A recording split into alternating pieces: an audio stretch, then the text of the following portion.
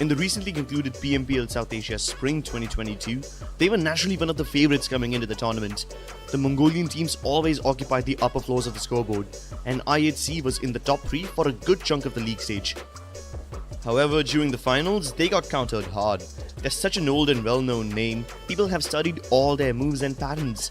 The team became a little too predictable. Getting taken out does a brilliant job of just taking one more key player away from IHC.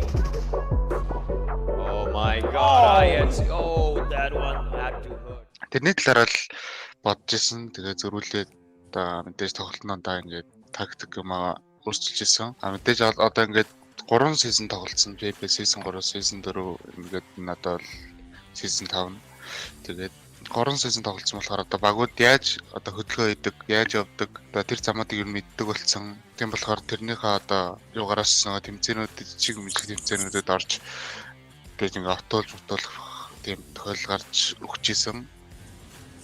Тэр нь бол тийм юунд нөлөөлдөг удаан тоглосон болохоор багуудад өөрсдийнхөө хийдэг юм ингээд мэдээд багууд мэдээд тийм зүйл нэлээд нөлөөл. Despite the setbacks, the team made it to the finals and they were performing really well on the first day. The second day of the finals was even better. They won the first 2 games of the day and skyrocketed to the top. Right now around the blue zone and his HP is low, so his teammate is just moving forward. If he goes down, there it is, James on low HP, but he goes down with a bang.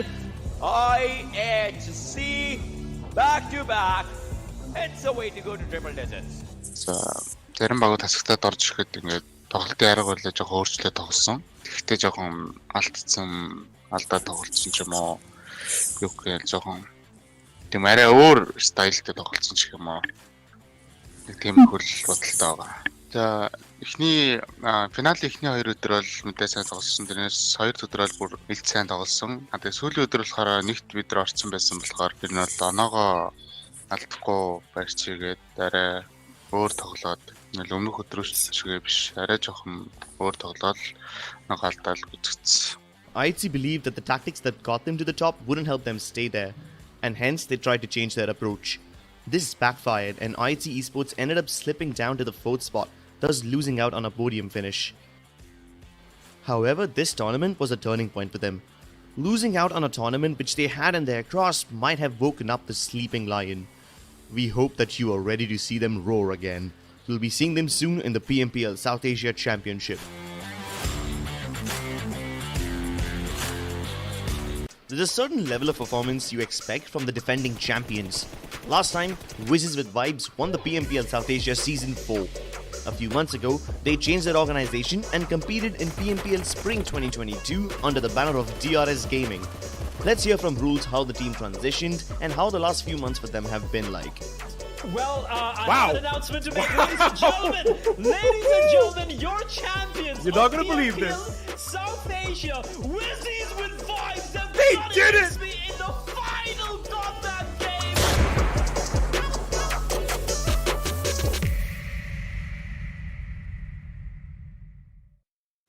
त्यो कारणले उहाँहरुको gun दाइको family problem पनि थियो त्यो कारणले हामीलाई अनि कुनै क्ल्यान पनि थिएन लिने सबै ठाउँबाट अफर आएको थियो आउन चाहिँ हतपत त्यो अरु क्ल्यानको अफर लिनु नै हुन्न किनकि जे डिसिजन लिनु हुन्छ त्यो सोचेर लिनुपर्छ अनि त्यो कारणले हामीले सोचेको थियौं अनि यता साङदाइसँग कुरा गरे अनि साङदाइले नि यता म्यानेजरसँग कुरा गर्नुभयो र अनि जुन अहिले DRS भयो त्यसै नै हो. The name of the organization doesn't matter because it's the same talented players that blow our minds whenever we see them in action. Delta को चाहिँ के रे जुन उले होल्ड गर्न सक्ने प्यासन लेभल चाहिँ राम्रो छ उसको जस आफ्नो टिमलाई कसरी हुन्छ होल्ड गरेर आफू कुन सिचुएसनमा छ त्यस्तो बेला चाहिँ उले राम्रो होल्ड गर्छ डेल्टाले. किलरवाइटी चाहिँ उसको जुन अरु टिमबाट हेर्दाखेरि उसको जुन गेम प्ले थियो अहिले नि त्यस्तै छ छन चाहिँ तर उसको जुन स्प्रेहरु राम्रो छ हाम्रो जुन टिम मेम्बरहरु भन्दा उसको स्प्रे राम्रो छ. रियल भाइको जुन उसले एक्सपिरियन्स पाएको छैन जुन एक्सपिरियन्स नपाए नि उसले जुन अहिले परफर्मेन्स गरिरहेको छ टिमलाई जुन हेल्प गरिरहेछ त्यो राम्रो लाग्छ उसको. रिपोर्टको अहिले रिपरको गन पावर पनि राम्रो छ उसको gun पावरहरू DRS might not have been the highest scoring team, nor the one who was in the spotlight the most, but they were definitely the most consistent, scoring more than 100 points every week. In the first week, they finished 9th. The next week, they were 7th, and by the third week, जुन हामी third विकदेखि जुन super विकेन्डै खेलेको थियौँ जुन super विकेन्डमा हाम्रो प्रब्लमहरू हामीलाई थाहा थियो त्यो कारणले नै हामीले फाइनलमा त्यही प्रब्लम नहोस् भनेर जुन गरेको थियौँ लास्टमा त्यही कोअर्डिनेसनको कारणले जुन फाइट लिँदा पनि हामी हारिरहेको हुन्थ्यौँ कोअर्डिनेसन इम्पोर्टेन्ट हो जुन हाम्रो टिम त्यतिखेर त्यही कोअर्डिनेसनको कारणले हल्का गेम ल्याक भएको हामीलाई प्रब्लम दिने रोटेसनमा चाहिँ एसटीसँगै हुन्छ जहिले इराङ्गल मिरामर एसटी हामी हल्का अलि रोटेट गरेर खेल्छौँ उनीहरूभन्दा किनकि उनीहरूसँग रोटेसन क्लास नहोस् त्यो कारणले हामी अलि रोटेसनै खेल्छौँ throughout the tournament, they stayed in between the 5th to 9th position, not moving up or down that often, but their game style did have some adjustments. Let's see if this helps them in the upcoming PMPL South Asia Championship. हामी अब त्यही सकेसम्म हेल्किट उठाएर जुन एसटीसँग rotation नजुदोस् त्यो कारणले हामी छिटै rotation पनि गर्छौँ कहिलेकाहीँ अब जोन अनुसारले पनि हामी त्यो जोनको प्याटर्न अनुसारले पनि हामी रोटेसनहरू खेल्छौँ अब कुनै छिटै रोटेसन गर्नुपर्छ कुनै लेट गर्नुपर्छ लेट गर्दाखेरि चाहिँ हामी हेल्किटहरू धेरै उठाउने कोसिस गरेको हुन्छौँ र अब लेट खेल्दा पनि कुनै टिमसँग जुन्ने भनेको एसटीसँगै हो हाम्रो लेट खेल्दा पनि त्यसैले हामी सकेसम्म छिटै रोटेट गर्ने कोसिस गर्छौँ वो हमें हमेशा यही बोलते हैं कि हम थोड़े पैसिव टीम में लेकिन इस पीएमपीएल में उन्होंने देख लिया कि पाकिस्तान की कोई भी अगर एग्रेसिव टीम है तो वो टफ है But for now, Team Tough freestyle enough to 3v3 हो चुका है। टफ के बाद अच्छा खासा मॉलिटॉप फेंके था वसीम के ऊपर, बट का खेल काफी कम मलिक को नॉकडाउन जरूर करते हैं, बट वहीं पे वसीम को टेक आउट करते हैं। जोकर की साइड उनको टेक आउट किया जाता है। इस दिन वन जो कि नॉकडाउन हो एक अकेले पे सर्वाइव करते हैं, बट एक अच्छा खासा खूबसूरत यहाँ पे टीम टफ की साइड से आते हैं एबिलिटी का इस्तेमाल जो उनको फ्रीस्टाइल को एलिमिनेट कर देता है। It was a good trade I think both sides have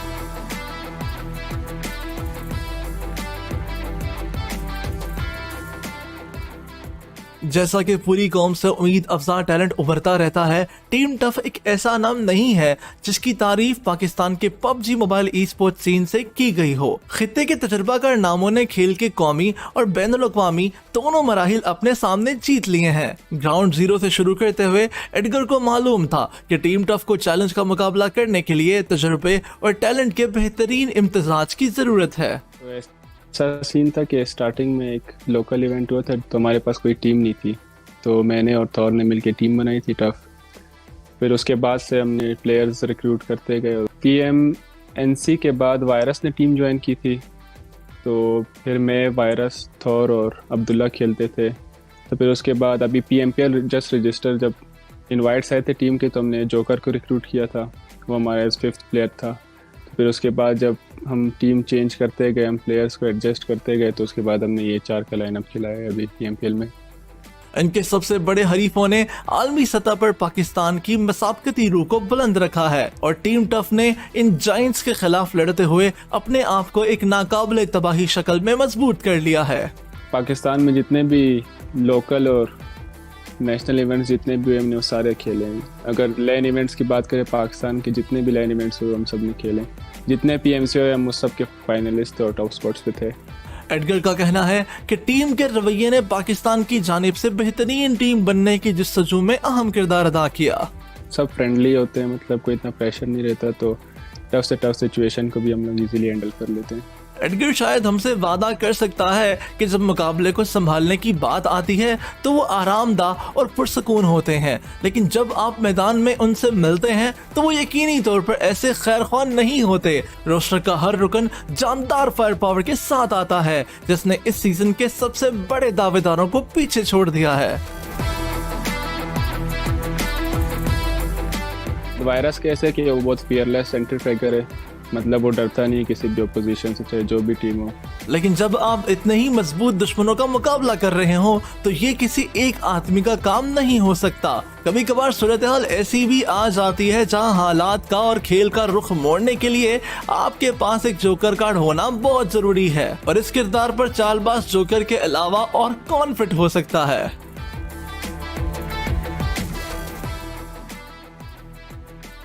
joker support पे हमारे इसलिए खेलता है क्योंकि मतलब वो बहुत इजीली पिक्स निकाल लेता है। पाकिस्तान में मेरे ख्याल से बहुत कम सपोर्ट प्लेयर्स है जो इतने अच्छे किल्स निकाल सकते हैं। और अगर आप PMPL भी देखो तो सबसे हाईएस्ट अगर किसी की KD होगी तो वो जोकर ही होगा सपोर्ट प्लेयर पे। अगर आप ज्यादा हिम्मत वाले हैं और खुद को परफेक्शनिस्ट समझते हैं तो घबराइए मत, क्योंकि एडगर टीम में मौजूद हर तरह का खला बहुत खूबसूरती के साथ पुर करने की सलाहियत रखते हैं। मेरा ऐसा रोल है कि मैं फ्री मैन हूँ, मतलब मैं थॉर के जो डिसीजंस होते हैं उनको फ़िल्टर करता हूँ। अगर वायरस को एंट्री फ्लैगिंग में कोई हेल्प चाहिए होती तो मैं वायरस के साथ होता हूँ। जोकर को अगर कोई सपोर्ट प्लेयर चाहिए होता तो मैं जोकर के साथ होता हूँ। अगर टीम को फ्लैंक के लिए कोई प्लेयर चाहिए तो वो मैं हमेशा होता हूँ। ऑन बोर्ड मौजूद तमाम टैलेंट और फायर पावर के साथ थोर वो खिलाड़ी है जो दीवानावार तबाही को सही समत में मुंतकिल करना जानता है।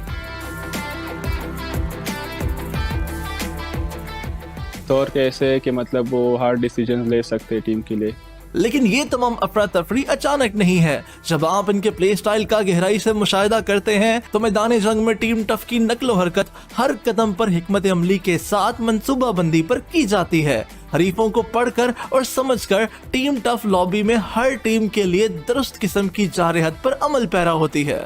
देखिए, सबसे मेन रीज़न है कि हम टीम्स को बहुत अच्छे से रीड कर सकते हैं। हमें पता होता है कि क्या टीम क्या करने वाली है, जोन में कौन सी पोजीशन होल्ड करेगी।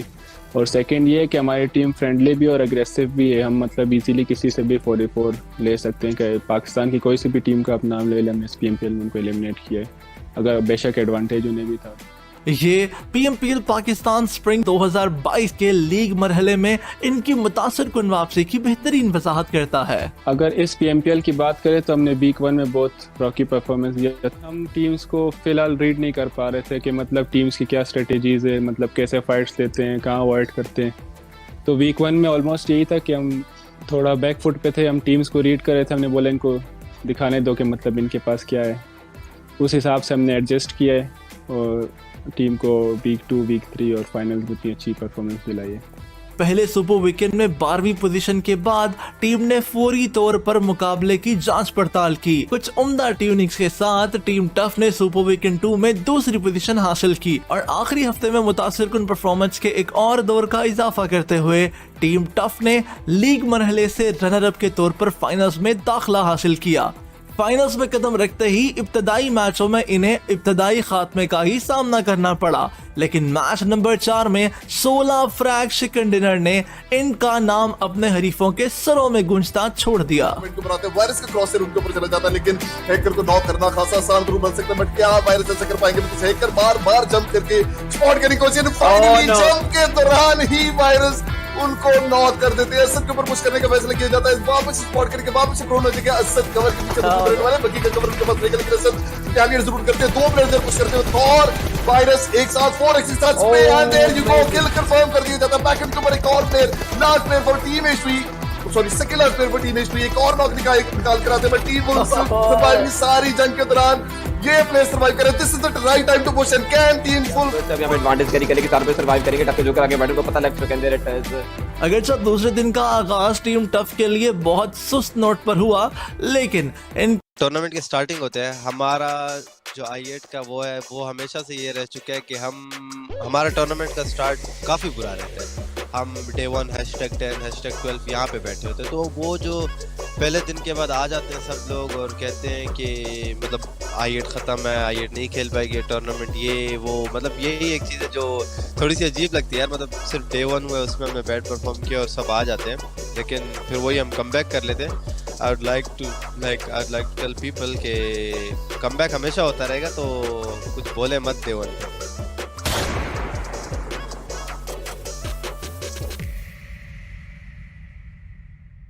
जब हम पाकिस्तान की बेस्ट टीम के बारे में बात करते हैं तो सॉल्ट एक साइड ही वाहिद टीम नजर आती है जो कि इस सूरत हाल को बखूबी अंजाम दे रही हो। इस टीम ने यह वाज़ेह किया है कि किस तरह से इस कौम की बेहतरीन टीम हर गुजरते हुए सीजन के साथ नई बुलंदियों को छूती हुई नजर आती है।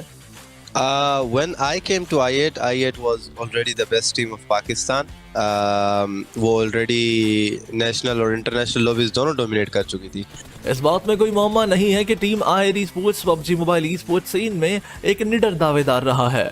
जब किसी कौम के पास बेहतरीन दिमाग और बहादुर खिलाड़ी दोनों ही मौजूद हों तो बैनुल अक़वामी कारनामे लाना एक फितरी मुतालबा बन जाता है। एक तो he knows everything about the other teams as well. Like वो ऑलरेडी रीड करके आ चुका होता है टीम्स को, और दूसरी बात उसको बहुत अच्छे से अंदाजा है अपनी टीम के पोटेंशियल का, तो वो अपनी टीम को उस हिसाब से खिलाता है क्योंकि उसको पता है उसके टीम में बेस्ट प्लेयर्स बैठे हैं पाकिस्तान के, तो वो उस हिसाब से फाइट्स दिलाता है। उसको पता है कौन से मैच में जोन के साथ खेलना है, कौन से मैच में मारना है, तो that's why he is the best IGL in Pakistan. जहां तक क्रिप्टो की बात है, इस शख्स ने कई सालों में बहादुरी के कारनामे ऐसे दिखाए हैं कि अब इसको तारुफ की जरूरत नहीं पड़ती। वो अपने ही तौर पर एक ऐसी टीम है जिसमें वो अपनी पसंद के मुताबिक लड़ाइयों को चुनने का फ्री हैंड रखता है। क्रिप्टो का तो नेशनल इंटरनेशनल हर जगह हर बंदे को उसका पता है। उसका रोल फ्रीमैन है और वो टीम को बहुत ज़्यादा सपोर्ट देता है, मतलब वो हर चीज़ में क्लोज लॉन्ग हर चीज़ में, और वो बेस्ट प्लेयर है। क्रिप्टो के बारे में तो कुछ ज़्यादा बोलने की ज़रूरत भी नहीं पड़ेगी क्योंकि ऑलरेडी उसने खुद को इतनी बार प्रूव किया है। अगरचा क्रिप्टो वो पावर हाउस है जिसके ऊपर टीम I8 को चलाया जाता है, लेकिन किसी भी टीम की जारियत की क़यादत एक एंट्री फ्रैगर करता है। ब्लेड दर हकीकत दुश्मन के मजबूत तरीन दिफाई निज़ामों को तोड़ने का एक बेहतरीन जरिया टीम I8 के लिए हमेशा साबित होते हैं। One of the finest player in South Asia है। उसके थोड़े पिंग इश्यूज होते हैं, but he still manages to dominate every lobby he plays. Like Blade मुझे पर्सनली बहुत अच्छा प्लेयर लगता है, और उसके एंट्री फ्रैगिंग स्किल्स, उसका कॉन्फिडेंस इन गेम, उसका घुस के मारना, वो सब बहुत ज़्यादा अच्छा है। ताहम टीम के कुछ यकसा तौर पर अहम अज्जा रडार के नीचे भी रह जाते हैं, और ये आजिज मिजाज टीम का 5वां खिलाड़ी टीम में अपनी शराकत का सहरा लेने में थोड़ा बहुत शर्मीला है। वो काफ़ी ज़्यादा अंडररेटेड है, लोग उसको इतना ज़्यादा अप्रिशिएट नहीं करते, लेकिन उसका रोल भी बहुत बड़ा है टीम में। बहुत ज़्यादा अच्छा प्लेयर और एक बहुत इंपॉर्टेंट प्लेयर है। काफ़ी टाइम आईजल के जगह वो भी स्काउट कर लेता है और ये सब, तो वो काफ़ी अंडररेटेड है और वो भी बहुत अच्छा प्लेयर है। पिछले कुछ सालों में हमने इंतहाई बावकार बैनर्स के नीचे सितारों से जुड़े रोस्टर के साथ कुछ ख्वाबीदा लाइनअप्स की तश्कील देखी। अपनी बेहिसी को मजरूह करते हुए हर खिलाड़ी एक दूसरे पर प्यार की बारिश करने के सिवा कुछ नहीं जानता। आई फील लाइक हमारे टीम में जो सबसे कम पैनिक और जो सबसे ज्यादा कॉन्फिडेंट होता है, चाहे वो जो भी सिचुएशन हो गेम में, वो क्रिप्टो मुझे लगता है। चाहे हमारे टीम के 3 बंदे ना को, crypto will clutch it out. Team के प्ले स्टाइल और हालिया परफॉर्मेंस की तरफ आते हुए टीम ने अपनी कैलकुलेटेड जारियत को अलग अलग अंदाज के साथ जारी रखा है। फ्लैंक्स और एम्बुशेस समेत काफी हद तक खतरात के साथ I8 बाकियों के मुकाबले में आला गेम सेंस के साथ टेबल्स पर हावी रहती है। ब्लाइंड एग्रेसिव नहीं, ऐसे एग्रेसिव। अब हमें जोन में अगर जगह चाहिए, हम टू बी ऑनेस्ट जो हमारा आईजीएल है उसको काफ़ी ज़्यादा आइडिया इस चीज़ का, तो वो हमें कॉल्स देता है कि इस वक्त यहाँ पे पुश करना है, और बाकी हमारी टीम में इतना गन पावर है कि हम कहीं भी पुश करें किसी को भी मार सकते हैं। तो ये सीन है।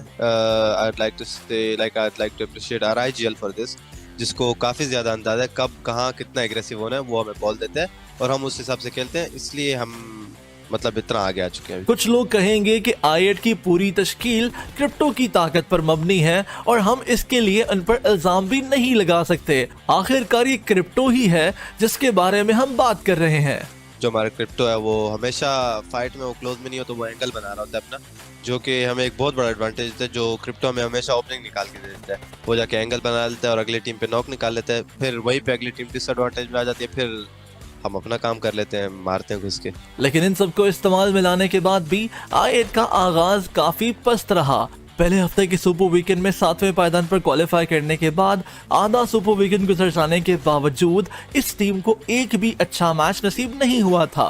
लीग स्टार्ट हुआ, हमने पहले सुपर वीकेंड के लिए क्वालिफाई किया, लेकिन हमारा पहला सुपर वीकेंड का पहला दिन बहुत बुरा गया।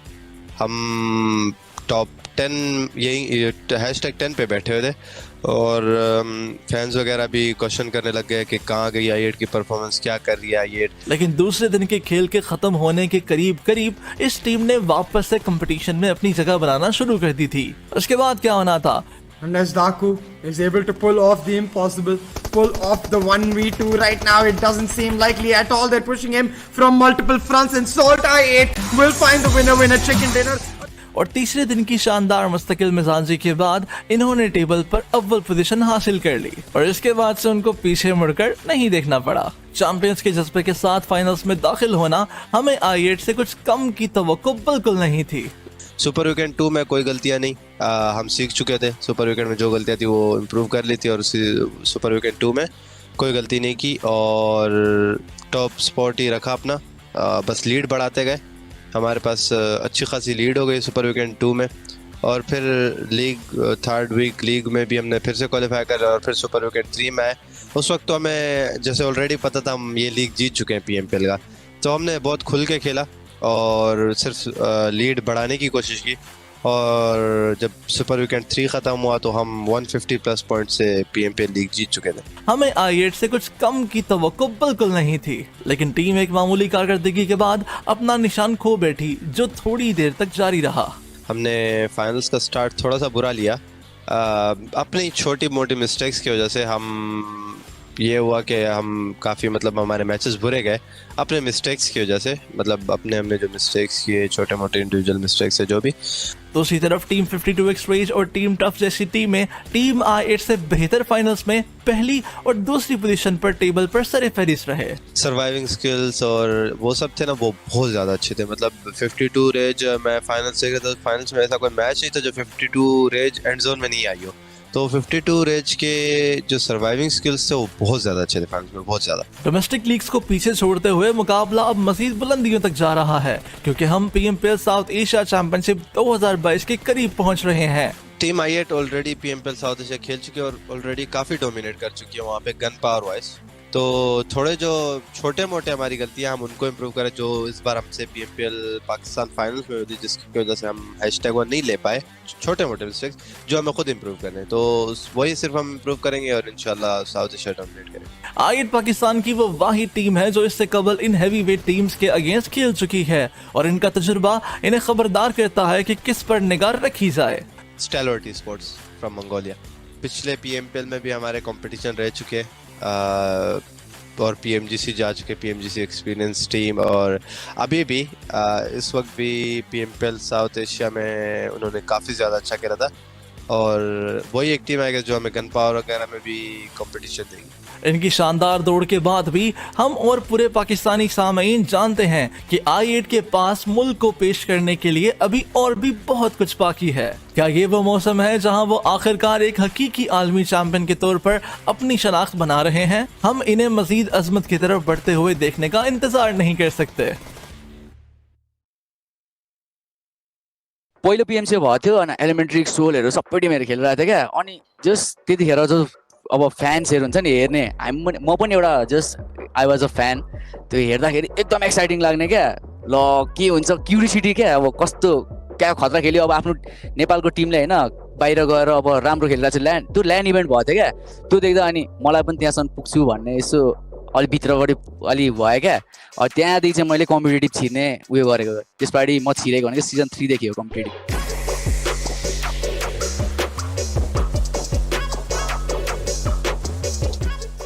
Jyan might have had a humble beginning to his career, but he has reached a point where he's the shining jewel of his country. T2K became the pride of Nepal during this season of PMPL South Asia Spring 2022.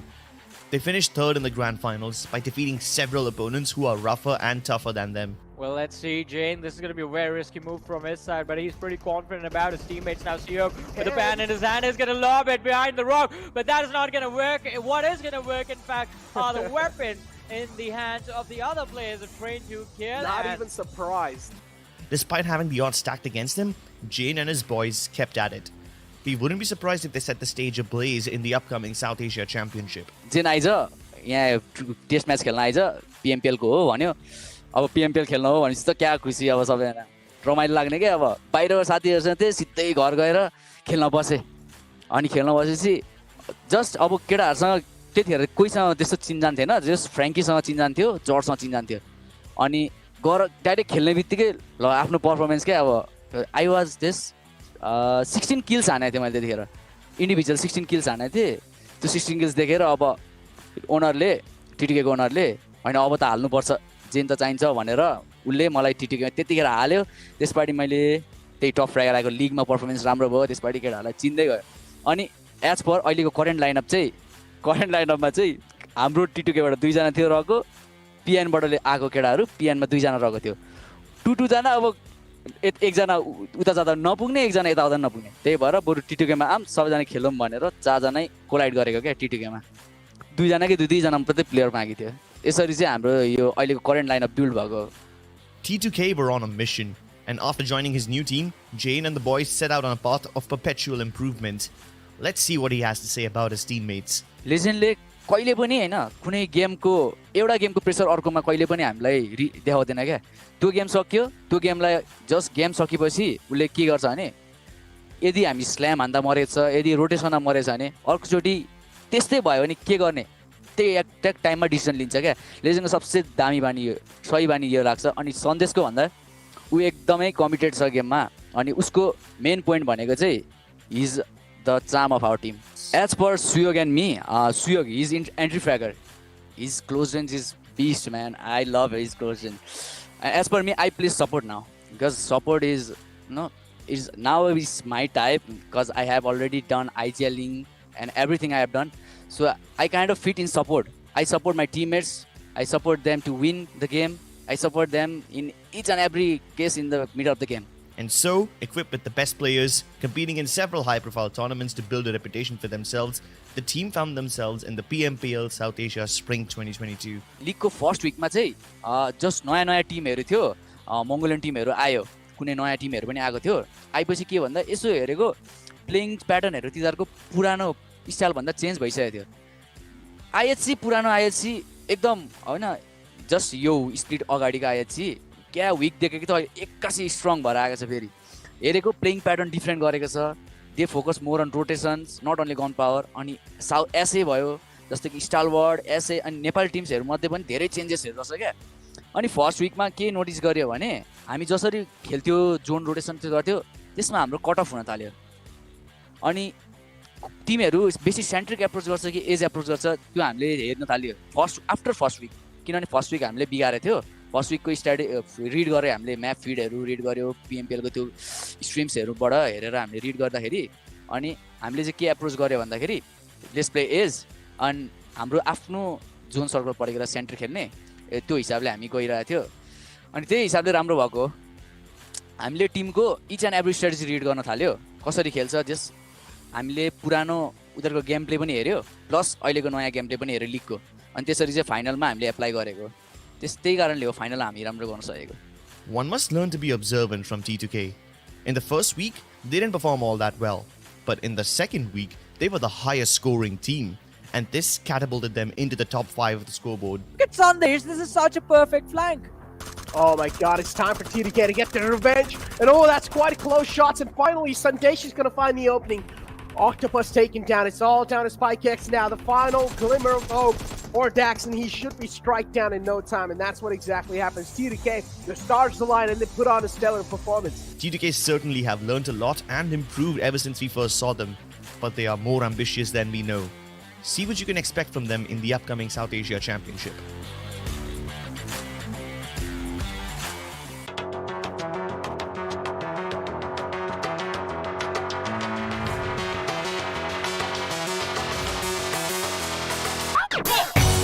It's Mongolia is still peaking.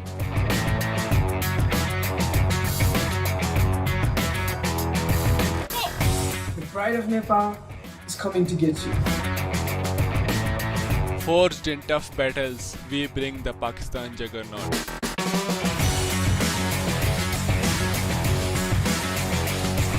It's time to conquer South Asia Championship.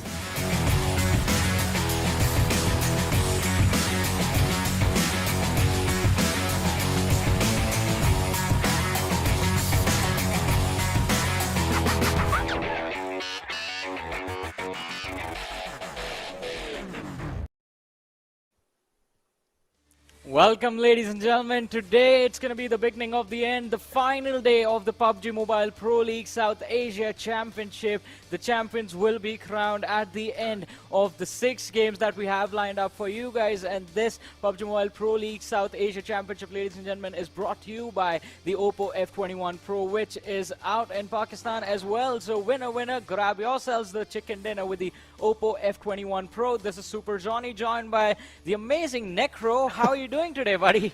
Oh man, today I'm feeling good. I'm not gonna lie. Today is the day where every single team in the latter half of the board, they're gonna start to panic, because today it's all out or nothing. If you're, it's a do or die moment, Johnny. Yeah, I completely agree with you. It can be a do or die moment, and it is a do or die moment, but they have 2 options. Either they can panic or they can just go YOLO. They have very little to lose, and the teams at the top, they can't afford to make mistakes now at this point in the tournament. Again, the final 6 matches to decide who will be walking away with the trophy, and not just that, $150,000 in prize pool on the line, plus there's that $2,000 for the MVP of the tournament. Exactly, as you said, $2,000 for the MVP of the tournament. There's quite a lot of players still in contention. A lot of players have been just performing out of their mind, some mind-blowing performances, without a doubt. But there is just going to be that one single player who's going to be there all the way on the top. As you were talking about the prize pool, here we go. $150,000 on the line, ladies and gentlemen, which, of course, the first place is going to be getting $40,000 in their pockets. The second place is going to be getting $28,000, and then the third place is going to be getting $18,000, and it's just going to keep on descending downwards. As you guys do see, the most valuable player reward is going to be $2,000, which is going to be the MVP of this entire tournament. Yeah, just that one lad walking away with $2,000 all to himself. It's going to be quite interesting to see which individual at the end of the day will be walking away with the prize money, and also the title of the MVP of the PMPL South Asia Championship this time. But again, the priority for teams will be to earn those points in every single game that they play.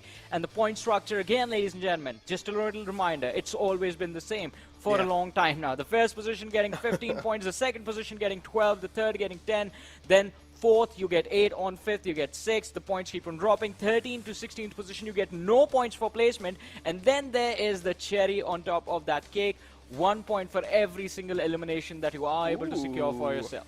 And that's something that is my eye candy personally. I'm not going to lie. That 1 point per elimination, that's what I'm really eyeing out for, because I'm not going to lie. IHC, they've taken it a bit too personal. They've just been going behind those elimination points instead of stacking up those placement points, but I'm not going to lie. Final day, ladies and gentlemen. IHC as well. Everything's on the line for that team. A huge organization without a doubt in Mongolia region, so I'm pretty sure there's going to be a lot of eyes and a lot of fan base rooting for IHC. But on the other hand, talk about another Mongolian counterpart that IHC has. It's going to be Stalwart Esports, sitting all the way on the first spot currently with 247 points. And Johnny, talk about a safety cushion. That's a dream come true for Stalwart.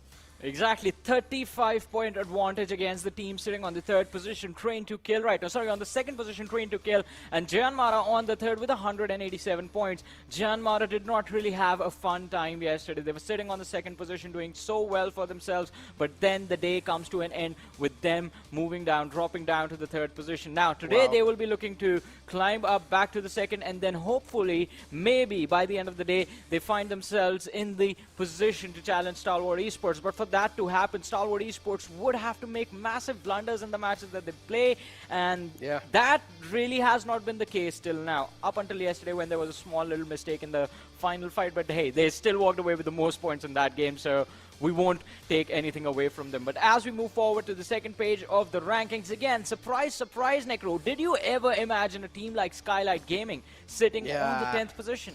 No, I never did. I'm not going to lie. Coming inside the entire PMPL South Asia, the way they've been performing, it has been an absolute blunderous way they've been performing. Now, the only reason why I'm calling it a blunder is because Skylightz Gaming is one of the top teams, right, in the South Asia region. And you do not really expect something like this sort of a performance from a team like Skylightz Gaming. So I do expect volumes from this team. But so far, they're not really able to deliver, sitting in 10th spot. I don't exactly know what's going to be improving them, because as we did speak about this, final 6 games, ladies and gentlemen, in their hands to try and flip their fate. If they're not going to be able to, then hey, you might as well just count yourself out and wait for the next opportunity. Well, let's see. I mean, but on the other end, we have looked at the overall ranking now. It's time to move forward to the MVP rankings as they are right now before the matches have begun. Ladies and gentlemen, top leading the charge with 33 finishes, 33 eliminations to his name, but 6,945 damage. Average survival time of 21 minutes and 53 seconds. An impressive stat. But it's not just him from his team who has managed to make it all the way in the MVP rankings. Right below him are his own teammates. Now, this is putting Stalwart Esports in a really good position as far as, I mean, the performances of the individual and the performance of the team is considered. They are doing really well on an individual level, and they are doing really well as a team as well. And it is very exciting to watch them in action every single day. But today, we will actually see what they are going to deliver on the final day in the final 6 matches. But hey, we have someone special who's going to be joining us, ladies and gentlemen. It is going to be very exciting, a very exciting moment for us as well. So please welcome on this broadcast, all the way from Sri Lanka, the wonderful actress Shanudri Priyasad, joining us right now for a very special interview and to make some predictions. Hi Shanudri, how are you doing? Hi, I'm doing great. How are you guys? I mean, it's lovely to hear that. Welcome to the show, first of all. How are you feeling the first time on a broadcast like this? Yeah, I'm very excited. Even though my country couldn't make it, I'm here to represent my country and I'm here to talk on behalf of Sri Lanka.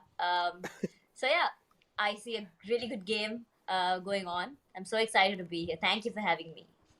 I mean, it's a pleasure to have you. But as you said, I mean, the teams from Sri Lanka haven't made it. But in the past, we have seen a lot of impressive players from Sri Lanka and a lot of impressive teams as well. Would there be a small little message that you would like to say to the aspiring players that we might see in the future? Yeah, I really want Sri Lanka to show up in these matches in the future. So I hope my Sri Lankan players, if you guys are watching, I want you guys to practice more. And be prepared next time for the Pro League. And I'm also wishing the other South Asian countries who are taking part this time all the best. You guys are doing a really good game. And so excited to see who's going to win tonight. I mean, it's going to be very exciting to see. It's a very close competition right now. But talking about the competition and with your excitement in mind, I would like to ask you, we have a challenge for you where you are going to make a prediction, but if your prediction goes wrong, then you have to bear a small little punishment at the end of the broadcast today. So are you ready for that? I have no choice. But yeah, I'm going to predict, and I hope my prediction goes right. Ooh, so what's your prediction gonna be, right? Let's just move on to it. So yeah, there are so many good teams, and my prediction would be Phantom Esports, because that's the Bangladesh team. And the reason is I really love the country. Bangladesh is one of my favorite countries, one of my favorite South Asian countries. So I hope Phantom Esports will make it through. Well, Phantom Esports is the pick now, and we're going to be hoping for that as well. Phantom Esports have been doing decent, but they are in the latter half of the leaderboard right now, and they have been the fan favorite teams for the last 3 days. So, I mean, a lot of supporters of Phantom Esports, and you are one of them as well right now. And I think as far as predictions are considered, Necro has done a pretty significant job. So, Necro, what do you think about that prediction right there? I feel like they definitely do have a caliber, but I'm not sure, man. Look, things are quite tough. Let's be honest. The top 10 are pretty much stacked, and currently Phantom is sitting on 11 spots, so it's going to be quite difficult. But hey, you know what? As you said, only we get to have free predictions, not you. So you will have to go. You'll have to bear with the punishment. Yeah. Okay. As fast as we just take it. But Shanudri, thank you so much for joining us for this prediction session. Now we will just be watching the games and seeing what happens with Phantom Esports, and we'll be joining you again at the end of the day for just to see what the prediction looks like and for the punishment if the prediction goes wrong. Ooh. Yeah, let's hope it's not going to be a punishment. What's the punishment going to be, though? Oh, that's a good question. Well, yeah. So it's going to be me doing these crazy PUBG dance moves. And it's going to be fun, so I don't mind going through the punishment also. I mean, it is going to be fun. All the dances Yeah. in the game are pretty fun. That's all I have to say. Listen, it's a win-win situation for us. Exactly. Yeah, It's a true. win-win. You're going to enjoy it. We're going to enjoy it. And the fans are going to enjoy it as well. But thank you so much Yeah. for joining us, Shanadri, for this lovely interview. Thank you for We'll having check in me. with you again after the Yes, matches. sure. See you. So that was a lovely conversation right there. And Phantom Esports is the pick from Shandudri, and we're going to be keeping an eye on Phantom Esports throughout the day as well. But Necro, that also sort of brings us to us now. You said we get fake predictions, but we do have to make predictions. So what is your thoughts on the teams and the way they are stacked on the leaderboard? Look, I'm not gonna lie. The way teams are stacked on the leaderboard currently, Yeah. things are quite close in the top 5. We saw that yesterday as well. Top 5 has always been something that is usually close in any sort of a tournament. So top 5, even over here, is just way too close for comfort. Unless if you just count Stalwart Esports, which is currently sitting on the first spot. But still, as I mentioned, one game slipped by from the side of Stalwart, then things will be just absolutely downhill. And talking about Stalwart, let's take a little comparison between the top 2 teams. Yeah, Johnny? TDK and Yeah. Stalwart Esports. TDK sitting on second spot, Stalwart sitting on the first spot. And without a doubt, TDK yesterday had a phenomenal day. Exactly. I mean, look at the stats, right? The comparison between the two teams, and T2K were able to match Stalwart Esports at every corner, apart from the damage received, of course, which turns out to be a good thing. And on the other side, I mean, those survival points, those extra few minutes will actually give you 1 or 2 extra points every single time, with survival times crossing on average 21 minutes plus, 22 minutes plus for these two teams. Train to Kill yesterday was their day. They did a very phenomenal job. 3 chicken dinners in a single day out of 6 matches that they played, and it was just incredible to see them catch up to the lobby leaders. And again, the cushion right now, the difference between these two teams is 35 points, somewhere around that marker. So it's just a couple of games, 2 matches. If Stalwart Esports messes up Train to Kill, they do have the capability to just catch up to them and then apply some additional pressure and maybe even topple Stalwart Esports over. Exactly, as we do have Stalwart Esports, a little bit of highlights from their side, and this in itself just shows the mindset that currently Stalwart Esports in, and they are just here to absolutely wreck every single team in the lobby. On the other hand, TDK just flipping the tables. None of us expected to have TDK having such a huge performance yesterday, and TDK was just blowing our minds. Well, yeah, Train to Kill was definitely quite incredible yesterday. And Stalwart Esports, they've always been like this. They've been quite consistent and always just been at the best form, at the best of their abilities. Yesterday was nothing different, although the only team that can surpass them, I guess, is themselves at this point, since they have been holding on to that first position since day one. And it has just been quite incredible. But again, Train to Kill, they just capitalized on the fact that Stalwart Esports yesterday was a little bit inconsistent. And, well, now 35 points is all that are separating these two teams. 6 matches to go, anything can happen. Exactly, as you mentioned perfectly, anything can happen. As we do have a little bit of a line graph in front of us, and as you can clearly see, the white lines are of TDK, and then the golden lines are of STE. Now, clearly, as we do know, Stalwart Esports are currently sitting on the first spot, and Stalwart Esports don't even need to have a banger performance to even keep that lead going. All they want is just consistent points. Even if they get like 7 or 8 points per game, that's more than enough to keep the lead going, Johnny. Well, definitely, and it is going to be quite interesting to see if that actually happens, and if they are able to seize that opportunity. But let's see. Again, I mean, being consistent is going to be very important today for both these teams, especially for Train to Kill, if they want to be the ones lifting the trophy and at the end of the day be called the champions of South Asia. It's going to get very intense between these two squads, but let's not forget there's another team right behind T2K, and that is JyanMaara. With 6 matches to go, it should not be too difficult for a team like JyanMaara, with the way they played on day one, to actually close in on Train to Kill and to in fact apply some extra pressure on Stalwart Esports if Stalwart Esports start messing up. Stalwart Esports have been very good, very consistent for the past 3 days, but the 4th day, the last day, the final day, anything can happen. But one thing for sure, ladies and gentlemen, that you guys need to make happen is the milestone rewards that are there for you guys for this time's PUBG Mobile Pro League South Asia's Championship, and the milestones are right there on your screens. 50,000 is the first milestone, then there's the 70,000 concurrent views milestone, and the ultimate one is the 100,000 live viewers. If we achieve these milestones, the rewards unlock for you guys in game. and it is going to be very exciting to see if, in fact, what milestone we do achieve in a final day of broadcast. And along with that, let's talk about the sale, Necro.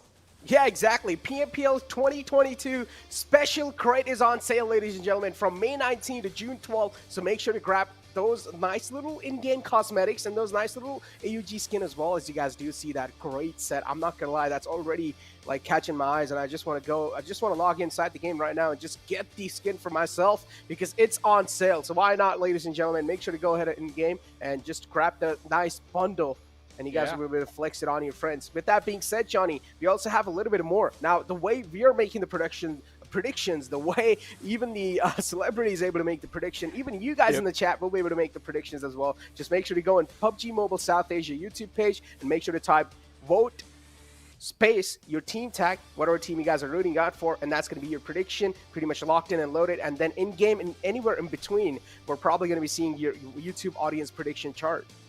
Yeah, it is going to be quite interesting to see. I mean, for the last 2 days, at least, Phantom Esports was sitting at the top. Then yesterday, it was the day for Deadeyes Guys. I mean, all the fans were tuning in and cheering for them. And today, I mean, it's up to you to predict. Let's see who gets the predictions right. But apart from that, I mean, looking at the other teams as well, it's going to be quite intense to see what the other teams will be able to bring to the table today. But one more thing, ladies and gentlemen, that you guys can help us with is just making the whole PUBG Mobile esports better. And in order to do that, there's a survey that's out there every single day. It has been pinned on the top of the chat. You guys can just open that link, fill out the survey, and the PUBG Mobile Esports, well, we are listening to your feedback, and it is going to be included in the future broadcasts, in the future tournaments that are going to happen. I mean, it can be about anything. The map rotations, bringing in Wakendy back if you guys are missing the map a little bit too much. Oh, that's a good one.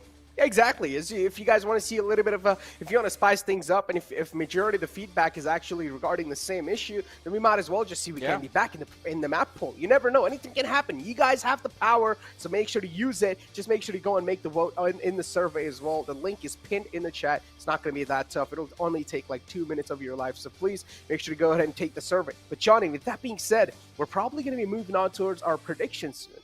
Yeah. Now, if you do ask me, what prediction am I going to be in? But before that, you know what? I'm going to ask you, which team are you going to be rooting for? All right, I think, so just to be clear, I mean, I have been saying this is the start of the day when I showed up. I'm like, I feel like Stalwart Esports, they're going to start off on a strong foot today. Not really wanting to risk anything. So I'm going to go with Stalwart Esports for the first game. All right, you know what? The producer has already, like, threatened me. He's saying that I'm going to curse your picks no matter what you pick, and you went with Stalwart Esports, so I'm going to go with Stalwart Esports as well. So even if he does curse me, so 2 nice people will actually counter that curse, so majority wins. Yeah, you do realize I've been unlucky this whole time. I've only got 2 predictions correct. It's okay, man. Listen, that's double even a little bit of power, even a little bit helps, you know what I'm saying? Little drops of water, little drops of rain. All right, I messed it up.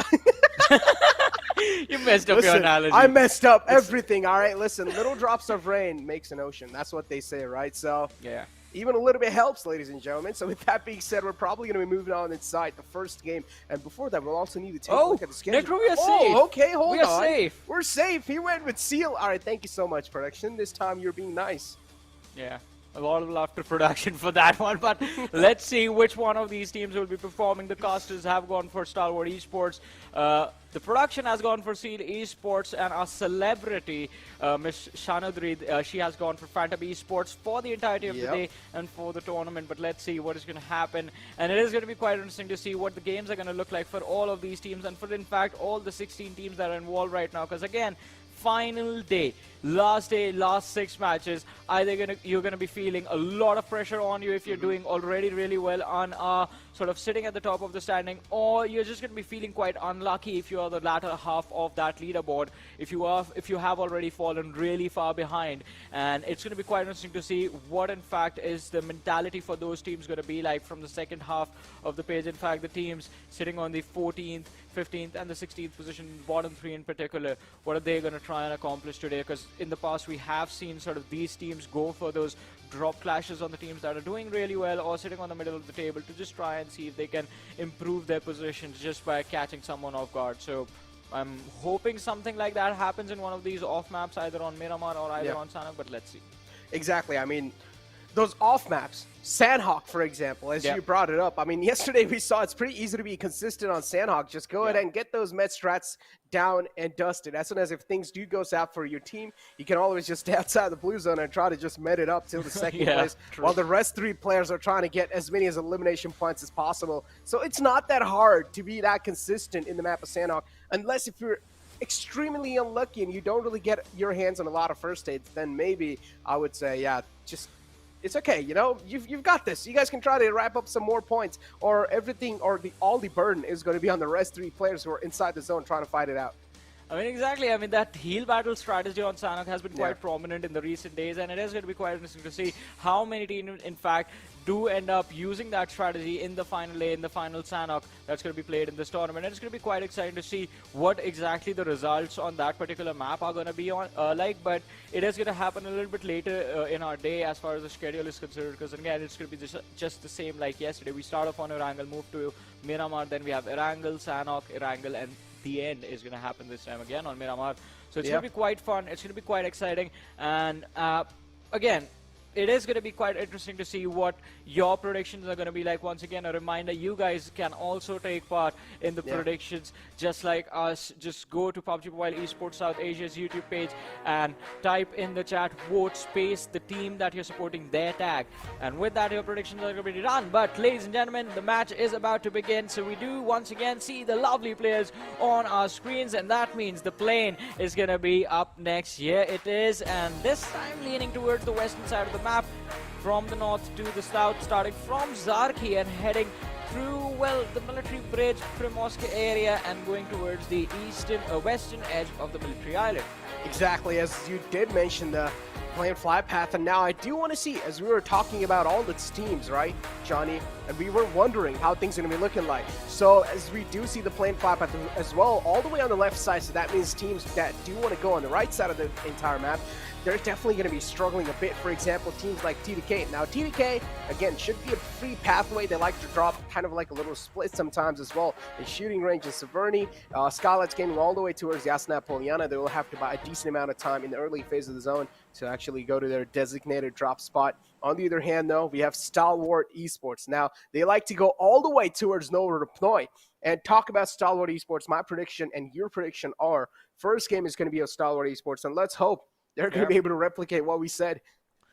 But let's see what is going to happen. I mean, it all also comes down to where the circle will be. And it's going to be quite interesting to see exactly how this game turns out in the later stages. I8, again, I mean, their strat of dropping on Pochinki and starting from Pochinki has been working out quite nicely for them. But look at this, Phantom Esports against the players of Regicide. Yesterday's last angle for Phantom Esports was just phenomenal. They were able to rack up those eliminations like it was nothing. But today, right now, in fact, Vaz is the man that Vexy has to finish, the door being open. Vexy being quite cheeky, just runs completely through, but the players from Regicide are just surrounding him from every single direction. This is just going to be quite brutal, and Vexy is going to be taken down by Waz with the UMP and finished off with the pistol. Quite unfortunate, but it was something that he just had to go for, a YOLO moment right in the start of the match. Yeah, that's something they were not really eyeing out for. Now Slipknot's going to be another target acquired in their sights. And Regicide, they're well known of what Slipknot's doing here too. Slipknot's giving away a lot of foot cues away, and that means Slipknot's position now being compromised. Nades being rained down on top of the floor, but still no nade or no damage caught just yet. Insane is just going to straight up waltz inside the building, hoping that he's probably going to keep their aggressive stance going. Slipknot, he realizes he's also being pinned down by other directions, and Slipknot misses his initial shot, and he will need to pay the price for that, Johnny. And there you go. Shot missed, and Slipknot is out from the game. Well, I mean, quite an unfortunate start for Phantom Esports. Something that they never expected was going to happen in the first game of the final day. But look at this, DRS starting quite early from Novorepnoye, well, towards the military island, but now they finally decide to cross to their standard position, which is, of course, going to be the Milta City. That is where they have been playing this entire time in this tournament. And it's going to be quite interesting to see what their interaction with Stalwart Esports is going to look like in the mid-game stages of this match. Talk about the mid-game stages, I mean, DRS right here in front of our screens, and as you do see in the live rankings, currently DRS is sitting on 8th spot with 124 points in their pockets. right underneath IHC with 128 points. Only 4 points separating these two. Again, we can never say how things are going to be looking like in the future pages because I'm not going to lie, there's probably going to be a lot of pressure on teams like 52X Rage, Deadeyes Guys, and even Skylightz Gaming because there were high expectations, and including IHC as well, high expected teams. We expected a lot of things, and these teams are not able to come true on those. Well, let's see. For now, as you mentioned, 52X Rage, I think they are going to be quite upset with not even trying out for their usual drop spot, which was Stalwart Kamishki Hill, since that right now is a perfect position inside a circle like this in the early stages of the match. And this time they have to just play really far away from the circle, out in the open towards the western edges of the map. It is going to be quite interesting to see. I mean, it can put them in their comfort zone because they always usually do like to play late with a later rotation in the early game stages, just rotating with the second blue zone. But this time there's a massive cluster of teams right in front of them, starting off with Regicide, there's Phantom Esports, then there's the threat of IHC from the north. So it's going to be quite difficult for them to cross over, and I want to see what path do they take to make it happen. Talk about the pathways. I mean, clearly there's a clutter of team right in the smack center of the zone. I mean, TDK as well, they're trying to center on up. And what just happened here? It's okay, we can ignore that. We can let it slide. But yeah, Deadeyes Guys, they were trying to move around a bit. But TDK, as I said, they're also trying to center on up. So that means we're probably going to be seeing a lot of potential threat in the center of the map. Yeah, there's definitely going to be a lot of action smack in the center. But as we did talk about TUF, it looks like there's going to be a slight collision with TUF and Train to Kill, but we'll talk about that a little bit later. For now, Regicide taking a few shots from the players of Phantom Esports, I believe, as Insane and his teammate have been spotted out, but Phantom Esports, they move on and disengage and fall to the other side of the hill. Now, Regicide, they are going to be a little bit confused about where the shots came from, but also relieved at the same time that whoever it was, they stopped and they left. Talk about stopped and left. I mean, Phantom Esports already having a huge casualty on their side, right? 2 of the players got taken out. Unfortunately, the celebrity went with them, and things are not going that well, Johnny, even on the final day. Don't know what's going to be going through their minds right now because there's probably going to be a lot of pressure surmounting, as we did talk about this. It's the final day, and Phantom Esports is currently sitting on the 11th spot. So that's something they will need to try and acknowledge, because every single game is as precious as time. Well, definitely, it's going to be quite precious for them. And it is going to be quite intense as the day moves forward. One match ends, the next match begins. The clock is counting down from here on out, and they have to give their best in order to at least try and move up.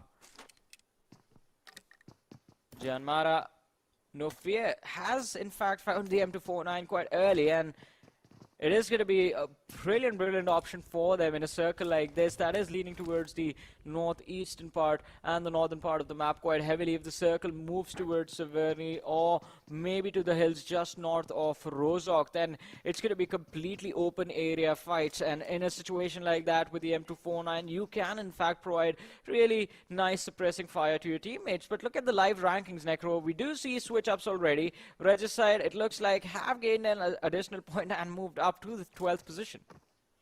Exactly, and now we're also seeing the zone close in, Johnny. That means a lot of teams will now, that were in the outskirts, they will need to try and move on in, including High Voltage, and talk about High Voltage. At this point in time, we might as well just count them out, because no matter how they play in the final zones or in the final moments, there's going to be a lot of pressure on this team, man. They'll have to go YOLO and look at High Voltage. They're already challenging a lot of fights, sitting out in the open too. That's quite a lot of confidence. But YG is going to peek out from the same angle. Don't know if that's a good idea or not, but that's definitely quite a lot of confidence that's peeking up. High Voltage, they do want to take these elimination points. They do want to get engaged in these battles. But on the other hand, we have Freestyle just spraying down the weakling in the front. No connections found, but still Seal. They're going to be quite safe for now. Yeah, just fight happening just a little bit towards the southwest of Pochinki, and Seal Esports, Freestyle, both out in the open, but Baron with the high ground can in fact relay quite a lot of information for his teammates. But how useful is this going to be for them? We are about to find out All 4 players from the side of Seal Esports huddled up together. Freestyle. They are a little bit further away from each other, but still in position from where it is going to be quite easy for them to provide a little bit of a cover fire. But Wally from the flank does see the back of Tyrant and does manage to connect a few shots on the opposition, but not enough to secure a knock. Tyrant is still safe for now. Is finally going to be sitting inside the vehicle and now going to try to book it inside the zone. That's quite a risky one too. Seal, they're trying their best to spray the man down, but still no casualties yet. Tyrant is going to be safe for now. He's trying to make it towards his teammates. The next zone's closed in and the next circle is actually going to center on up, Johnny. Well, still between Rozok, Yasnaya and Severny. Train to kill. They are going to find quite a lot of safety from their position. They have sent Sandesh, on the high ground right there. And it's going to be quite interesting to see what sort of information will they be able to gather. But the surprise for Train to Kill, it's going to be the fact that the players from Regicide have in fact managed to take control of the northern edge of the circle and will be moving south in a few short moments. It can surprise the players of Train to Kill and put them in a position from where they might just get caught off guard. But let's see, only time will tell what the team's decision is going to be. But for now, Seal Esports, Leo and Demo, their rotation has been delayed. They are stuck in the blue zone. But again, this one is not going to put any significant damages on their health bars. And they can, in fact, stay quite safe using bandages and a little bit of boosters. Talk about the boosters. I mean, Freestyle, they currently have a good spot on top of the players of Seal. They're also inside the zone. They're trying to gatekeep the players of Seal, but doing so, Mullik was a little bit too still, caught a little bullet, and Mullik now is definitely going to be a little panicked. So he decides to drive around and drive to a better and a safer spot. On the other hand, High Voltage looking pretty okay in this spot. Another team that is all the way in the bottom of the board. And Johnny, would you count High Voltage out at this point? I mean, yeah. All the way in the bottom, man, yeah.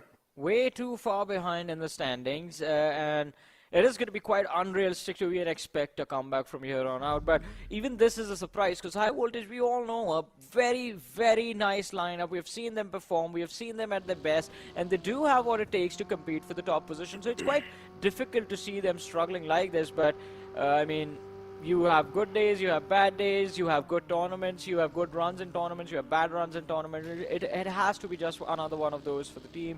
Hopefully they can recuperate and be back stronger in the next tournament. I mean, that's what I'm going to be hoping for. Yeah, wait for another opportunity, and there's plenty of them as well. Yeah. And thanks to Tencent, of course, a huge shout out to them. A lot of opportunities, and still, I mean, if you need more, then I don't know. Maybe just go back, wait another year, come back again, and try to play even stronger, I guess. But now we have 52x Rage. I mean, on day one, the rise was absolutely insane. They made a place in our hearts, but now after that, the downfall as well has been quite insane, Johnny. All the way just falling down in 9th spot. If I'm not wrong, they were in like top 3 in the day one, and now they're all the way in the 9th spot. That's a huge fall. Yeah, that definitely is, and especially for the team that is the champion of PMPL Pakistan. I mean, we were expecting quite a lot of great things for them, but hey, let's not forget, it's their first time at a stage this massive. It's their first time playing against these teams, and they do have a lot to prove. So it was going to be an uphill battle for them, and it's not like they're the worst performing team right now. They did put up quite a decent performance on day number 1. Day number 2 and day number 3 did not really work out for them. That's the reason the fall for them was quite drastic. But let's see if they can improve their standings by the end of the day and just move up in the rankings. But look at that, the circle shift again towards the northern side of the river, and Train to Kill smack in the center of things will also be in the center of all the attention in a few short moments. But hey, I hear gunfire, and that means someone has been taken out somewhere. High Voltage losing out on Assassin as Deadeyes Guys start pulling on the trigger. It is a 4v2 situation in these compounds. Vadu and Extreme stuck in the middle of nowhere. Deadeyes applying a lot of pressure upon them.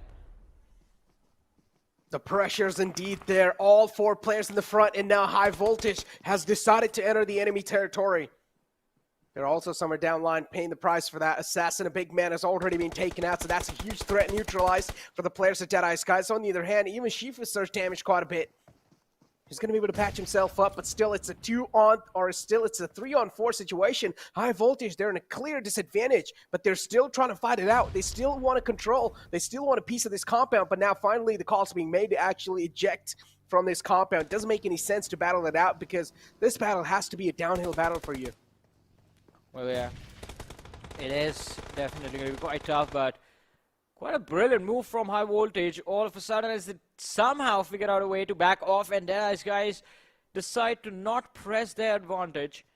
They will just settle for that one elimination point from that fight, and it's quite an interesting turnaround. But hey, we do have the audience prediction in Necro, and as of now, the audience is siding with Train to Kill to walk away with his first chicken dinner.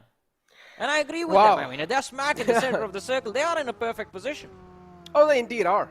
And that's all you need, right, at this point in time. Yep. All you need is a good spot. And that's what they're able to get so far. And as long as they're able to do it, it's all that matters, too.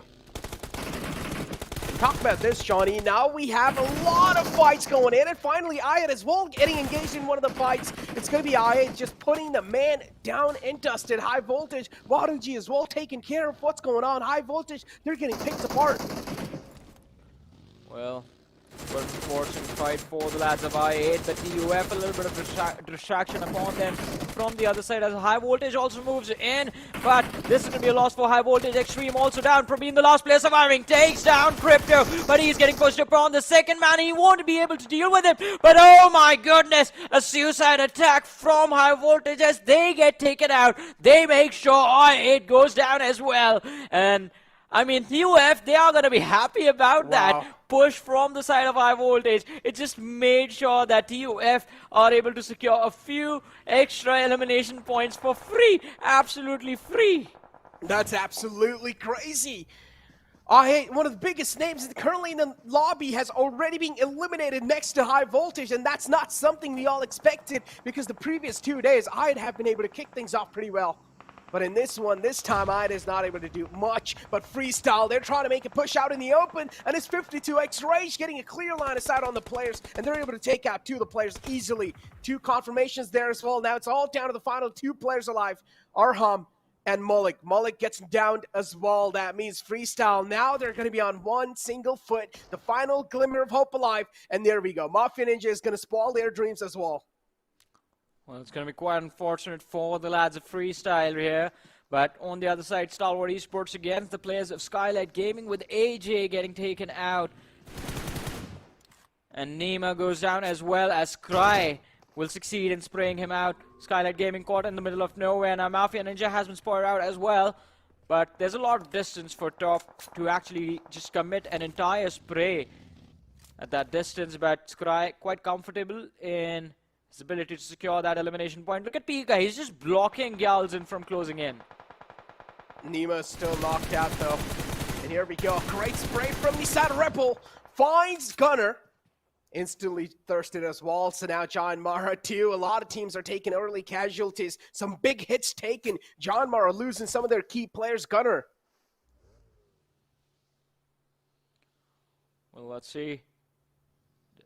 Stalwart Esports quite content on making that push, but Galzin spots out action. This happened yesterday as well, Necro, where the Stalwart Esports just failed to push like this against the players of I8. Look at that. Top, he is in the water and has been spotted out by Deadeyes Guys. Once again, a few shots. He's trying his level best to connect and finally does make an impact. Top has been taken out. As long as he's in the water, he can still move around, but as soon as he comes out, he's going to be taken care of. Pika from the other direction, also spotted out. Takes a lot of damage, and now Stalwart Esports, a massive blunder from the team. Galzin, it is all set up for him. One nade on towards Pika, and Stalwart Esports, they're going to be out of it. But on the other side, the grounders against the players of Regicide. Utility exchange between the 2 squads. And well, the nade is quite close. Extra, he needs to be careful. And oh, look at that. IC finds an ice opening. Another one's going to be tossed in. That's going to be quite close. The Grounders, they're down to a 3-man squad, and this is something that the Grounders did not really expect. That separation not working out. Sensei's trying to fight a way out. But is that going to be easy task or not? The trifecta of death right here. IHC getting involved as well. They find a nice opening against the players of Regicide. And they're going to be able to deliver on all sides. As IHC now is going to try to close on in. He wants to go for the confirmation. The thirst is going to be there too. IHC, indeed, the confidence is looking another level. Because IHC knows there's some of those teams that has the best fragging powers in the entire game. And they might as well would want to abuse that. And that's what they're trying to do here. Turulov on top of the edge lines of the water. You will need to try and figure out a way to play things. Underneath the bridge lines too, Stalwart Esports still not spotted. Scry exactly knows what's going on. Turulov as well has a little sense of what's going on around him. And Skylightz Gaming, look at Gels and he realizes the wall of death is closing in. And he will need to try and patch himself up as quick as possible. And that's why he just sits inside the vehicle. We'll try to bandage on up. But Gelson is still the lonesome survivor in that vicinity. Let's see how long he will manage to stay alive. It's going to be quite important for him and his team that they do end up securing a few extra points. But hey, Deadeyes Guys against the players of Stalwart Esports. Oh, Turulov! A few missteps. He goes in the water, but the players of Stalwart Esports are, in fact, already extremely low. So it's going to be quite difficult for them to actually survive. And that's our prediction. Few shots from the Tommy gun. The Thompson and Stalwart Esports is out. Okay, look, I'm not gonna lie. Before predicting Stalwart Esports, I had IHC in my head. So maybe IHC will be able to do it too. Like, I literally had IHC, but I still said Stalwart Esports just to be on the safer side. So IHC currently is alive in the full force. But on the other hand, the grounders are getting picked off. Again, IHC, they're just not letting this trail go.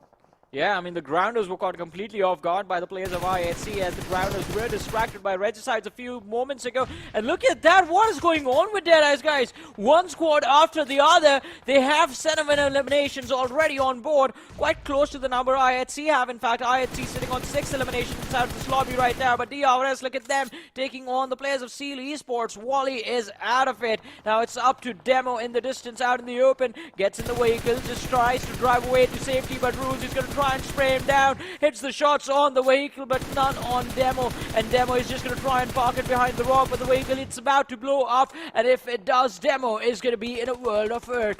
And it is going to be quite difficult for him to try and save his teammates as well. In fact, as Killer is already going to be there, just racking up those elimination numbers for his team, one after the other.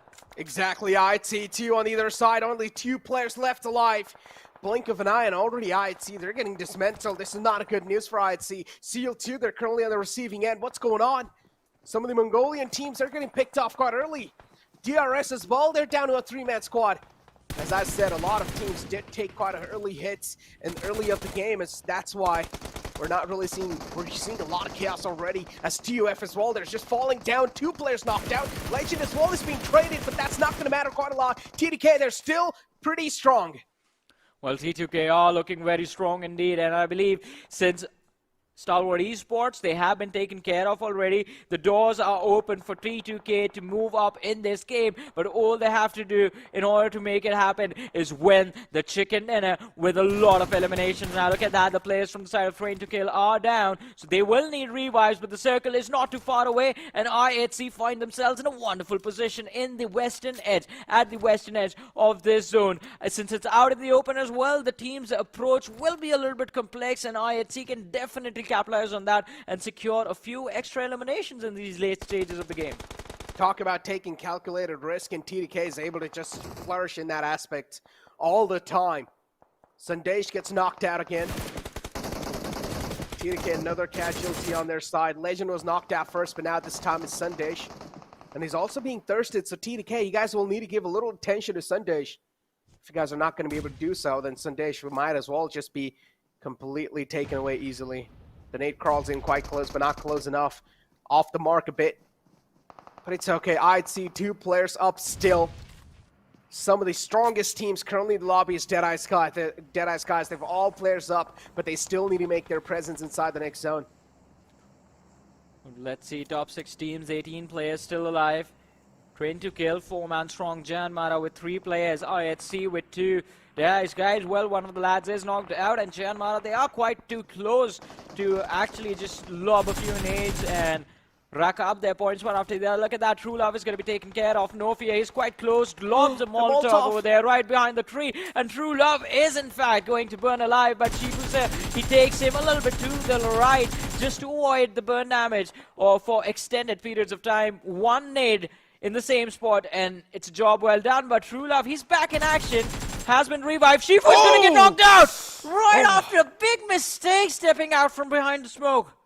Oh, that's a huge find as well. That means No Fear is going to be able to inflict a lot of fear in the players at Deadeyes Guys. Position compromised. No Fear taking a lot of shots, but he still finds another one. Turula falls down too. No Fear. What is this man doing? He's single-handedly just flipping the tables. He's flipping the odds, but still Deadeyes Guys, they're crumbling down, and Deadeyes Guys will eventually be taking out the game as well. And now there are just 5 teams remaining, 14 players alive. Train to Kill looking very strong, especially look at Jane. 6 eliminations secured all by himself. But now Rebel from side of DRS, he's going to spot out the lads from IHC out in the open. Godless, he's going to be taken care of. Alex is going to be the last player surviving for his team. And DRS, it looks like they know exactly where he is, but the blue zone is closing in on their position. It's not going to be easy with Phantom Esports right next to them. Smokes have been laid out carefully to avoid any sort of vision to the lads of Phantom Esports so that DRS can freely move inside the circle. But the blue zone is here and the next circle is just going to be smack in the middle of all of these teams. Everyone will be forced to move out of their comfort zones and step out in the open. It's going to be quite interesting to see which team will be able to walk away with this match's winner chicken dinner. Exactly, but look at that. It's tossed quite close in there, Vigo. Oh, that's overkill. Vigo, what's going on? Just straight up flips the vehicle on top of his dead body, but still, DRS. 3 players up for that team. On the other hand, TDK as well is alive with 3 players. Or actually scratched that 4 players. I'd see we're able to get one of the knockouts. So it's at least something that's going to cover up the distance, or that's going to equalize things up a bit. IHC might just be sandwiched here because they're just trapped between 2 teams. They don't really have a lot of breathing space here. Well, let's see though. Godless, a few moments ago, I would have thought IHC were done for, but oh! Big mistake by Seog. Taking the buggy out in the open, gets knocked out for free by Rebel, and this is just going to be a free pickup for the lads of DRS. Delta. Yeah. He's in a perfect position to secure that elimination. Train to Kill, losing out on their advantage. It's a 3 versus 3 versus 2 now. And it is going to come down to between DRS and Train to Kill. Let's see. I see they're keeping their heads down as well right now. Yeah. I like the way IHC is thinking here. Let these 2 duke it out and try to stay as solid as possible. How did he just see him like that? Rebel! Having some nice vision on the players of IHC. Some eagle eyes indeed. Spots him out instantly, cuts his lifeline off. And now Train to Kill and DRS duking it out against each other. Rebel takes down another man. Rebel, it's just an absolute assassinator. Takes down another man at TDK. Legend is trying to fight back in this situation. Rebel's quite low. Rebel's not going to have a lot of time in his hands. Yeah, definitely, but he gets up, tries to take a few more shots. This one is not going to connect. It was an important pickup for Rebel, just taking down Jane. He has been a big threat for everyone up until now, but let's see Legend. He knows exactly where Rebel is. He sees him, but will he be able to take him out? The answer is no. Legend has been taken care of. Now Train to Kill, just one last player remaining, Sandesh, but he does take down the Danger Man from the side of DRS. It's Killer Whitey, Sandesh, and Godless. 3 players, 1 from each team. Who will be the reason that their team gets those 15 points from this matchup? Sandesh, his teammates are moving forward to try and scout out the position of the opposition, but it's not going to work as Jane's elimination has been picked up. Legends, he's closing in on Rebel's position to allow Sandesh to just see, or in fact, just try and achieve that that extra step of knowing where Killer Whitey is going to be, but now it's a complete 1v1. Everyone else is gone from this lobby, Necro. Between IHC, DRS, Train to Kill, so desperate for this win. This is going absolutely crazy. Godless as ball is still alive from IHC. As I said, I like the thought process of IHC in this entire situation. Unfortunately, one of the players got picked off by Rebel. DRS. They're out for blood. The soldiers want it in their hands, but on the other hand, they're trying to kill. They're not going to let that happen that easily. IT2, they're having that bush to play around with. Godless. A lot of hopes from this bush indeed, and Killer YT wants to move in from the right side. If Killer YT gets spotted out here, Godless is going to get a free elimination on his pants because he's right next to each other. Look at this. Godless, somewhere down line, does sense a fear on this direction, so he's just looking at that direction. Trying to scout the areas out. Doesn't exactly know where Killer YT is going to be shifting towards. Sundash gives away a bit of sound cues, and that's going to be it. Sundash's position compromised. Godless stands on up. Godless trying to flip things around, but no! He's trying to kill. Kicking things off at a great no. Sundash clutches it out. And once again, another chicken dinner being taken away from the hands of IHC. Godless, the patience shown in that final few moments was very impressive. But Sandesh just being an absolute monster in that last moment. So incredible. He started shooting second, but was very quick in correcting his aim and taking down the opposition, and also dealing with the last player from the side of DRS. Impressive win from Train to Kill. Also, I believe with 13 elimination points. So that's 28 points right there for Train to Kill from this game. And Stalwart Esports, I want to see what their total tally is going to be like. The standings are going to be very intense. The rankings are going to be very intense after this one, Necro. It's going to be very fun. But before we move to the numbers, ladies and gentlemen, we're going to take a very short break. You guys stay tuned. Keep watching. We'll be right back after this.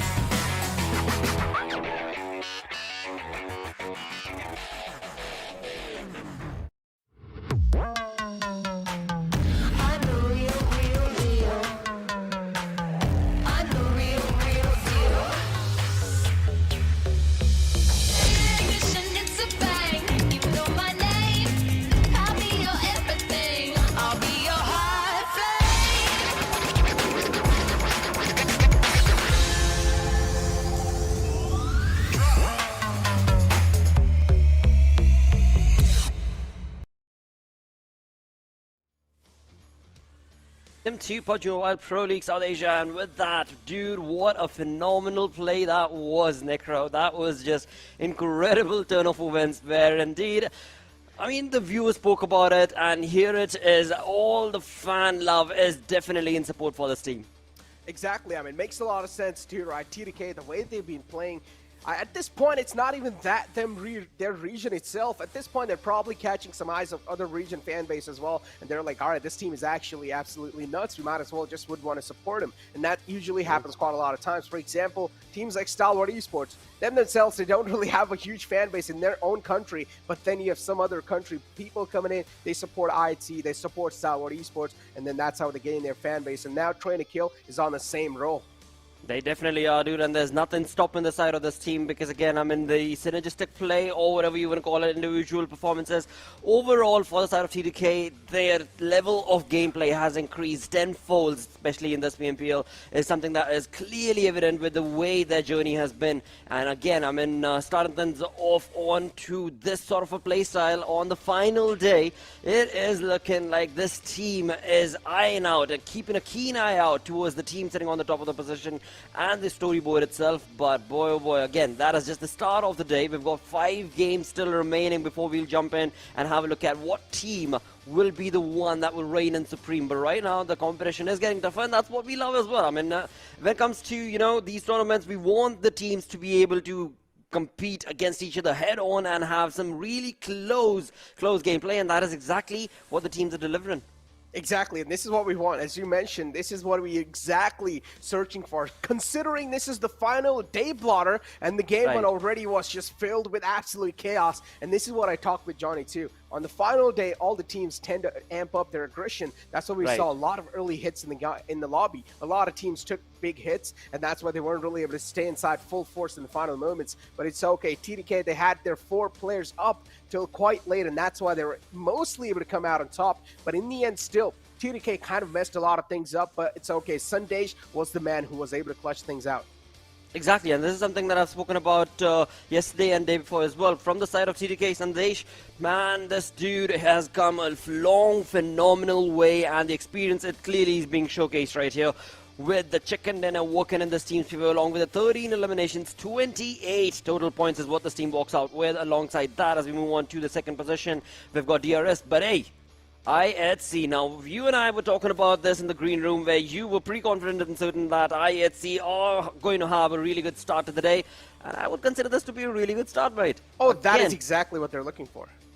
Absolutely. I mean, your prediction, your call has been on point yet again, and all of that brought down to another team that we have been looking at playing sensational plays yesterday, and today they are still trying their level best to push themselves. Their envelope fourth is going to be the side of the team sitting on the 5th spot right there with the name of Phantom Esports with 3 eliminations, but 8 placement points definitely does help to the cause. Exactly. As you said, 8 placement points definitely does help the cause. And talk about the cause, I mean, Blotter, there's quite a lot of teams that will need to cause some chaos, considering the fact that 52X Rage, I've been pressuring on this point throughout this entire final day, since the day started, saying that 52X Rage, they've had quite a huge downfall. They'll need to try and figure some stuff out, because you cannot just keep on downing even more and more, because I'm not gonna lie, this was one of those few teams that actually created some space in my heart for themselves with the way they played on day one, and now things have just been falling out, right? That is true. That is true, of course. But hey, it all boils down to this final day, the final games that are being played right here. And it is all going to lead us down to the MVP, to the team winning all of that money, to the team walking away with that trophy. But yeah, the competition definitely is going to get a little bit edged out and stretched out, perhaps, with the way teams are playing right now, with the comeback story being pretty real for the side of IHC and the others as well. So yeah, I'm just looking forward to that being played out throughout the entirety of the day, and not just one team creating a completely different sort of a lead for themselves. But before we move on to that storyboard, let's have a look at the Oppo F21 Pro moments right now, as there were so many, as you pointed out, Nick Robin, right off the bat in the first game, in the first 2 minutes itself, there were so many teams that were keeping a keen eye out towards their opponents. Exactly, and this is what we were able to kick things off with. Phantom Esports separating it out, and unfortunately that separation not working out in their favor, and Regicide just got gifted two free elimination points. And Phantom Esports, something will need to brought back in the track, because Phantom Esports, they seem pretty lost in the entire lobby. Well, again, I mean, nothing taken away from that bunch and lot, because after all, when it comes down to the way that they are playing, they are doing certain things that are absolutely working for their side. On the other front, as we move on through to the play being created from IHC Esports as well in this first game, this was a rocking start for their side, and this was very, very crucial for them to be able to do so. But now it all boils down to them being able to just keep pushing on that envelope further and furthermore to be able to bring in that sort of a consistent play. But right now, right here, we do have, of course, Seal as well as TUF taking on some shots of their own. Exactly, and then DRS right here. Oh, Deadeyes Guys, all the just water splashed on their dreams. That's all I'm going to say. Dreams being shattered by these players, and Deadeyes Guys, unfortunately, they were in way too many eyes, too many bullets to dodge, and they just crumbled down under the pressure. TDK in the final moments, as I said, they had all their players up, and unfortunately one of the players got a little too overeager, pushed it up even a bit more to try and scout some areas out, or at least try to gain as much as further area control as possible. But DRS were just waiting for him to walk into their traps, and they were able to shut him down. As we do see the damage graph in front of us, and DRS, they're going to be leading the charts this time. Absolutely, with 2,031 damage that they were able to bring into the fold for the entirety of their opponents. But moving on through to the overall storyboard, we've got a 9-point difference between Train to Kill and the team sitting on top, which is, of course, Stalwart Esports with 249 points. 9 points shy. 4 chicken dinners in the bag.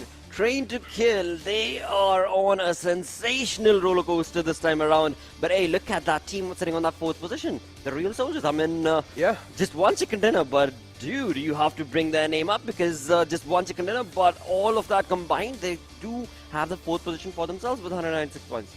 Exactly, and this is what consistency brings to you. Consistency in elimination points, and not just that, consistency even in placement points. And DRS, they're doing a phenomenal job in that. On the other hand, though, Train to Kill, the way this team thinks, the thought process behind each and every single move they make is just so perfect. As I was being saying since the start, Train to Kill is one of those teams that likes to go for calculated aggressions, Blotter, and they are just doing such a great job in that calculated aggression. But Blotter, moving inside the second game, but before that, we'll need to get our predictions on the board as well. What team you're going to be going for? That is true, dude. That is so very true. And you of offer such an incredible insight to how these teams are going to be playing and what exactly should we anticipate. And so, of course, the baton is going to be over to your fort, mate, and I would ask you to start the prediction realm right here on the desk as, a lot of eyes are going to be set up as to what you're going to be predicting and what you think as to what team will be taking this chicken on the map of Miramar. I'm going to go with I8. What about you? I8. All right, I'm going to be sticking with IHC. IHC is the team that I do want to be able to see bring in that consistent play as we were talking about it. In the first game, they've had a decent run. I just want them to be able to keep that envelope forth. But one thing to point out for the side of IHC, and this is something that they did yesterday as well, right, in the final game that we saw from their side, which was they over-aggressing. And that over-aggression that is being showcased from the side of IHC is somewhere along the line kind of hurting their cause to the entire realm of the saga that we are part of. But hey, indeed, I mean, talking about just predictions, that's where I'm going to be sticking my guns towards.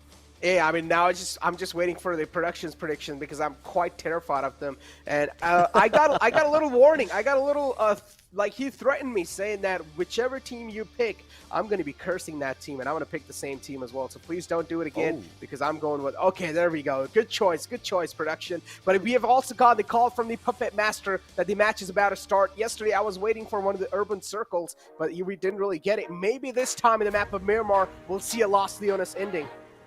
It is possible definitely out there, but before we look on to all of those opportunities and moments, first things first, we'll have to see where the flight path is going to be leading these players towards. And nothing to bring up when it comes down to the prediction being showcased from the production side. I think that production is almost 80 to 90% certain, dude, because from Stalwart Esports, what we've seen in the past 3 days is they will allow the other teams to try and climb up to their caliber, and then as soon as another team does so, they will just graciously make their presence felt in the lobby and just completely annihilate whatever team that is going to be trying to get up close. So right now it's going to be T2K getting up close to Stalwart Esports, but the prediction coming in from production, it seems could very well be leading, not a curse, but a boom to the side of Stalwart Esports, as they, I believe, will have a good game. But hey, that's all based on the stats that we've noticed in the past 3 days. Today being the final day, a lot of hurt can be brought on from these teams, as a few of them that are going to be sitting on the second page of the leaderboard have all of these opportunities to be able to gun and run down their opponents and bring in a little bit of that YOLO strat as well. Talk about the YOLO strat and YOLO approach in the game, Blotter. I mean, you talked about Stalwart Esports, and yeah, only 9 points differentiating TDK from that first spot in Stalwart Esports. They're going to be quite jealous of that, so they're not going to let that happen. And again, Regicide in a drop clash against Skylightz Gaming. I mean, in the previous game, they were against the players of Phantom, and now this time they're against the players of Skylightz Gaming. The level has been amped up a bit, so Regicide, you guys will need to watch out because Skylightz Gaming is not going to be an easy contender. That is true, but hey, this time around what I do notice is the side of Stalwart Gaming have decided to make a little bit of a change in terms of the way that they have dropped down. But apart from all of that, the zone is going to be sticking towards the southern side of the map, where Los Leones is pretty much the center of the zone as of now, the first zone itself. But again, we do know the curveball that is thrown from the side of the zone time and time again, and that is what we shall go back to as to where will this be shifting. But for now, again, so many of these teams do find themselves in the comfort of the zone. And looking at the way JyanMaara is spread out. Wait, I called the urban ending, Blotter, and Los Leones is right in the center. Okay. It is. Hold on. Okay, I'm getting a little too excited early off. Okay, I'm not going to curse. Exactly, don't jinx it. Yeah, don't jinx it, Necro, because I believe we've actually spoken about this on day number 2 on Miramar maps, and we did have that sort of an anticipation that, hey, Los Leones, we've got it right there. IHC Esports looking pretty comfortable. That's maybe where this fight could be leading down towards, but then the zone moved all the way towards the northern side, I believe is what it was. Dude. But let's see, dude. This is perfect. It has the perfect zone currently inside the entire lobby. True. They're right in Los Leones, smack center. They don't even need to move for any time in the future. So I went with That's a good prediction, I would say. But still, I might just jinx it, so I'm gonna let it slide away. But again, TDK and Freestyle. Now, we've been witnessing the drop clash in the map of Miramar, but recently Freestyle has decided to disengage and actually go for another drop spot somewhere else. So Freestyle, the improvement, the improvisation coming in on the fly, but on the other hand, the Grounders, they're quite spread out well. They're right next to the players of Deadeyes Guys as well, and Deadeyes Guys, they will try to eye them out. I mean, the Grounders, for now, they're quite safe, but as soon as the teams do decide to move on over, when they're satisfied with their loot, they'll try to decide to move on over, and that's when the Grounders might just be in a little bit of uncomfortable spot. That could be a possibility, but for now, as we do have the team that is definitely trained to be the one bringing the onslaught to the lobby, or in this lobby, it is T2K with 240 points. A massive churn of number coming in from the side of this team, starting off from day number 2 as they did so. But again, this is just the first few minutes of the game, so as we move away from the side of T2K towards Stalwart Esports, a team that does love to go down towards the Los Leones, northern side of Los Leones, in fact, is where we do most of the times do see them jump on the map of Miramar, right next to the vicinity of I-8. But again, till now, we haven't really seen them clash, like, on the map of Miramar, at least. On Erangel, that is a very different story, where I-8 have been asked to leave the drop-off military base, but that again is a different map, so we'll move towards that conversation in the next map, but for now, in the next match. But for now, as we have the look on our screens, IHC Zeol looking comfortable again with his team wanting to utilize those opportunities for themselves. Every single time we look on towards I-8, they are making moves, but I just hope they're a little bit too late. But right here, Nima, he is stuck out in the open, and just like that, first blood is going to be caused, and it is not looking good for Nima as he's out in the open, and we do have the side of Regicide pushing on against him. But hey, far in the back in the distance in the main map, we can see that the teammates of Nima are trying to give him the cover fire, but will it be enough? Will it be enough? Nima does smell the blood. He's able to hit a little shots, and now that's going to just increase the thirst with blood. Nima really wants to take him down, but the problem is Nocto is getting shot from somewhere else. Great angles being capitalized from the side of Skylightz Gaming. And Skylightz Gaming, they're not going to let the players of Regicide feel way too comfortable. The spread that is coming in from their side, it's absolutely perfect. All the way on the high grounds as well. They're not going to let the players of Regicide just settle up. Absolutely. AJ and Galton from the side of Stalwart Gaming, they definitely have themselves set up in a very beautiful death triangle that is inviting the players of Regicide to just try and get your crosshairs towards our teammates, and you shall get the wrath definitely delivered to you. But as of now, of course, Regicide have gotten the information retained to themselves, as well as we can clearly see, are backing out of this fight, which is a good thing, and that will definitely allow the side of Nima from Stalwart Gaming to be able to get his health all set up right with 100% all across the board, and maybe even go back to the comfort of his teammates. But for now, Regicide, they've made a really good decision to, like I said, just fall back from this fight, and they will live to fight another day. Talk about fighting for another day. I mean, Nima is quite low, and he does not have any sort of first aids as well to patch himself up. And Regicide being forced out of their comfort spot, and they're also catching a lot of bullets. AJ almost could have slipped one knockout there, but unfortunately missed a bit of shots. So now AJ will need to try and back off from this one, because that's quite a risky spot as well. AJ's catching a lot of return fire. But for now, he's going to be safe. Nothing much to be worried about. I-8, on the other hand, they spot out the players of Seal. Wally is going to be quite safe. This fight between the players of Skylightz Gaming is wasting a lot of time in the initial phases of the zone, and they don't really have a lot of loot. On the other hand, I mean, Skylightz Gaming, some of the players are absolutely no on the loot. Some of the players have some good loot, but on the other hand, Regicide, they're looking pretty terrible. Well, they are definitely stuck in a bit of a tricky situation, as they did try and take on that early aggressive fight against the players of Stalwart Gaming, but Stalwart Gaming got the better half of that situation, working for their side, as they got that one knock. But that knock has been converted into a revival for the side of Regicide. But in all of this, as so perfectly mentioned by you, Necro, the team, both of these teams, they are 2,000 meters away from the comfort of the zone, and that distance is only going to keep on increasing if they're not careful. And there you go. And look at AJ, what he's trying to do, moving all the way from the back. He's trying to create an off angle. That means Regicide are now being engulfed. The rest of the players were able to make a free rotation out, but now these two players are just being trapped here. Nothing much can be done. Boz is trying his best to fight back, but too many players to deal with, and Boz will fall down as well. Skylightz Gaming, 2 free elimination points. And they will also get a decent amount of loot to work off of with the Skylightz Gaming. A free rotation out of this one. But they've already tanked a lot of damage for the blue zone.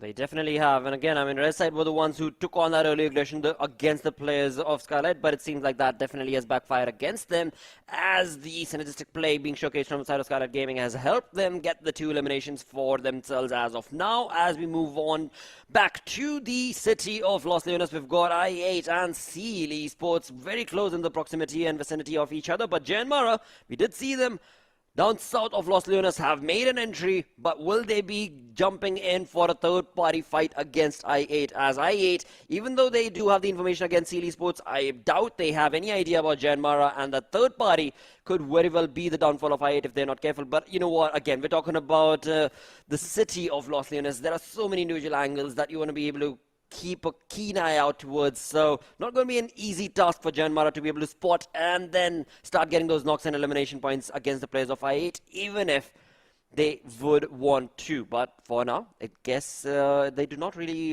seem to be looking forward to that sort of an opportunity or fight from the side of JyanMaara, as they're sticking further out away from the Los Leones city, as we do have them sitting on top of that hill. Right next to them is also T2K. And every single team is now straight up ramming their vehicles in Los Leones. The next circle too is going to center on up even more, so that means Los Leones is going to be under contention heavily, without a doubt.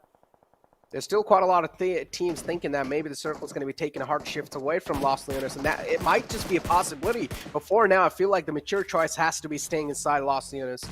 That's going to provide you ample amount of cover, and also at the same time, it's a bit of security from all the different teams that will try to eye you out. But oh, TUF Thor, in one of the positions that you would not want to be in, steps out of the cover as well. This is not a place you want to be in, Thor. Thor is being a little too over-aggressive, but Assassin being pushed back as well. Assassin, don't personally like the way Assassin is trying to play here. He's giving away the high ground. He wants to fight an uphill battle. The defensive stance from the side of High Voltage might just pan out against them.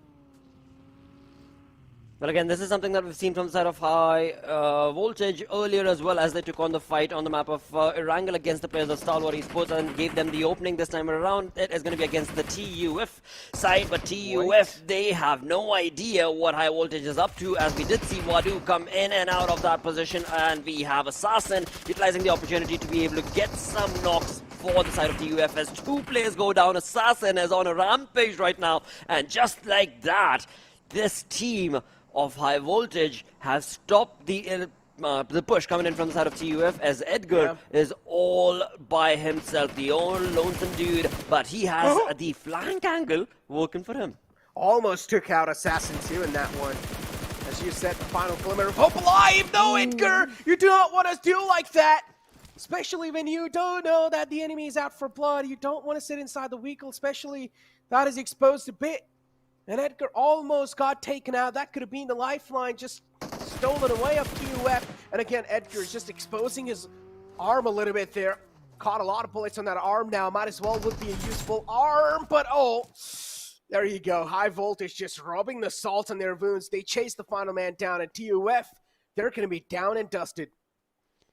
They definitely are not going to have a good start on this map of Miramar. 12 minutes in, TUF being the first team to get eliminated. But looking at those points, even though TUF are sitting on that 16th position, they are, or rather were 1 point shy of High Voltage. So that fight was very, very crucial for them to be able to capitalize upon. But it seems same was the case, of course, for High Voltage, and they have definitely been able to do so perfectly, with all 4 players still standing true and tall in this lobby. 15 teams remain, as we are seemingly looking like a zone that will be going towards what Necro had already said. It is a Los Leones zone, mate. Oh my god, what is going on? What is going on with me these days? How am I able to just predict stuff like it's nothing? Damn. You know, it's all the blacks that you wear, and it's just giving you that power, dude. It's giving you that ultimate, penultimate power over, well, again, information. And that information is all yours for the taking, as you are delivering some incredible predictions for us. But right now, talking about predictions, we do have Seal Esports that I was predicting would take a fight against the players of i8, but it seems like Deadeyes Guys have jumped in to take that spray of their own against the players of Seal Esports, as we did see a couple of minutes ago earlier as well, as the Deadeyes Guys did have, and I caught out towards the players of Seal Esports' position in the compound, in towards the window, but now that seems to have resulted in a bit of a Yeah. stalemate situation between these two. But definitely not going to be the case for long, as we did see Deadeyes Guys jump in towards this compound, and right next to them were the side of Grounders, if I'm not mistaken. And it's crazy that you brought up colors, you know. Before this, I just watched like a random video on YouTube about the color psychology.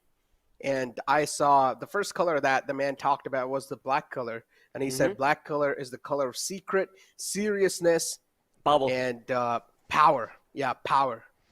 And I was like, you know what? I like that. I'm going to wear black today. But I'm not going to lie, my favorite colors are black and red. Well, again, I mean, that combo is definitely working for you, dude, as the predictions are being spot on, with 6 predictions already confirmed from your side. But you know what? We should have actually discussed this on day number 1. I did not know. Had I known, I would have actually put our director and producers on the spot and been like, what do you think should be the gift or should be, you know, on the stake for the casters, as whichever one gets the highest amount of predictions? Well, I feel like there should be like some extra prize pool money, just like the MVP. I should be getting $2,000 prize pool, dude. Please do not go against the players right now. You cannot be jumping into their bucket and be like, oh, you know, I got those predictions right. Even though you were the ones playing, even though you were the ones giving us all that skill and wonderful prowess of play. I'm going to just sneak in a little bit. I'm just messing around, guys. I'm just messing around. I'm good. I'm good. I'm just messing around just to let you guys know. I'm not serious what I'm saying. But yeah, I feel like there should be like something, you know, like a fun segment. But as we do have the players of Stalwart Esports in front of our screens, and Stalwart Esports so far, there's just eyeing out the territory in the front. Seal and I8. Oh, wow. These two teams are right next to each other. And look at Ghost. He's quite separated out from the pack. I8, they're having a huge separation, but the spray from Jane is going to stop Nocto's vehicle. Regicide again. They escape from one problem, and they get into another one, as Jane is not going to spare Nocto this time. They smell a free point, and they're going to take it, Blotter. They definitely are, and again, being so very close. Look at Legend, he is coming up from on behind that position, and GG indeed, as Regicide, the second team to get eliminated on the 15th position. Regicide has gone and out of this lobby. 14 teams still remain as we jump in towards this urban finish. We do have a lot of these teams, and exactly, the airdrop is what I was looking at earlier.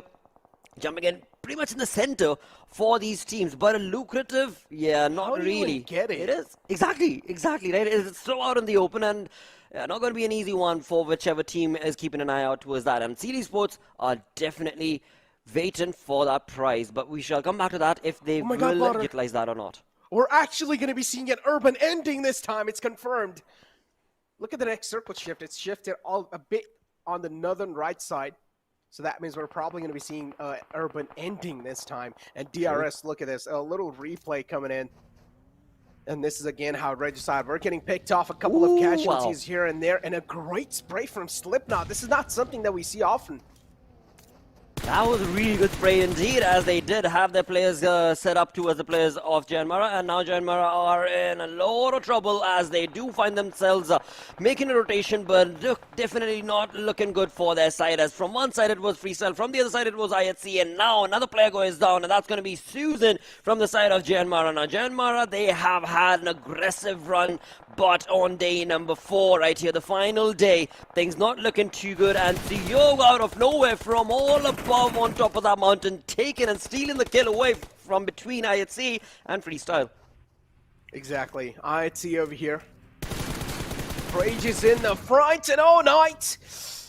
Things could have been really close, because I always trust the shots that IHC takes, and usually they do find connections, but over there, things were different. But on the other hand now, as we do see the players of DRS as well, quite spread out.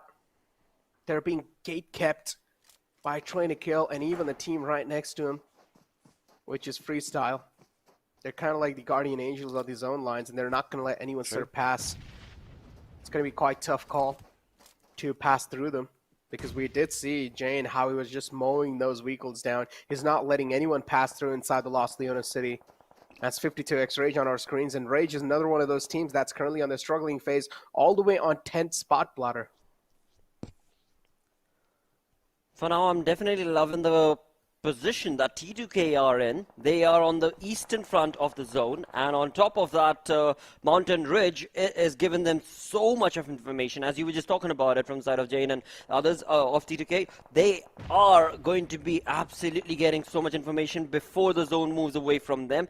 But for now, I'm not saying it has moved away. For now, it is looking like a pretty good placement for them to be stuck at, as we're looking at 13 teams being a part of this lobby. The urban finish is turning into quite a chaotic one, as a few teams find themselves in the compounds, the others find themselves out in the open.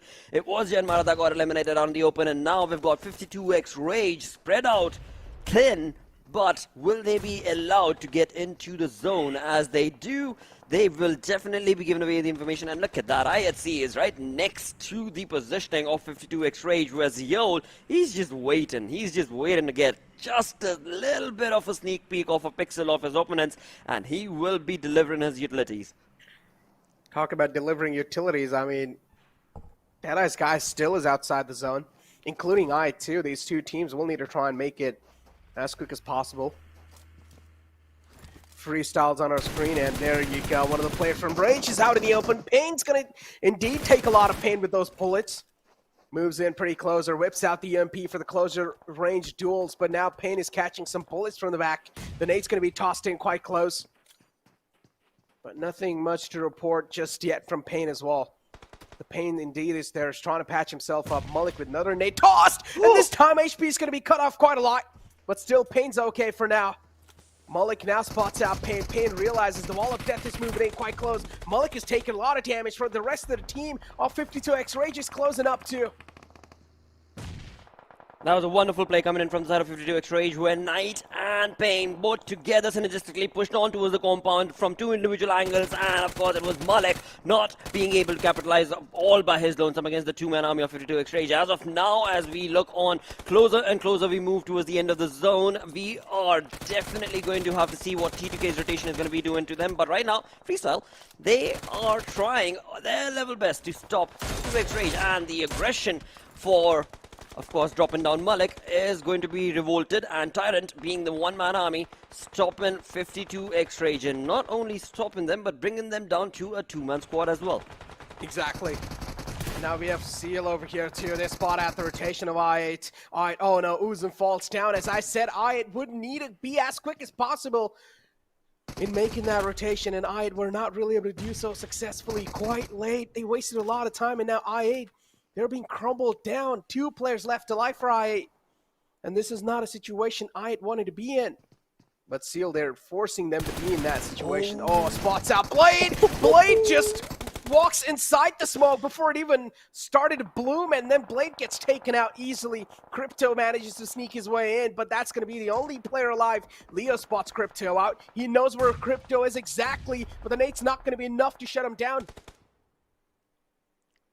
Well, from one side, of course, is the blue zone. From the other side is going to be Stalwart Esports, and Stalwart Esports themselves have a lot of trouble brewing around them, because it is the players of high voltage who've gotten the information. And look at that, the zone getting moving away. And it is the urban finish that you had anticipated. Stalwart Esports looking very comfortable. They're going to be holding down the fort against the players of T2K. As T2K, we did see Fuel go down a couple of minutes ago thanks to the zone. I believe the revival was given a win, but right now, looking at that mini-map, the rotation that they're trying to make will be exactly in the laps of Stalwart Esports, but going away and back to the fight that we were a part of, where indeed it was Stalwart Esports taking on that glorious positioning for themselves. Stalwart Esports have dominated against I8, and now as they try and get away from this position, they have Phantom Esports to deal with. Hey, you know what? I'm not really disappointed that I got taken out. My prediction was wrong. It's okay. My main prediction about the circle is right, so I'm happy. I'm a happy camper. But on the other hand, though, Skylightz Gaming having a huge high ground. Look at Mafia Ninja all the way on top of the building. He's trying to shower down some bullets, but those bullets are not really connecting on those crucial targets. Seal as well, alive with all 3 players up so far. One of the players got cut off early, but it's okay. These 3 players can pull off some insane plays as well. As long as Demo's alive, that's quite a huge threat. Oh, dude, the third parties that are taking place right now, as I was just talking about, a T2K's rotation was caught thanks to Stalwart Esports, but Stalwart Esports themselves have given away the information to the players of T2K as well. As they do, it seems like Scry has been able to dominate and stop Jane, and there is no way Jane is going to be able to get that royal, because he is, even though behind that wall, he is out in the open, and just a perfectly set up nade could have been the trick, and it seems like this one might just deliver the massive blow that T2K did not anticipate. But Stalwart Esports, they're utilizing and capitalizing on that situation and advantageously using it for themselves. 10 teams remaining. IHC have been eliminated. A little bit of that was thanks to Phantom Esports, but a lot of it was thanks to the blue zone as well. With 9 teams left, this is anybody's game. This is indeed anybody's game, and look at that. 3 elimination on the side of Leo. DRS2 now chiming along inside. DRS were able to make it inside the next zone. Fortunately, they were not being H-kept by T2K anymore, so they had a freeway inside. And as long as they're inside the next zone, that's all that's going to matter. Look at Slipknot, barely alive on Sliver of Hell. Seal, they're charging him down. Slipknot, it's going to be quite tough to fight it out. And there you go. Slipknot will eventually slip down. And Slipknot taking out the game. Phantom Esports eliminated. And now we have Stalwart Esports against the players of T2K. A lot of nades parade coming in. Nades tossed in. Legend taken down quite low. But those nades are not going to be close enough. They're not going to be dropping down the players of T2K, but the information that they have been able to give away to the players of Stalwart Esports have put them in a very dicey corner as of now. From one side, we can see it's the blue zone, and from the other, it's all out open, aggressive, battleground rawness that T2K are going to have to face as soon as they leave that compound. But right now, one thing I do want to commend is the approach coming in from Phantom Esports as they walk away with 6 eliminations of their own before they were slumbered down. And that was, of course, a few minutes ago, thanks to CD Sports' positioning. And for now, again, you look on to the positioning, we've got the Grounders pretty much in the center. They have a pretty wide spread, but Skylightz Gaming coming in from the other trajectory is bringing in a very spread out approach, and that spread out approach could be capitalized from them. But if at all one of those players goes down or gives away the information, then this entire Russian push from the side of Skylightz Gaming could backfire. Talk about things backfiring. I mean, urban endings, man. I'm telling you, these are one of the most crazy circles, and there you go. Sometimes you're just not left with any more option than to just cross out in the open, and well, you just get taken out easily because there's just every single player sitting inside the building waiting for that free opportunity to strike, and as they do find it, you're just going to get absolutely shredded with bullets. A lot of holes will be in your body indeed. And now Sandesh falls down from the side of T2K, and now it's all down to the final man alive. He's still knocked out, though. There is a bit of glimmer of hope that maybe he will be able to get back up on his feet. But look at Legend, the amount of damage he's taken from the Wall of Death, and that's something that cannot be taken anymore. Ooh. And there you go. Legend falls down, too. The Grounders put the final nail in the coffin for T2K. They definitely do. As this team of T2K get eliminated, we have 5 teams remaining in the lobby. The Grounders are going to have to do a lot more if they want to be able to retain that position, because from the other side, it's going to be Skylightz Gaming also chiming in along. The Grounders did have an information against the players of Stalwart Esports, but will that be enough for them to hold that fort and still be able to maintain the position? It is going to be a tough and tricky position, but for now, again, Skylightz Gaming is the only team that has numbers advantage working for their side, but being out in the open without the safety net of the compound like the Grounders do, it is not an easy cause for the side of this team of Skylightz. Yeah, they're not really looking that safe. Talk about another team that's not safe for now. It's the Grounders, but it's at least they're able to fight back against the players of Stalwart Esports. They're getting charged on, and that nade this time from Delta is going to seal the deal on a lot of players of Stalwart. Scry is still alive, though. The final glimmer of hope, and Pika is trying to crawl back to Scry. The signature M416 in the hands of Scry to clutch it out. But again, is he going to be able to do it or not? Only time will answer such question. DRS right next to the players to Stalwart Esports. Pika is back up on his feet. A lot of pressure can be felt, Plotter. Definitely a lot of audio cues also being given away to the players of DRS, as Rules OG is being so very quiet in that position. But look at this cheeky play coming in from the side of Stalwart Esports. They've got the smoke working for them. They've got a small little area right there between, of course, the blue zone and the safety net of the zone itself that they are using to their advantage with the smoke working for them. But DRS rules OG, as I was talking about it. He's got the auto tree queues. He knows exactly that there are a few players around in that area, but he himself does not really have a lot to work with. He is also going to be stuck. Now, this is what these urban finishes bring it down to. You know, the TPP giving you that perspective helped you out before you give away your information and where you're at. But right now, it seems like DRS Delta and Rules will be stopping Stalwart in their tracks. Exactly, they're just picking these players apart. Rules is taking a lot of damage now, only to try and back out. But again, Rules might just be knocked out because of the play zone. Rules will need to heal on up as quick as possible. The DPS in the hands of Pika. And this is something that cannot be challenged in close ranges. Rules just waltz outside the building. And is also able to patch himself up. Pika hurt the footsteps. And Pika knows the player is right outside. But Nima, what a great nade. That's a Kobe. Knocks out Jigsaw. And Zigsaw knocked out. The Grounders down to one last man alive too. Another nade will seal the deal. And Skylightz Gaming, they're looking pretty strong for now.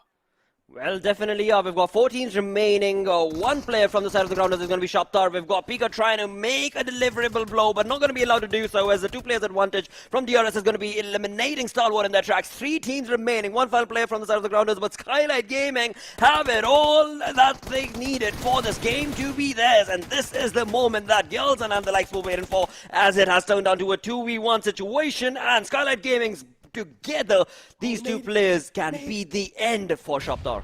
Oh, the nade's going to be tossed in, but that's not going to be enough. Shapatar moves away in the nick of time, but he's also taking a lot of damage from the Wall of Death. And there you go. Shapatar will crumble down on his knees. He will be cracked open. And Skylightz Gaming finally getting a chicken dinner on the final day of Game 2. And this is something Skylightz Gaming desperately needed. We had a conversation about this. I had a conversation about this with Johnny, saying what is going wrong with Skylightz Gaming, but it seems like they've made their presence felt again. They definitely have. They had the numbers advantage as they jumped into those final moments of the game and the zones, but slowly but surely their numbers would dwindle down. But hey, they did not let that shatter their approach in this game and just kept on retaining the information, and finally were able to bring in a lot of damage and take that chicken dinner for themselves. Incredible turn of events for Skylightz Gaming indeed. But with that done and dusted, we are going to go on a short little break, after which of course are going to be the stats for this upcoming game and what we can expect. But yeah, stick around, we're going to be right back.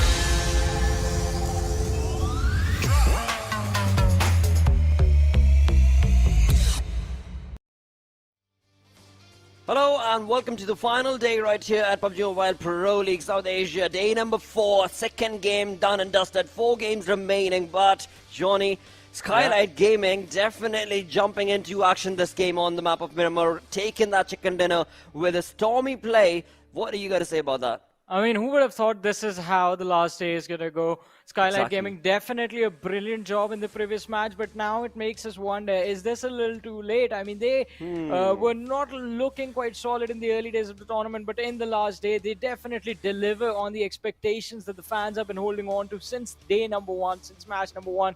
But we do also have the MVP of the game in front of us, and it is DRS's Delta sitting there on the top as far as individual performances in the games are considered. And this is rightfully given to Delta as well because of the way he was able to stop and utilize his information and position as well against the players of Stalwart, and definitely just getting all of those informations converted into knocks and points for himself and his team. 3 knocks, 4 eliminations in total, along with, of course, 3 assists is a massive play coming in from the dude. But alongside that, his teammate Rules is not that far behind, sitting on the second in the top players list. We do have him with 3 eliminations and 833 damage. But after that, C Esports is Leo, the Grounders Zixor, as well as Nima coming in from Skylightz Gaming. I mean, yeah, each and every single player right here in the top players list had an incredible play, and each and every single one has a clip that clearly showcases why they're here. I mean, definitely, all these individuals were definitely quite incredible and quite important for their teams as well, with the performance that they've had in this particular match. And also, this Miramar was very dragged out till the very end, till the last minute. It was quite intense, especially, I mean, with these urban area finishes. It does happen quite a lot of the times where in the mid-game stages you see teams fall down, teams make mistakes and get taken out so early, but this time that wasn't the case. It definitely wasn't the case indeed, and that is something that I wasn't able to discuss much of in detail with Necro, but hopefully we will during the next game, because when it comes down to these urban finishes, one thing that is always going to be key factor is, you know, the TPP angle gives you that third perspective, right? And that third eye always gives you an advantage without you letting your body be or pixel be known to the other opponent. You already have the information, and that just slows down the pace of those fights, I think. Well, definitely. But looking at the standings of this game, we do have Skylightz Gaming sitting on top with 25 points to their name. And along with that, Stalwart Esports right there on the 4th position. I think just trying their level best to make up for the points that they lost in the previous matchup. But in this particular game, it was a little bit interesting to see T2K sort of just stumble down ever so slightly. And I think Stalwart Esports would have utilized that opportunity to grab a few extra points. In fact, they did that quite nicely.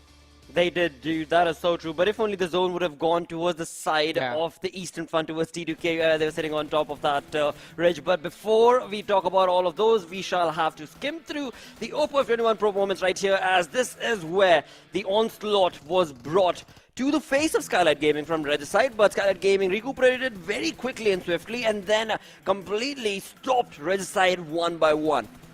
I mean, yeah, it was quite incredible, and it was something that they had to react to very, very quickly. But also, Regicide, a little bit of a blunder by the players of just being too far away from each other. No backup, no cover fire for any of the lads, and DRS were doing pretty incredible in just isolating everything and just making sure that in those early fights, they did have a comfortable position of getting those points.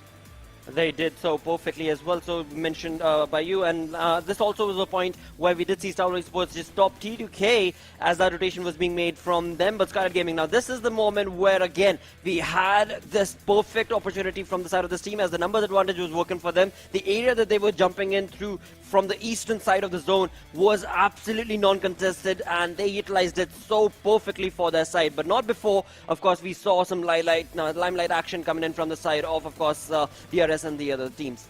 Well, definitely. And DRS, again, a very well thought out game for them as well. But in the end, it was Skylightz Gaming who did a pretty brilliant job of pacing themselves, of being patient. And when their moment came, they did not miss to hit the marker. We do have the damage histogram on our screens. And as you guys can clearly see, Skylightz Gaming, phenomenal. DRS, a brilliant run by them. But again, as it is always the scenario with these urban circles, everyone, and especially on Miramar, everyone gets an opportunity to fight, everyone gets an opportunity to make that their presence felt, but only some of the teams will rise up to the occasion. For someone to win, someone has to take a loss, and this time, unfortunately, it was, again, a few of the names that we were looking for them to be a little bit more consistent. T2K, just 3 eliminations coming in with 501 damage. Then there's I8 with just 1 elimination. JyanMaara also just walking away empty-handed from this particular match. Hey, but you know what? One team that I really want to bring up in terms of having a wonderful day, or rather start to the day, is going to be the side of Phantom Esports, as they were able to walk away with 6 eliminations of their own. And as so perfectly mentioned by you, I mean, you got to take those fights to the face of your opponents, and that is exactly what we saw Phantom Esports do again and again. But right now, they've got the overall rank as this storyboard on our screens, and as was predicted, Stalwart Esports, they gave a little bit of a hope, but then just completely boosted their points up again, and the lead has been created once more in favor of that team. I mean, it was 9 points before this, now it's 15. Exactly. They've added additional points to that advantage and Train to Kill. I mean, they're going to be biting their nails, trying to figure out how do we take the first position away. I definitely thought in this particular game, Train to Kill had the perfect opportunity to just topple over Stalwart Esports and be on the first position from here on out. But hey, they still have more options, they still have more opportunities in a few short moments. But looking at the second page of the rankings, Phantom Esports are moving up slowly and steadily, and that's going to make us celebrity who are going to join us, who will be joining us at the end of the day, very happy with that fact. So true indeed, because after all, I mean, she did predict and wanted to see the side of Phantom Esports, and again, the viewers have been on top of this bandwagon since the start of the day, or rather start of not only today, but the entire league itself, and that of course is being done wonderfully and graciously from the side of Phantom Esports, and that again is all that I'm going to talk about, because I do not want to bring in those curses being brought on. That is what we do end up going down towards. But hey, before we get on to that, it is time for us to start predicting, dude. It is time for you to predict what team do you want to see get a chicken dinner, or believe or think could maybe stand a fighting chance to get a chicken dinner in this Erangel. So Train to Kill are definitely putting up a wonderful fight, and they are doing their level best, but at this moment I think DRS are also looking very deadly. So it's going to be quite hard to sort of... I'm split between the two teams. I mean, no matter who wins one of these two, I mean, I'll go for Train to Kill since they won the first Erangel, so I'll go for them again, hoping this time also they convert. But either of the two, DRS or Train to Kill, whoever wins, they're going to make the top three a lot more intense. DRS definitely have been doing it perfectly, in fact, in this day. The way that they've played the games, the damage graph certainly quite high compared to all the other teams, and being very close in that proximity as well. But alongside that, when it comes to my prediction, I want to be going with the I-8, and I want to see what sort of a player they bring in, because they haven't had the kind of rush play that we've seen from their side. And that's kind of a little missing as well. So perhaps this Erangel, maybe we can see a little bit of a resurgence from the side of I-8. So that's going to be my pick. But now, producer, what do you think, mate? I mean, you were talking about Stalwart the last time around, and they did have a really good game. So, you know, it seems like the curses have turned into a boon blank.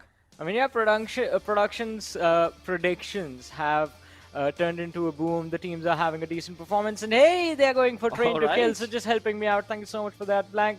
I was like, it was tough for me to decide Train to Kill or DRS. Now both of them are here. So, and I8 as well, but I have to say I8 have been looking very deadly. They have been very consistent from the second day onwards, and it is going to be quite interesting to see what this game is going to turn out for them. Again, if it's a central circle, then I8, it is guaranteed they're going to do very well for themselves and walk away with a decent number of points.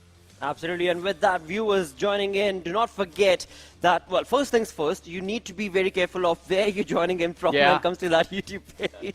Johnny, go ahead, just explain a little bit about that. Alrighty, so you have to make sure that you're tuned into PUBG Mobile Esports South Asia's official broadcasting channel, because if you want to support your teams, if you want to be a part of all that voting thing that's happening during the live broadcast, it is happening today as well. If you want to participate in that, you have to tune into PUBG Mobile Esports South Asia's broadcasting channel, their YouTube channel, and then in the chat, go type space, vote space your favorite team's tag, and the votes are counted live during the matches.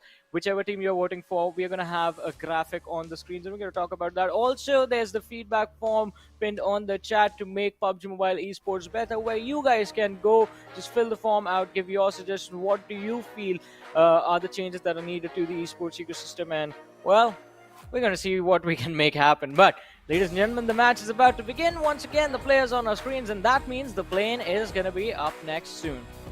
It definitely will be, as we go back to the OG map of Erangel this time around. These teams, again, those numbers, mates, those numbers are going down. We've got 2 matches done. This is going to be the 3rd game of the day. 6 matches in total to be played. And the team sitting on the bottom half of that leaderboard are trying their level best, are bringing in a very dominating play. We did see the side of TUF High Voltage take on that aggressive stance in the previous game as well. But this time around, what side will we be looking at dominating for the side of our flight path? We are looking at a comfortable dissection of the map coming in from the western, northwestern front, from Georgia Pole. It goes all the way down towards the east, southeast, that's going to be Novorupnoi. So a lot of these teams that are going to be able to actually go down to their comfortable drop locations and positions. But again, I mean, for the side of 52x race, they're going to maybe change, maybe not.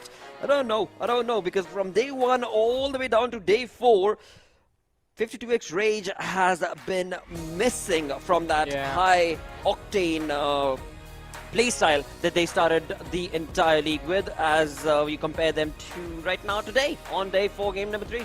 Yeah, definitely. I mean, 52x Rage, we were expecting something else, but unfortunate for them, they're not having too great of time in the lobby right now. But looking at the plane's trajectory, as you were talking about a few of the teams being happy, Blotter, I think we all know which team is going to be happiest of the bunch. Stalwart Esports, since the trajectory of the plane is right over Novorupnoi. But look at that, I8 once again starting off from Pochinki. Now, there's just one thing that they will be waiting for, and that is to see where the circle will be. It is going to make or break their game plan, and the central part of the map. It is going to be there, but for how long, since quite a decent amount of the military island is also inside the zone right now. So it can, if the circle moves towards the south, then it can change everything for I8 and the teams that are going to prioritize the central positions inside of the game. Steel Esports is what I was looking at, but before we do, we've got Freestyles at home bringing in that aggressive play and stance, of course, against the dropping player of the Grounders. That's going to be Mr. Black. Trying his level best, of course, but sadly not being able to get even a single bullet onto the opponent. But yeah, going back to what I was looking at when it comes down to the drop locations as well, we've got Steel Esports' Demo, the only man, the only player who has gone down to the military base, whereas all the rest of the teammates have actually stuck to the main island. So we might be looking at a bridge setup coming in from the side of Steel Esports, but again, this is a bit too early to predict any of that. For now, what we know for a fact, the way the game has started off, it is going to be an aggressive play from the side of these teams. But hey, Johnny did mention, when you talk about that map, rather the zone on the map itself is set up in such a way that it could maybe go north, it could probably go south, or just completely falter down into the center towards those fjords as well. So a lot of opportunity and possibility for the zone to make a curveball shift, but in all of those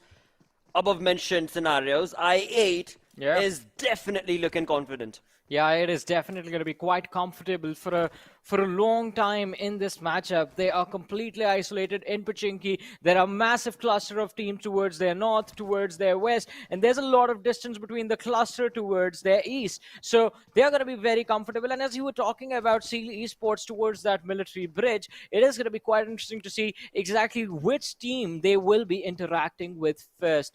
It is going to be very fun to see how that fight is going to happen. And also along with Stalwart Esports, I want to bring them into the conversation as well, because usually we do see Regicide move a little bit towards farm, but this time they have completely gone ahead and displaced the players of DRS from Milta City. This changes the way DRS is going to approach the game, and this might just change how Stalwart will have to approach the Novorupnoi bridge situation.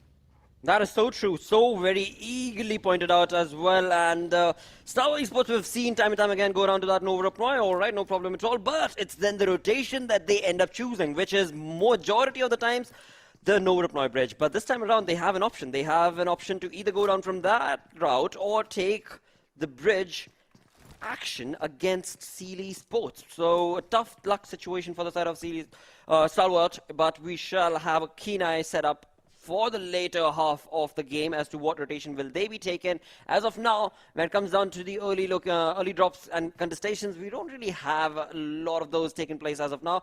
No first blood situations, at least around the horizon. We're already 5 minutes in, wherein, if at all there are early contestations, I mean, in the first 2 minutes itself, we've actually seen the lobby be so aggressive that the first 3 minutes and a team's already gotten eliminated. So day number for the final day, it seems like the teams are going to be playing it a bit more safe, at least on the OG map of Erangel. Let's see. A lot of peace and calm on the map right now. No action anywhere. Quite comfortable drops for all the 16 teams involved in this lobby, and the circle hasn't gone to any extremes. So I believe this is going to continue for the next 5 minutes until we will be forced, the teams will be forced to move a little bit closer to each other, and I want to see what the next few shifts of the zone are going to be like, though. Phantom Esports, look at them. They are the first ones to try and see if they can take control of the center of the zone, but it's not going to be easy. Right now in the middle of Pachinki and, well, the military bridge, kind of in the farm, the pancake drop location, but to play from there, it's going to be very intense to see if anyone will try and challenge them in a position like that. It's smack in the center of the circle. Since they are early, they will be able to find a lot of good cover, just completely isolated and completely empty, so it's going to be quite easy for them to take control of that. From there on out, how are they going to approach the later stages? Now, that becomes an interesting question. That becomes the critical one indeed for the side of this team. But again, as so perfectly said, it is going to have to wait another few more minutes before we can have a look at that.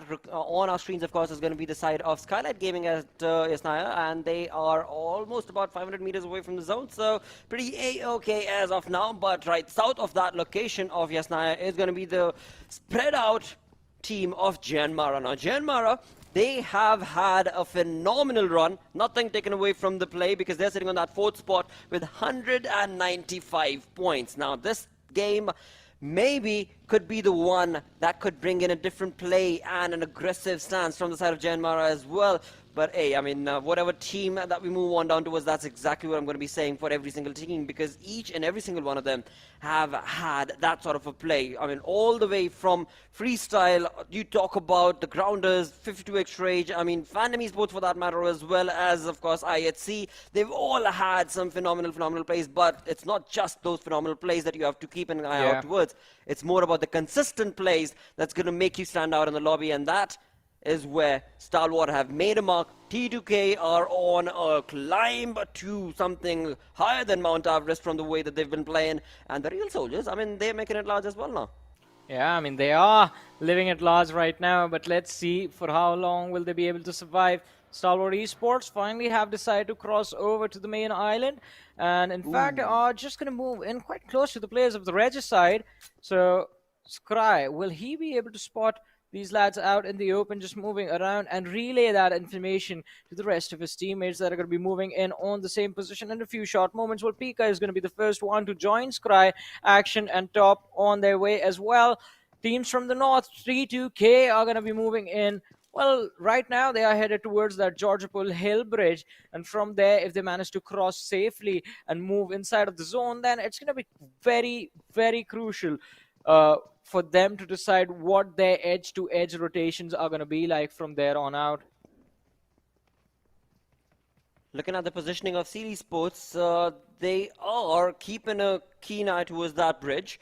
And that Ferry Pier Bridge is going to be theirs for the taking. Along with that, when it comes to the zone itself, they are in a very wonderful position, because if at all the zone does not throw a curveball and has a generic shift on itself, Seal Esports are still looking like a very confident bunch in that spot. But alongside that, now we've got JyanMaara, who have also jumped into that exact same position, where we did see a couple of minutes ago the side of Phantom Esports make a rotation. The team that is in the center with the dark yellow is the team of Phantom Esports. So they are in a compound.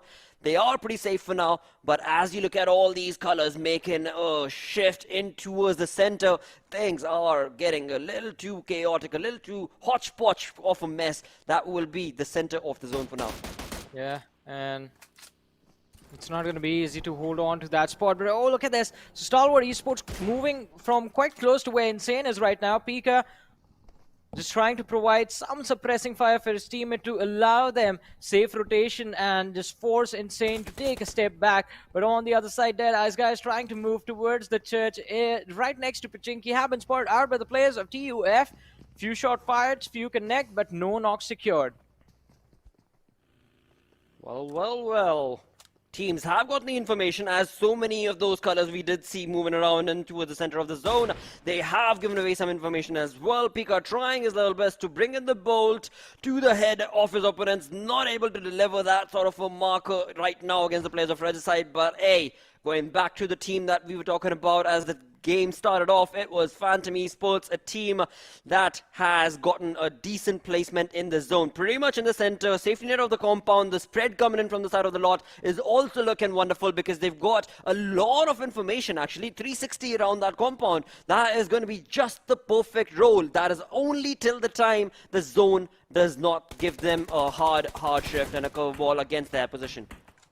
Let's see what is going to happen in a few short moments as Aram from the side of Freestyle does manage to secure a knock against the players of 52X Rage, but it's going to be very difficult for them to make this push work. If they do actually decide to go for it, there's a little bit of a distance between where the players of Freestyle are and where the players of 52X Rage are holding on to their position. So by the time they close in, the revive would have happened, plus the players of 52X Rage will have lined up on those angles from where it's going to be quite easy for them to stop the opposition. On the other side, though, we did see DRS go for an attempt to try and dish out a little bit of damage on the players of Skylightz Gaming, but hey, it backfired. DRS got one of their own knocked out. Now they will have to reset, go for a revive, and then reassess the situation with exactly trying to figure out how they can approach this fight. AJ is out in the open. I think he's going to be the best chance, the best man they can take down. And AJ has, in fact, been quite a key player for Skylightz Gaming. So if he goes down in a position like that, then maybe DRS will have an advantage once they actually are forced to push, because they are going to be in the blue from now on. Absolutely, that is indeed true. For now, of course, we do see the players of DRS from the northern side of the zone, slowly but surely in the color of light blue, making their entry into the zone itself. But Skylightz Gaming, as was mentioned by Varun right now, has also gotten the information against the positioning of DRS, so a tough luck situation for both of those teams. But on the other front, I have not yet seen, I mean, they've been pretty much in the center of that zone since a very, very long time, but they haven't really come across in any of these fights, so I guess they're playing it safe as well.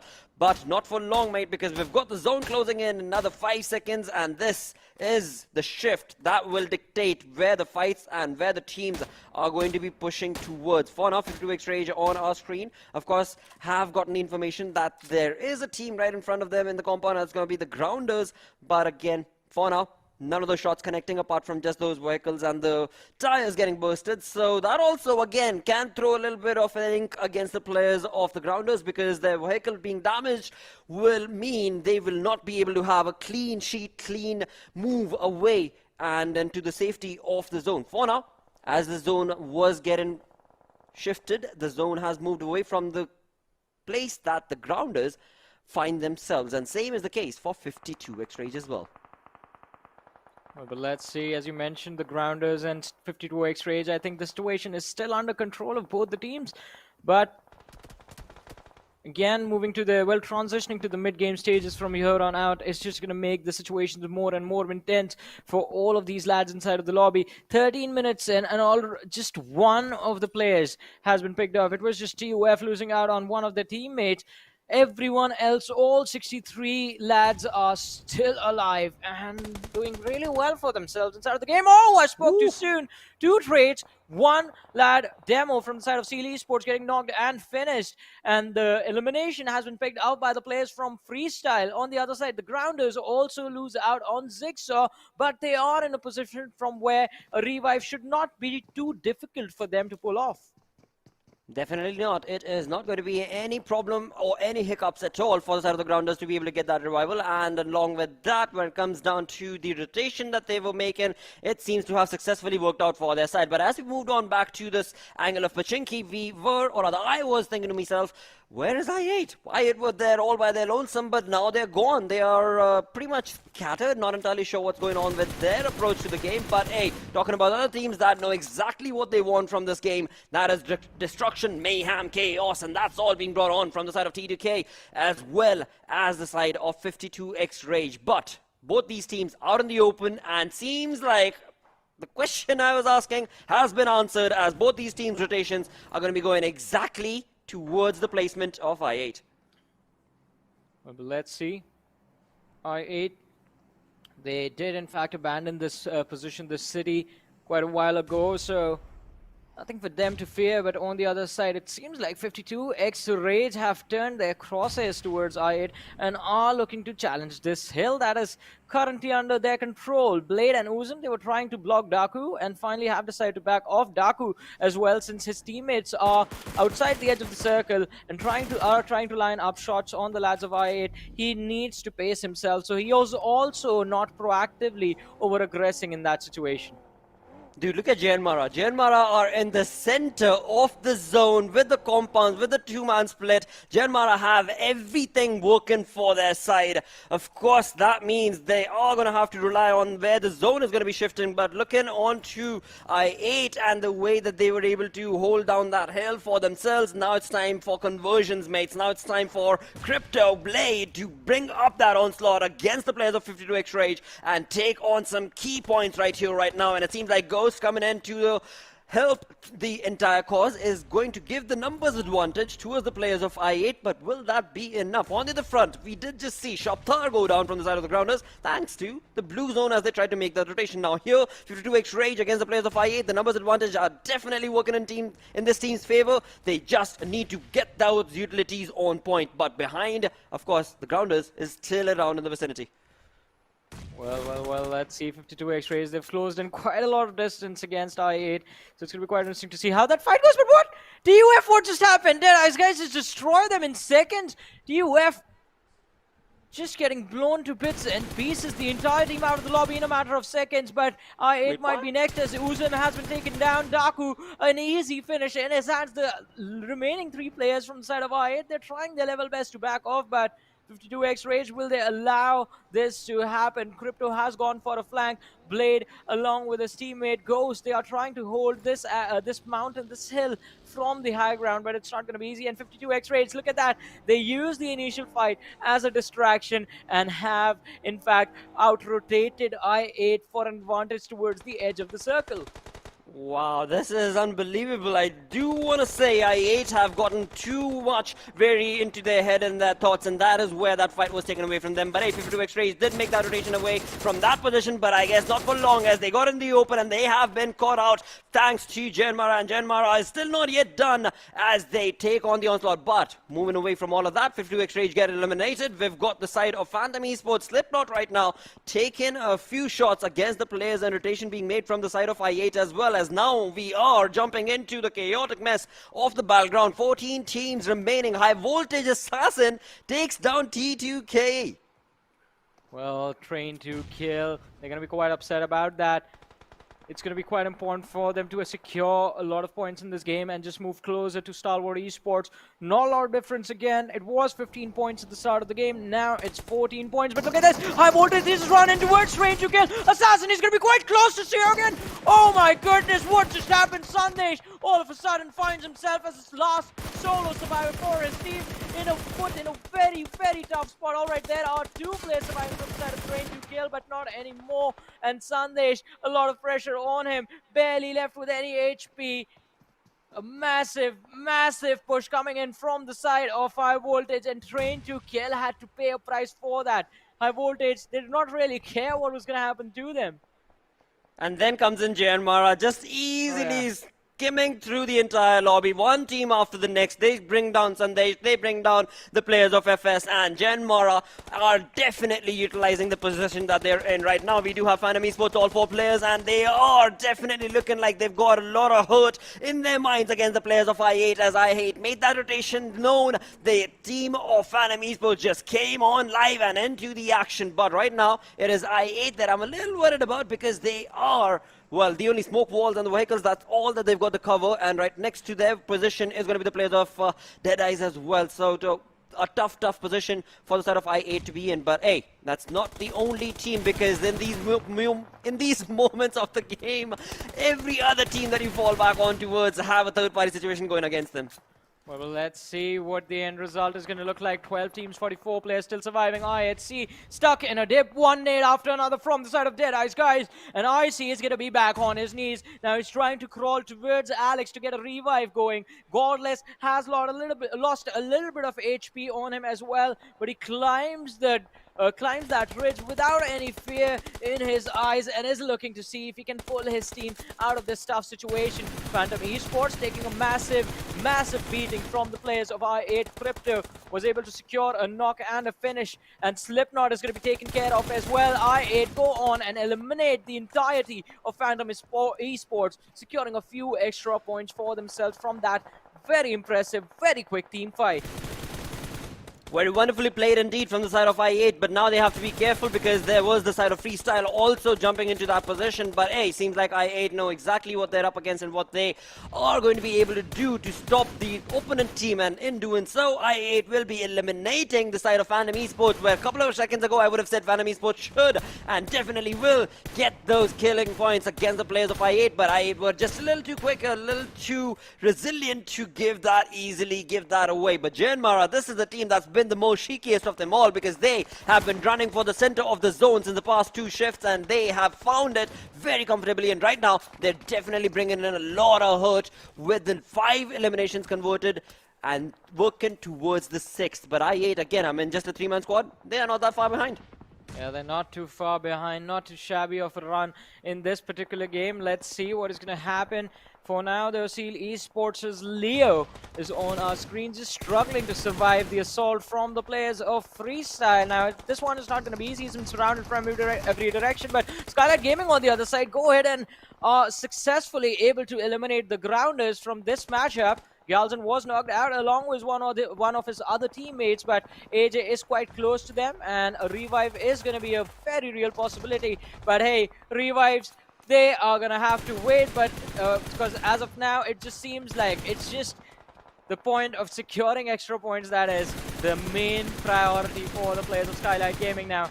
Stalwart Esports, this is their moment to shine, this is their moment to secure extra points and gain an advantage against the rest of the competition, and they are doing a pretty brilliant job. But the last 2 players surviving with just 2 eliminations in their hands, they will have to make sure that they at least, at minimum, end up finishing within the top 5 for an actual real advantage at the end of this match and on the overall leaderboard.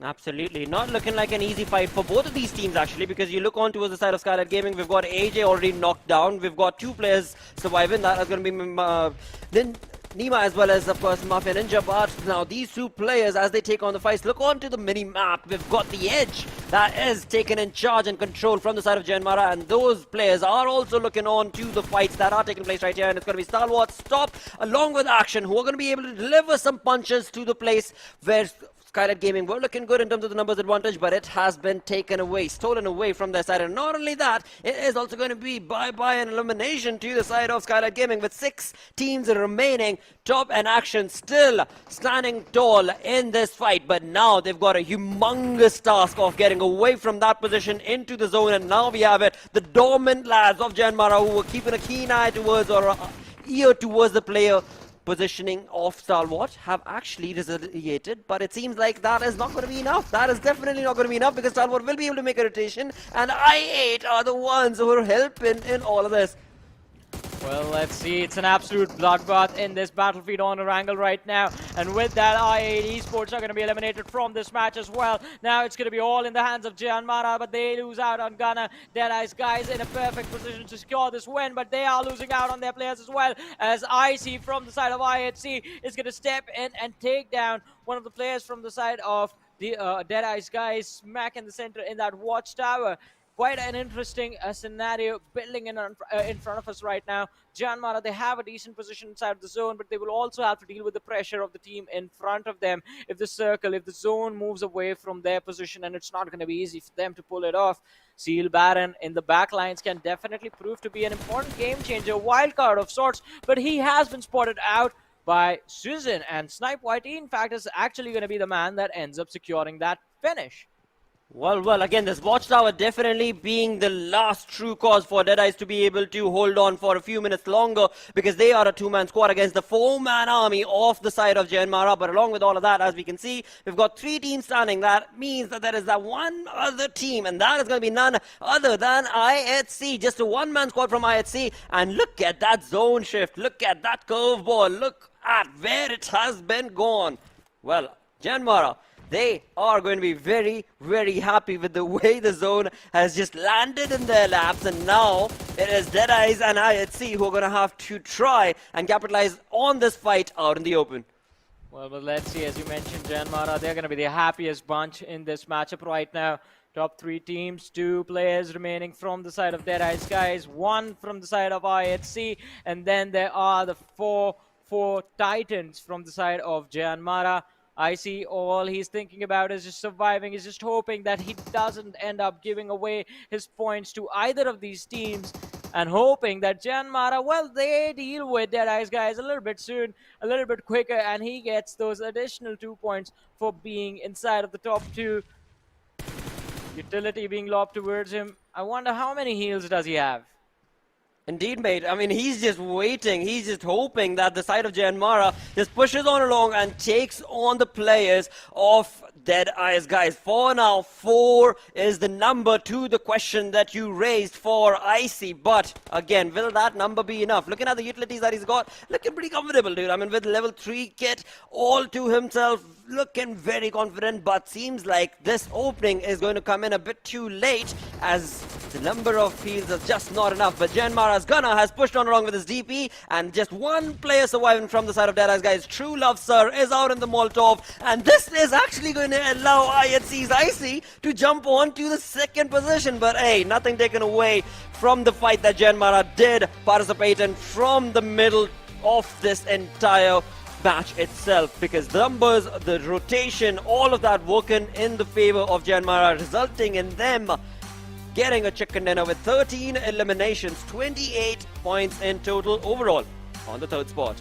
Well, it was an impressive finish from the players of JyanMaara, but they will have to keep this going if they want to regain their spot within the top 2, and well, not a whole lot of opportunities left for them to make it happen. Just 3 more matches to go after this, and after those 3 games, the final results will be on our screens. But again, as you mentioned, Blotter, this was in fact a very, very brilliant game from the players of JyanMaara. They did a phenomenal job.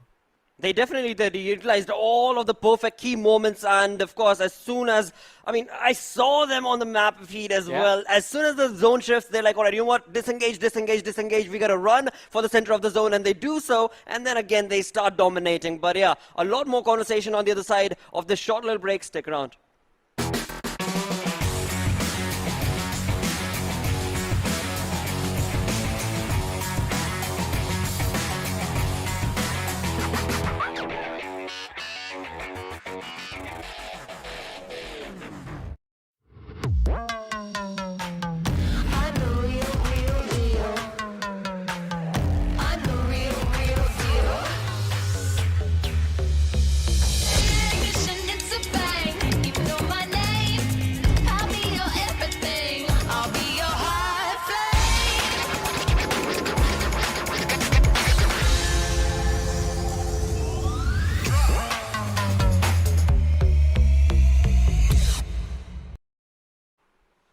Welcome back after the break, ladies and gentlemen, to the PUBG Mobile Pro League South Asia Championship, brought to you by the Oppo F21 Pro, which is out in Pakistan as well now. So winner, grab yourselves the chicken dinner with the Oppo F21 Pro. This is Super Johnny, joined by Necro alongside with me. And ladies and gentlemen, what an intense day we are having. Necro, what are your thoughts on the previous game and JyanMaara's run in it?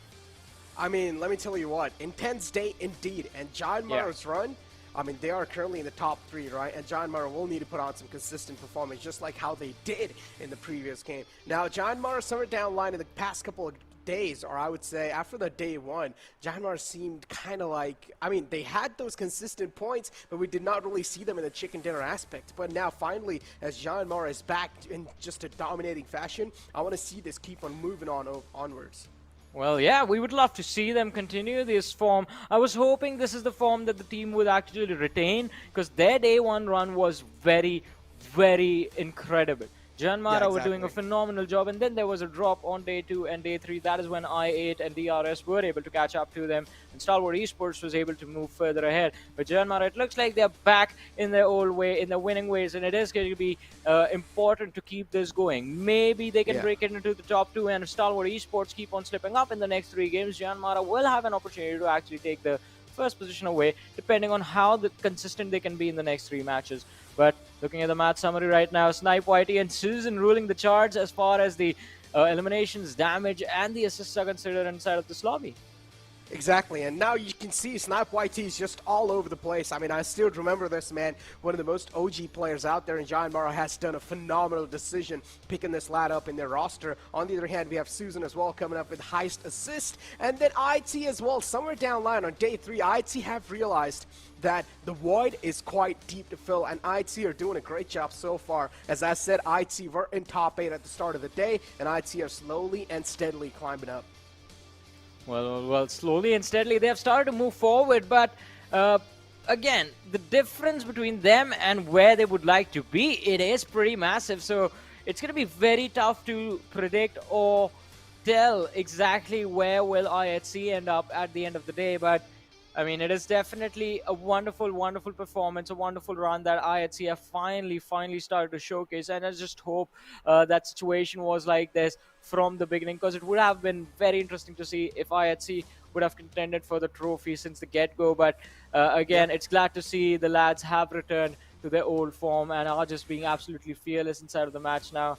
And moving forward into the next map, what are your thoughts on which teams are going to be looking to try and walk away with the chicken dinner in the next map? Oh, this is going to be... I'm not going to lie. Yeah. This will be a bit difficult to make the prediction because, again, we're going to be moving on over inside Sanhok. And, Johnny, I'm not going to lie. Sanhok is something that sometimes brings in a lot of randomness, especially those circle. Whichever team is being favored by the zone, that team's going to be taking it. And you know what? Just to add on a little bit of more fun, I'm going to go with Deadeyes Guys. Alrighty, Deadeyes Guys is going to be Necro's pick as far as prediction are considered.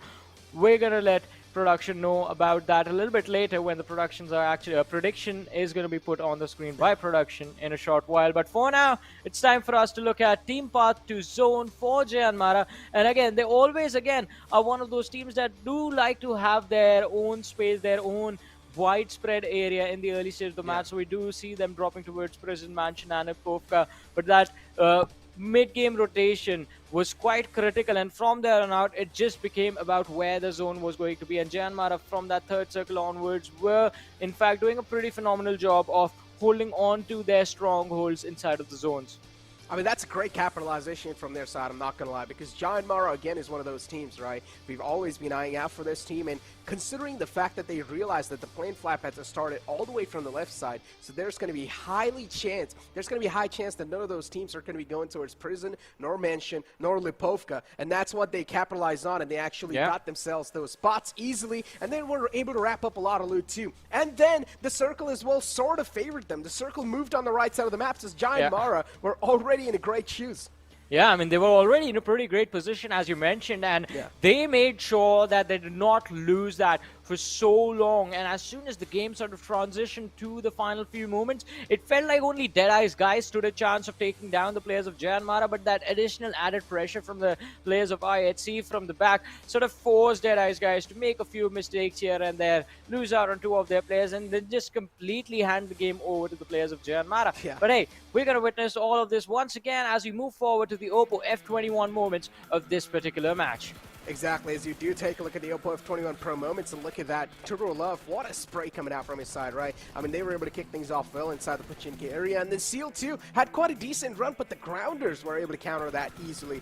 Ian as well as one of those teams, I thought that maybe in the Miramar map they will be able to do something well, but unfortunately, I'm not going to lie, those urban endings, man, sometimes they can catch you off guard. Yeah, they can sometimes, in fact, catch you off guard, and it is definitely not going to be easy to get yourself out of those positions. And yeah, TUF, again, we did not witness that during the game, but it made me very curious, like, what happened to the squad? And look at this moment as well. Assassin just being a stealthy assassin. Exactly, I mean, this is what he's known for, right? And sometimes when you do realize things are not going to be in your hands, and if you're able to hold on and trigger discipline, you might as well just go for it. On the other hand, I8 right here, a great spray, and I'm not going to lie, sometimes these spots, man, imagine you're playing on a little mobile device, right, and you're able to get such kind of an eyes, you're able to spot out even a little pixel. That just amazes me. It's just incredible to see the way these players move around inside of the game, and as you mentioned, do find those angles, do find those positions and advantages for themselves. It is quite difficult, but hey, they make it happen, and that is why they are here playing against each other, the best of the best, competing for that one prestigious crown, the trophy of being the champions of South Asia. This time, JyanMaara were able to convert a chicken dinner, an amazing winner chicken dinner for themselves, but in the next game, can they make it happen again? The damage histogram, and again, look at that. As I was saying, the priority that JyanMaara had because of the zone being right on top of them again and again, they made sure it counted, they made sure it mattered. The most damage dished out in the lobby, 2,770 damage dished out, 13 eliminations secure. Now that is a dominating performance. Exactly. And we'll talk about a dominating performance. I mean, 13 elimination points from the side of JyanMaara. And, I mean, that in itself, look at that. They have the highest tower currently. No one is even anywhere close. And they've already, they were almost about to hit 3,000 damage marker, JyanMaara. They had some of the most incredible games. And I'm not going to lie, it did seem like JyanMaara was sleeping a little bit. But that sort of performance is going to wake them up. Well, let's see. As you said, it might just wake them up, but will it actually happen? I think that is something that we're going to be waiting for. And in fact, how wide awake are they going to be? What is the final result going to look like? Because again, as we talked about it, they are they did fall a little bit further behind in the early stages. But look at that. Stalwart Esports 270 train to kill on the second with 249. And JyanMaara with this game do bring themselves up back into the top 3, 223 points secured. Exactly, 223 points secured. And then you have 20 kill, already in the second place. And I'm not going to lie, Stalwart Esports, again, gaining that little cushion they had. They just want to maintain that lead they have over the players that's trying to kill. And on the other hand, trying to kill somewhere down the line. Again, the way Stalwart Esports is able to perform in every single game is just absolutely impressive. But on the other hand, the way trying to kill sometimes does phase out in a couple of games. And this is what it is, right? Sometimes, I mean, trying to kill is a type of team that likes to take things as slow as possible in the early phase of the game. And then later on, they start taking that calculated risk. And sometimes, while taking that calculated risk, the calculations might be wrong sometimes, right? So that's when trying to kill just do kind of phase out and they don't really have a lot of points to end up with. Yeah, definitely. And I mean, it is not going to be easy in a situation like that as well, to survive in a situation like that. Yeah. Just to keep your head calm and just focus on what needs to be done. But moving on the other side, I mean, in the next map, in Sanhok, definitely a map that has been known to be the most unpredictable of the bunch. It becomes an extra sort of variable that you do have to deal with, and that in turn makes it very difficult to perform. Every single time Sanhok rolls around, it becomes very difficult to predict exactly who will be walking away with the match and with the win. So I'm going to see what Necro has to pick and then decide what I want to go with. Necro, what's your decision going to be? My decisions. Yeah. My decision. Oh boy, IHC. I'm locking and loaded. IHC. I want to see them dominate with that DBS. Y'all, come on, man. Yeah, I think, all right, so this is going to be different because I'm going to be agreeing with Necro for once, and I think even I would like to see IHC walk away with the chicken dinner. We have seen them miss out on that for a while now, but again, we want to see that consistent run from this team that has, in fact, in the past showcased how good they are. All right, Johnny, listen, what do you mean agree for once? Listen, if you'd have agreed with me this whole time, you would have gotten 6 predictions right, all right? Oh. This is what happened. You should have agreed with me, okay?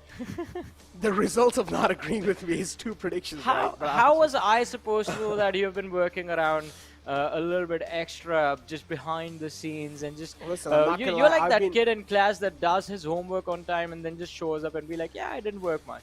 No, that's not the truth, man. I've been praying to PUBG gods every single day. Listen, I've got 2 phones, right? The one that I gave you just a while ago. And the other phone, I keep it right next to the gods, right? And I pray it every single day. I praise it. I've turned on PUBG on that game, and I keep it right next to the gods. And I always just, you know, pray. I'm like, please help me. Is there Please just let me get the predictions right every single day. You gotta wake up early in the morning, ladies and gentlemen. That has to be the gamer's equivalent of a temple, like just a space in Yeah. the house with mouse, keyboard, your favorite esports athletes, posters just linked up. I'm pretty sure Necro has one. I've seen it in his house. I've got team logos. So like Yeah. putting on every single player, all these players are just way too good, right? So I cannot just like have my entire room filled with posters. So I just have team logos, and I'm like, all right, just help me, you know. And that Help is a me good every single alternative. Yeah, exactly. So it's like one team has all the players combined, so that's what it is. But yeah, ladies and gentlemen, we've got the flame fly path in front of us, starting all the way from left side of the map, and then ending all the way towards the Kampong, Johnny. I mean, again, this flame fly path is going to be quite perfect, just dividing the map into two halves, and teams are not going to have any trouble in going to their designated drop spots. But again, we yesterday saw a little drop clash between the players of 52X Rage and Train to Kill. Are we going to see that happen again? Well, let's see. I mean, was that 20 kill or I8? I think so. That was I8, right? Last yeah, time? it was I8. Yeah, that was I8. So Yeah. 20 kill and I8. Oh, but look at the circle! Oh, we're up for some cruel games this Oh! time. But look at this. Usually, it has been the case that 52X Rage towards Paradise Resort have, well, been forced to deal with JyanMaara, and again, they're going to be forced to do that. Yesterday on Sanhok, they made sure that they weren't going to drop towards Paradise Resort, but a risky play coming in from 52X Rage, and it's a big risk for them. In fact, for JyanMaara as well to try and approach this fight. If they lose out on this play, if they lose out on this very first squad fight, then all the points that they've accumulated from the previous game, they are going to be nullified. Talk about things being nullified. I mean, JyanMaara quite close right there, man. I'm not going to lie. Things are going to get quite dicey as the time passes by. And JyanMaara is one of those teams that's right next to 52X Rage currently in the Paradise Resort area. And JyanMaara are quite grouped up. Same thing goes with 52X Rage. They're right next to each other. These two teams do not really want to separate on this early in the game, and it makes a lot of sense too. 52X Rage currently on a downslope in the overall rankings, and you don't want that downslope hurting you anytime in the future. Again, JyanMaara, after winning such a crucial game, they're definitely going to be feeling all-time high. Well, let's see. As you mentioned, after winning a game like that, they are going to be feeling quite confident, but they also have to be extremely careful. 52X Rage, definitely a wild card of a squad that has what it takes to turn the worst of the situations around. Day one was pretty incredible from their side, but again, the matches after that, day 2, day number 3 not really working out. Maybe day number 4 is going to be a little bit different, especially this particular map. Sanhok has been quite a big pain point of theirs. And JyanMaara has been one of the reasons that Sanhok never seems to work out for 52X Rage. Talk about 52X Rage. I mean, oh, that nade! What just happened? It seemed like the nade just dropped down from the tree instead of dropping an apple.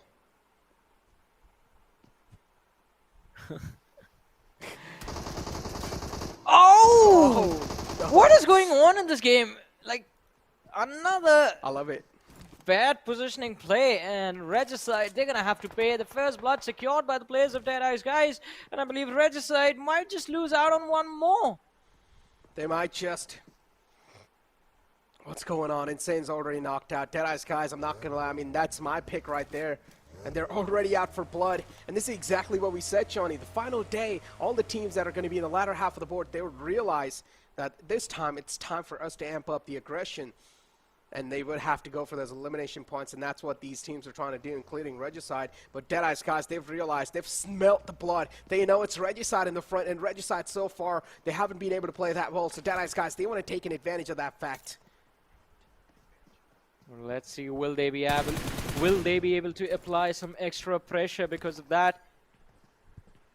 Not a good move. Well, let's see. Insane is back, but it's going to be a while before he is able to participate in this fight. Vaz just backing off right in the nick of time. And oh, the flank has been taken care of. This is going to be the breaking point for Regicide in the squad fight now. True Love and his teammates, they are going to be quite comfortable moving forward and pushing forward. Vaz is going to be taken care of next, and at the end, Insane is going to be finished off as well.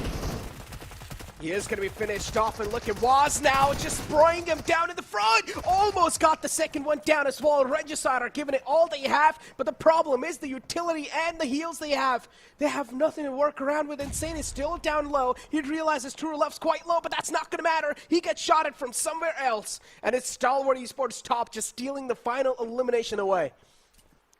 Well, but let's see. Wow. The ground. Oh no! Running into the Molotov, and now Mr. Black is also burning alive. 3 players knocked out. The ground is so close to getting wiped out. This is not looking good, but Mr. Black going for a revive on his teammate. Zigsaw is closing in on their position as well. Now Extreme has given out, has already started to move forward after healing up, and his teammates are regrouping, recuperating in the back lines. 1 nade, and the Grounders, they are going to be done for. Just the final 2 players left inside of the lobby. Make that 3 as the revive is going to be a success. Zigsaw is going to be back, but all 3 of the players are grouped up in that one little dip on the cliffside. The jump shots coming in. 1 knock, second, and the third propane! Just a brilliant superhero landing right in their faces, and well, death from above to the Grounders. They are going to be kicked out back to the lobby. Yeah, that was a great ending as well. Praveen realized all of them are quite low, and he went for the shots, and he did get all of them easily. Just some light work, as the airdrop one's going to be on the board this time, and it's going to be the AUG with a couple of upgrades if the teams do want to go for it. But again, getting back to the conversation that we were having, Johnny, and yeah, I'm not going to lie, this action is absolutely great. And this is what I always like. You know, I'm a man of aggression, and I love every single team that likes to play aggressive. I'm a huge fan of those teams. For example, IT and Stalwart. I mean, these 2 teams likes to keep up the pace, and even I8. There's quite a lot of teams in the lobby, right, that prefer the aggression. And I'm not going to lie, that's something that has to be the eye candy for a lot of even viewers. I mean, definitely, I agree. Who doesn't enjoy seeing these teams fight against each other inside of the game? And I mean, that's the best part, seeing all of these players, the best players from their region with mechanical prowess that you can't even think of pulling off, replicating, and seeing all of them in action. It is just amazing. It is just phenomenal. But this time, again, let's see where the circle is going to go. Which team will the zone be favoring as IHC? I mean, that's quite a decent spot for them towards Hathen. They won't have to move for quite a bit of a while, but Freestyle now, I want to see what their intentions are going to be. They are still towards Kampong, playing quite slow in the early stages of the match. They indeed are taking things quite slow. But again, as I said, the circle is something that's going to try to play some cruel games. Because again, it's just keeping that mysterious aura. Is it going to be shifting on the left side of the island, or is he going to be going on the right side? What do you think, so Johnny? Where is the circle going to end? Oh, I hope it just moves again and again towards Camp Alpha. I wanted to go towards the west, and that is just going to make this matchup a lot more fun. There is a massive cluster towards the east, so if the circle moves towards the east, and in fact in the later stages stays on that main island, then majority of the teams won't have a lot of incentive to actually get out of their comfort zone, get out of their covers, and try and take a fight against each other. Talk about taking fights against each other. I mean, I personally feel like this circle is probably going to be ending right next to the bridge. You see the mouth of the bridge on the near hot inside? Yep. It's probably going to end in near that bridge. Like right next to the water lines. That's what I think. Well, even that is going to be super fun to watch if that happens. Oh yeah, because I'm not going to lie, there's such open grounds right there. You don't even have a lot of cover to play around with. Maybe a couple of boulders and maybe a couple of rocks and stuff to play around with, but maybe a little bit of trees. But you don't have a lot of cover to rely on. So every single move has to be calculated. But on the other hand, talk about calculated moves, I8, they're quite oblivious of the fact that they're actually being eyed out by the players of Seal. Seal know exactly where the players of I8 are, and this is a great trap being set up by the players of Seal. This is a nice booby trap. Well, it was a trap, but let's see. Seal Esports, they have found the opening. I8 are losing a few of their players. Ghost, He's gonna have to switch his weapons, but he will be taken down. I8 now sitting at a massive disadvantage, but nowhere left to go. Blade, he's gonna take this fight. Takes down 2. He turns things around. Seed Esports, their plan has backfired, and Blade is a man doing a phenomenal job of keeping his team alive in this one, but he barely has any HP left, and now Wally is going for a hunt. He smells blood, and he wants to take this man down. Blade heals up back to 75 HP, but Wally has 100 on him. It's just going to be that slight differences, but hey, Blade, he managed to connect a few shots. Wally is going to be low now. Blade runs around the rock, and that is a wrap. Blade just going ahead and destroying Seed Esports all by himself. An incredible moment for I8 Esports. An incredible moment indeed as JyanMaara now. 52x Rager looking to just obliterate, and there you go. Well, the man's just gonna straight up walk inside a trap set up inside the house. JyanMaara playing things as safe and as cautious as possible. And I'm pretty sure Payne hears the movement on the right side of the shack, and he knows what's going on around him. Payne now realizes he's in an enemy territory. He's been invading this territory, and Gunner and JyanMaara, they're quite jealous of that fact. So Payne is now trying to make sure that he's not giving away any type of sound cues. He's trying to be as sneaky as possible. But 52x Rage, there's no way out of this spot. You guys will need to take this compound in your hands, because if you do try to back out, it's Skylightz Gaming from the back, putting on even more pressure. Well, let's see. I mean, the pressure is being applied upon them, and Skylightz Gaming, they are getting picked off. 52x Rage managed to secure 2 finishes from that little situation, and they are going to be looking to eliminate a few more players. But oh, look at that top. Sees Yetta from Phantom Esports out in the open, and has managed to secure an easy point for himself. Slipknot is going to be taken down by Action. Another point going towards Stalwart Esports. 4 eliminations secured up until now in this match. 4 eliminations out there. Payne's being knocked out as well. The pressure situation on the players of 52x Rage might just make the Mac a little bit discomfort, and also the pressure might just be there. But hopefully 52x Rage don't really crumble down or don't really crack under the pressure, because this is one of those teams that has been cracking under a lot of pressure lately. They're not really able to deal with their mentality, and Faster is all the way in the back. He wants to go for the res on the fallen man, but if he decides to cross in the open, that's not going to be a possibility anymore. At 52x Rage now, they're down to a 2-man squad. Well, but let's see, down to a 2-man roster. What will this team be able to pull off in the mid-game stages now? Stalwart Esports doing a phenomenal job. Train to Kill still a part of the action in this matchup.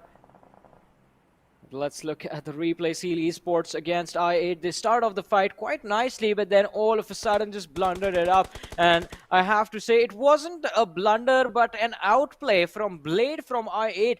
He was actually just a monster, lining up the players one after the other, just jiggling left and right perfectly, running in and out from behind the cover, and then wasting Wally's time enough for Blade to heal up, step back in the fight, and then just finish off what he started. Talk about finishing off what he started. Look at that nade. Oh, it could have been close a little bit. Another one tossed in, hoping that maybe this one's going to hit the mark, and it does. Takes down Faster quite low. Faster now is definitely quite uncomfortable. He's trying to move back, and he takes even a bit more damage. No Fear spots him out, but a little too late to react, which is going to give Faster another lifeline. He will patch himself up, and there you go. JyanMaara too, they smell the blood. And now they want a piece of it as well, as they do get one of the men knocked out. Knight's being knocked out. JyanMaara moving out in the open, took a couple of shots, but it's okay. They still have the manpower available. And TDK all the way for the far fray. They're going to shut down the final man. At 52x Rage, they're going to crumble down. Well, let's see. 52x Rage. They are going to be dealt with now. 12 teams remaining, 41 players still alive. TUF looking to see if he can at least cause some trouble for the players of Stalwart Esports hiding in that shack. TUF will need to cross the ridge if they want to stay safe for a few extra moments, as a circle is again split between Camp Alpha and the main island, and only just barely a smidge of the main island is inside the zone. Camp Alpha, a lot of surface area for the players to work with, so whoever crossed to Camp Alpha Island is definitely going to have an advantage in a few of the fights that are about to break out.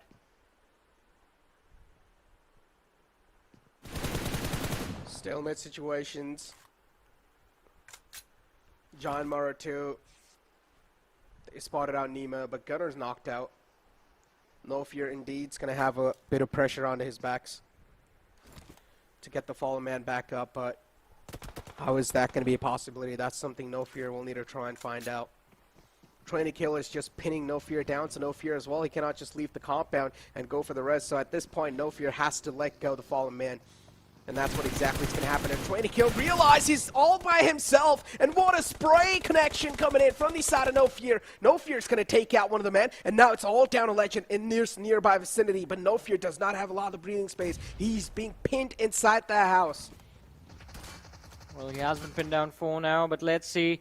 No Fear, nowhere left to go. Legend, he knows where his opposition is. Trained to kill, have him surrounded from every single direction. Not a lot to do in a situation like these. Again and again, he's trying to see if he can secure that finish of the player he knocked out a few moments ago.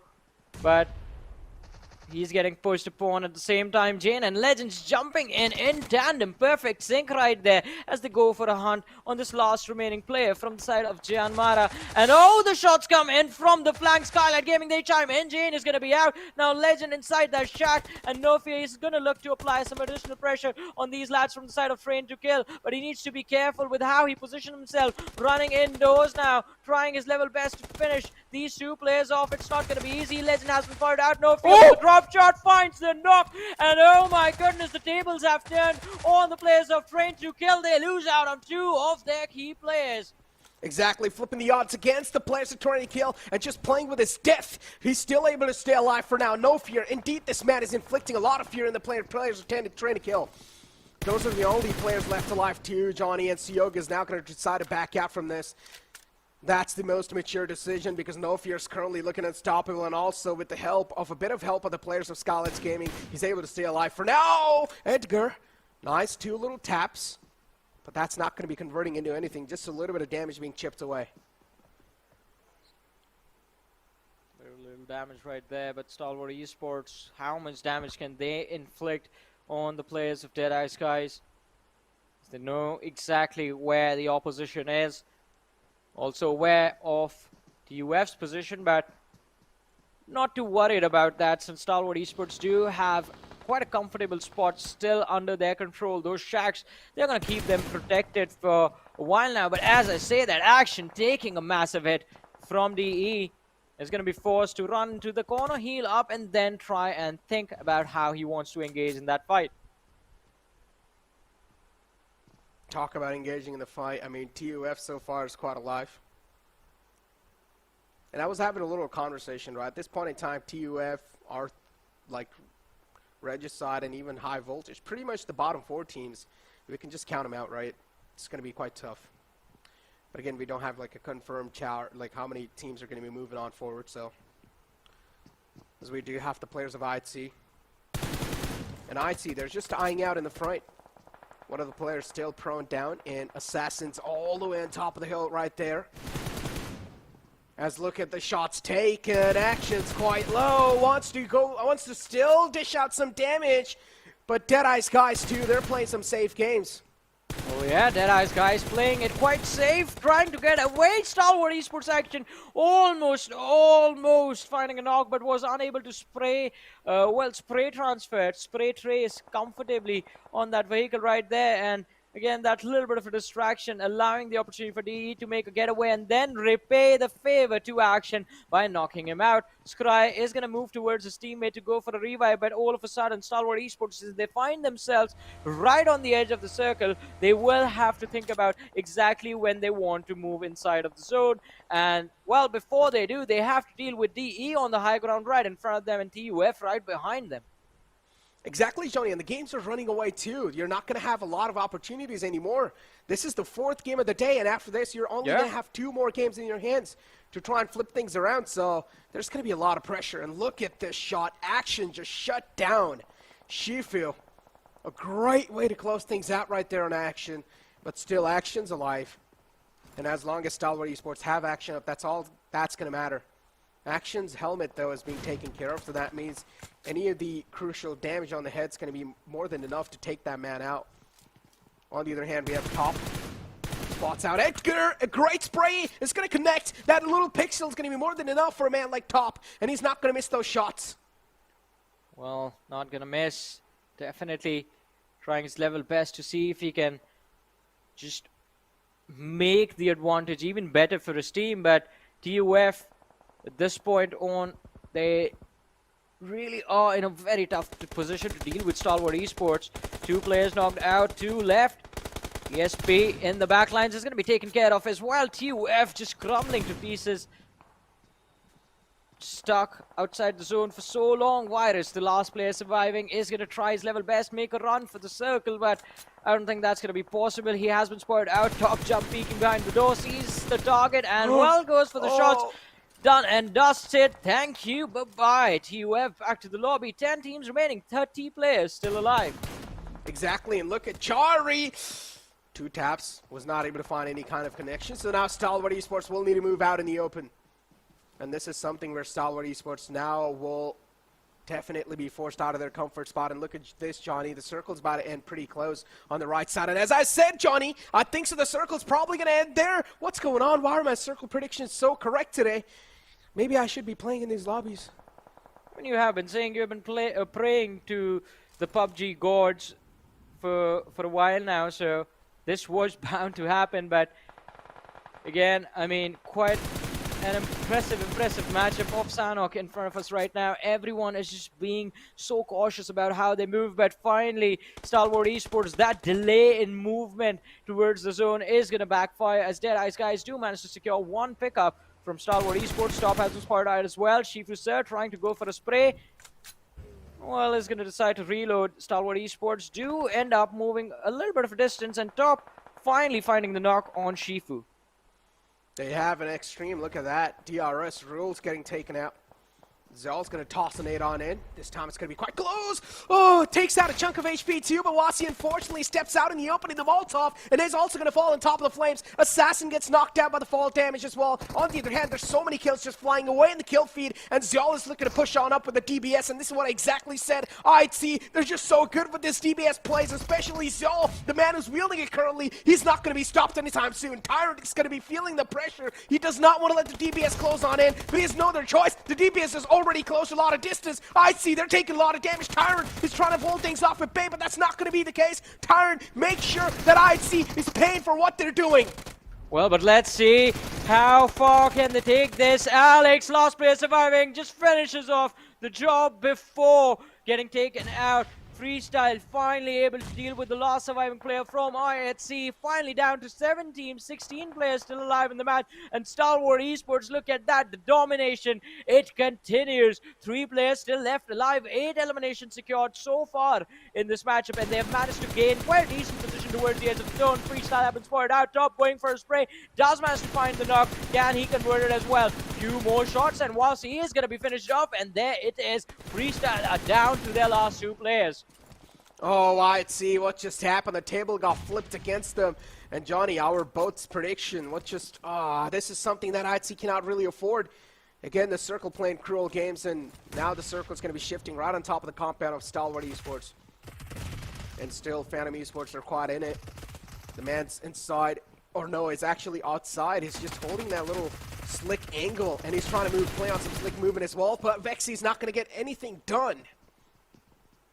Well, let's see. Deadeyes Guys and Stalwart Esports. This fight has gone on for so long. And I feel like these 2 teams are just now going to go at it with everything that they have. 3v3 situation between them. Uzum right in the middle can actually turn out to be a game changer, but I believe his intentions are just going to be to stay hidden until someone else gets wiped out. Final 3 teams, 7 players remaining. It's a 3 versus 3 versus 1. And for now, I8, look at that. Uzum wants to make sure that he's not going to be catching any type of eyes. Uzum is only on 1 mission to get the 2nd spot locked in. That'll help him topple it up with a bit more points. And how is he going to do so? That's up to him to find out, because the next circle shifts on the top of the players of Deadeyes Guys. Deadeyes Guys in a huge advantage in this one, and Stalwart Esports are able to slip past. And Deadeyes Guys have no clue that Stalwart Esports are already underneath them, and now maybe they hear a little bit of fit kills given away. And Deadeyes Guys, they will need to be as aware as possible, because Uzum all the way in the right lines can decide to fall their game as Pika gets knocked out, but Fragboy's quite exposed. Well, he's going to be quite exposed for a while now, but look at that. Uzum in the backlines can, in fact, change this game for Deadeyes Guys. They have managed to secure the advantage. It's a 2v3 with DE sitting at the top on the high ground, but how quickly can they secure this chicken dinner win as well? Top is going to be spotted out from the cliff top as well. Fragboy is trying to find his way to this bottom area where the players of Stalwart Esports are holding on to their spot. A nade being lobbed towards Chari. Will this connect? And yes, it does! Oh my god! Two nades from Stalwart Esports connecting. Deadeyes Guys are down to their last player. Now it can come down to between Stalwart Esports and the last player from I8, and Uzum is just waiting for his opportunity right behind these two teams. He can, in fact, just steal the chicken dinner as well, since Cry and Top are going to be extremely low, but Trula with the Molotov lined up perfectly. Will it catch anyone? And the answer is no. It's a 2v1. Uzum steps up, takes one down, the second one, he knows where he is. Oh my god! What? Chicken dinner in the hands of I8, an incredible capitalization right in the nick of time. What Talk about finish! Talk about a 200 IQ play, Johnny, and Uzum has just made it happen. Oh, he flipped the odds. Talk about flipping the odds. This man has just brought his team back from the grave. Oh, wow, I thought they were done, but no. It's not over until the game is over, and I8, another brilliant win. 21 points secured, a chicken dinner heist right in the front of our eyes. Incredible finish to this matchup. He waited and waited and waited. All that trigger discipline, and finally Uzum showcases why he was there and what I8 are capable of. What a way to end the last Sanhok of the South Asia Championship. Wow. Talk about a 5-head play, man. 5-head play, literally. But Johnny, I'm not going to laugh for that. The way I yelled, I need a little bit of break, so we're going to be pushing to a short break. Yeah, definitely.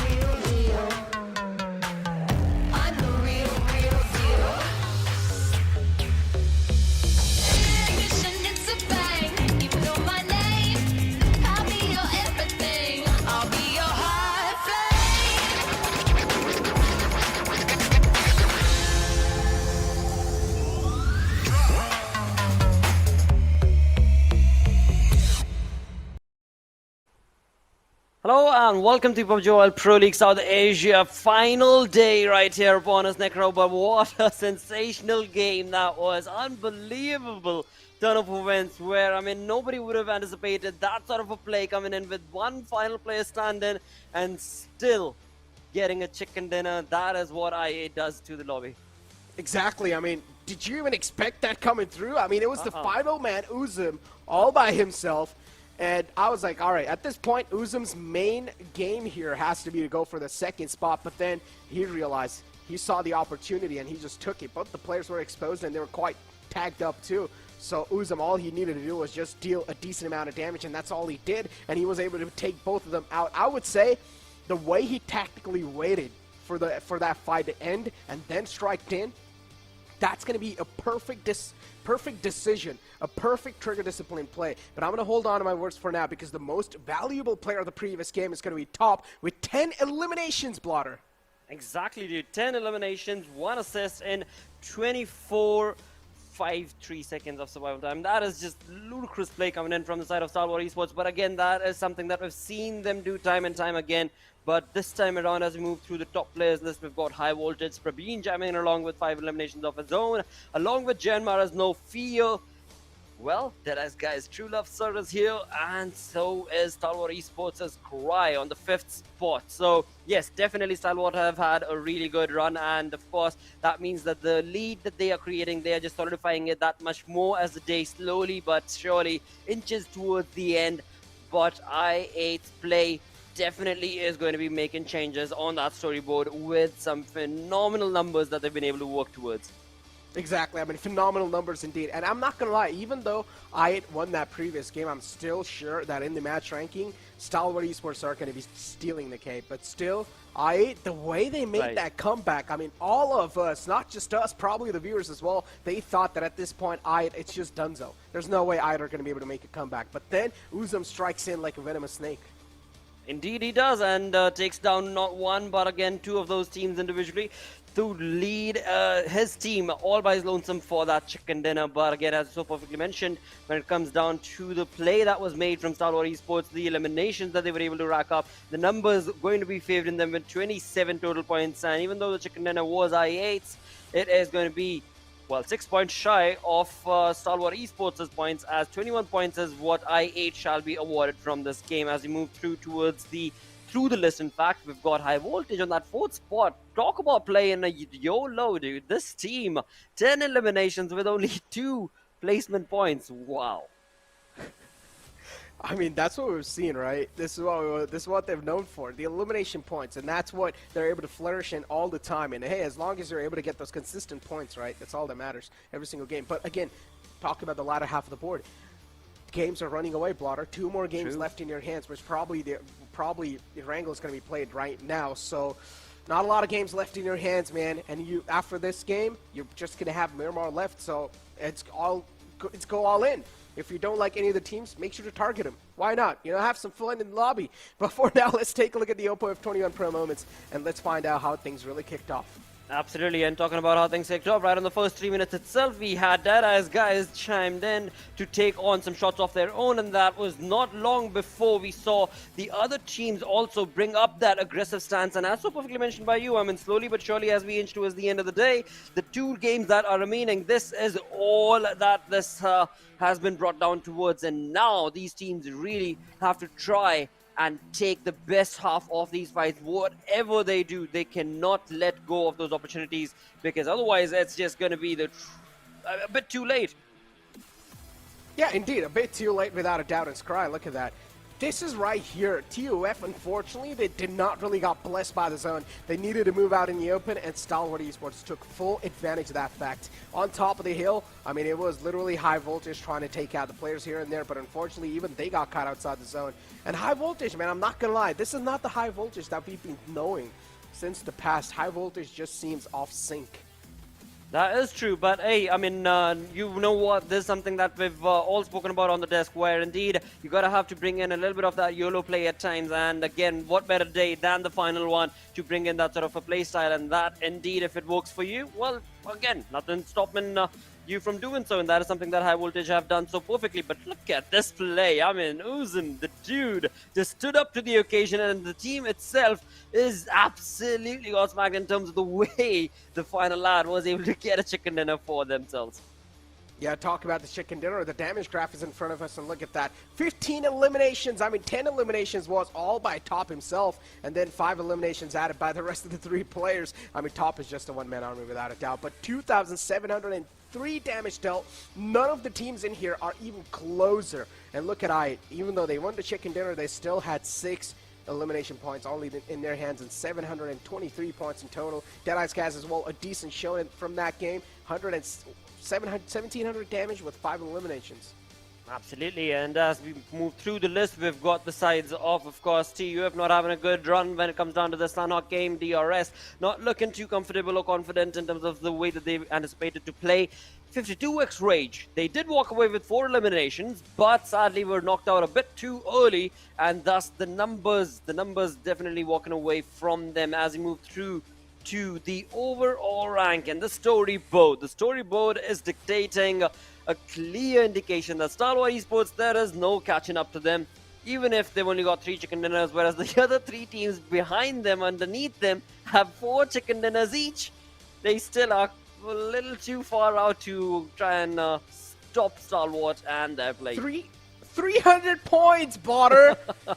In a 4-day affair, Stalwart Esports is about to hit the 300-point marker. And look at Troy and Kill. They're almost like 50 points away from them. Almost 50 points away. That just shows the caliber this team is wielding currently. That just shows how ahead of the competition Stalwart Esports is in.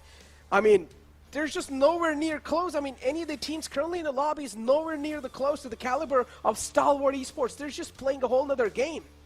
They definitely are, and that, of course, is clearly being showcased in the storyboard itself. But with that, we've got 2 final games, Erangel and Miramar. These are the 2 games that do remain for these teams to just bring out that yellow strat, bring out whatever that they possibly can think of in terms of the game to be able to convert into a chicken dinner for themselves, especially the teams that are sitting on that latter half of the leaderboard, as is being showcased on the side of High Voltage. Sadly, not the same case for the side of TUF, but hey, enough said, enough banter. It's time to bring in those perfect words, and again, you're gonna have to start things off once again, dude.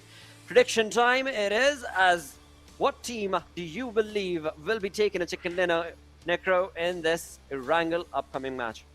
I mean, look, I'm not going to lie. My prediction when it comes to the teams today aren't really on point, but my circle predictions are going pretty good. But still, you know what? Just second last game considering that. So I'm going to go with ITC. I just want them to have a nice chicken dinner. All right, okie dokie, and with that we will have IHC set in from the side of Necro. From me, it is going to be T2K. I'm going to stick with the play that was made from them, the wonderful domination that was being showcased from them, and let's see, maybe in this game they could perhaps get themselves a chicken dinner for their front. Along with that, of course, we do have to throw the question to the man up in the clouds, the dude who is taking care of all the production and the behind the scenes is going to be blank. What is going to be his prediction? Let's find out. But along with that, viewers, don't forget that you can also tune in. All you got to do is vote space the team name that you, of course, would want to see get that chicken dinner. Right now, it is time for us to get busy in with the flight path, in with the game, the second last game of the entire saga right here. And of course, that means it is time to have a look at the flight path. It is time to look where exactly are we going to be falling down through towards. Exactly. I mean, here we go. The plane flight path, man. I really want IHC to at least take a chicken dinner. I'm not going to lie. I want IHC to take a chicken dinner. They're doing pretty okay in the overall rankings, sitting in 7th spot, but that's not a spot I want to see IHC in. They're a team that I personally would love to have a top 5. But again, the plane fly path, oh my god, this is screwing up a lot of teams, Blotter, all the way on the right side of the map. And imagine if the circle is all the way on the opposite side of the map. Just throwing every single team off guard. Indeed, that is true. That is very, very true, of course. And, well, for now, it is very, very important for these teams to just make up their minds and just stick to the exact same decision that they had when it came down to before the day even started, because I do believe the teams, you know, when the day starts off, they've already got a basic idea as to what sort of a play are they going to be making, what sort of a strategy are they going to be running with from one map to the next. And of course, as the day progresses on along, so many of the teams do not get to see what they anticipated. So, well, yeah, I just want to see them either stick to what they had already thought of, or maybe bring in a completely different YOLO front from these teams. For now, when it comes to the flight path, it is definitely not going to be throwing any curveballs. And same, interestingly, is the case from, of course, the zone being drawn on our screens as well. Imagine if the zone actually ends on the 2 islands all the way on the right side. That'll be so interesting, like a huge curveball, and then the zone just shifts all the way on the 2 islands. I mean, that happened in the PMGC, but I want to see that happening here. That'll be one of the most greatest endings for the final Miramar of the day. But yeah, currently we do have Phantom Esports just raining down bullets, and Nocta gets punched away. No, what's going on? That's not a great news. Nocta gets punched. And look at Regicide. They're also trying to just get the confirmation through. And this was a battle that happened even last time in the map of Erangel, and now it's happening again as 52X Rage have crossed the eyes of Freestyle. Absolutely, as Phantom Esports and Regicide have fought against each other, it is going to be the side of Mad Max with that crazy spray coming in with the M2. 49 going to be absolutely easily fenced down, and in doing so will be able to get a confirmation elimination for himself, for his team. But in doing so, of course, they've also lost one of their players. So an equal trade is what this is between these two teams. And now, as we do have Regicide in the front, here we do see the players. I mean, Slipknot's right there, all the way in the front, and Regicide, Nocto, and Vaz are right next to each other, and Blotter. Now, dude. Miramar going on right now. Second last game. The last game is going to be Erangel. Imagine the chaos that's going to be there in the final game ever. But let's not talk about it right now, because the Uzi in the hands of Faster is going to take him out quite quickly. Oh, very quickly indeed, and in doing so, it is going to be Freestyles Araham who's going to be pushing on against this compound of 52x Rage, and it is not looking good for Faster because he is down lonesome, all by his lonesome. He drops down, he goes down, and dead is what it is, because the elimination point has been secured. Aram from the side of Freestyle will be easily able to get that point for himself. So right off the bat, in the first 4 minutes of the game itself, we're looking at two individual teams taking on those individual matches or rather taking on those individual fights as of now, as we jump back to the first one that we were part of, where indeed Regicide going up against the players of Phantom Esports are still stuck against each other as of now. Talk about being stuck against each other. I mean, Nocto. Again, these two teams, and they've already taken a lot of damage against each other, and they know at this point in time might as well just go all guns blazing. Phantom Esports, they're not going to back out without any sort of engagements, and neither Regicide are going to. Uzi in the hands of Nocto might just be quite a shredder in the close range, and that's what exactly is happening. But the cover fire from the rest of the teammates of Phantom Esports is going to be there on the point, and Regicide gets caught off guard. But Vexy and Slipknot are the final two hope and dreams alive for the side of Phantom Esports, and Regicide as well. They only have two players up, and as I said, the Uzi is going to be quite detrimental in the close ranges, and that's what exactly is happening. Vexy is going to seal the deal on both the last two players. What a play coming in from the side of Regicide indeed, and in doing so, they will be able to eliminate the first team from this second last game of the day, and that's going to be none other than Phantom Esports getting eliminated. It is Regicide who still do have 3 players standing. They did lose out on one, but that is a-okay. And far away from that fight, from those compounds, we've got the players of Freestyle right now. Tyrant on our screens with his buggy, getting some information, and then pushing back against that retained information, of course. For now, no team is looking on those early contestations, and the teams that were part of those early contestations have had a tough luck struck to them, because it is going to be Phantom Esports who have been lost to the cause, and FS were also not looking too good. But right now, looking onto the zone, looking on the match and the map itself, we've got a very comfortable zone. No team is too further out or away, and that will certainly be keeping it open for any team to be able to capitalize on these situations. But JyanMaara, they are getting too far out aggressive in terms of the way they've approached this. Look at how dissected and separated they are from each other. Yeah, exactly. Quite separated out. And that's not going to be a good thing, right? Because as you do take a look at the map currently, DRS is right next to him, Terrain to Kill is right next to him, 52x Rage as well is right next to him. So that means if JyanMaara are going to be staying separated throughout the entire game, then they won't really have full firepower to just frag against them, against a 4-man squad. So you will need to try and reunite, especially in these sort of moments when you do know there's a lot of threat lingering around.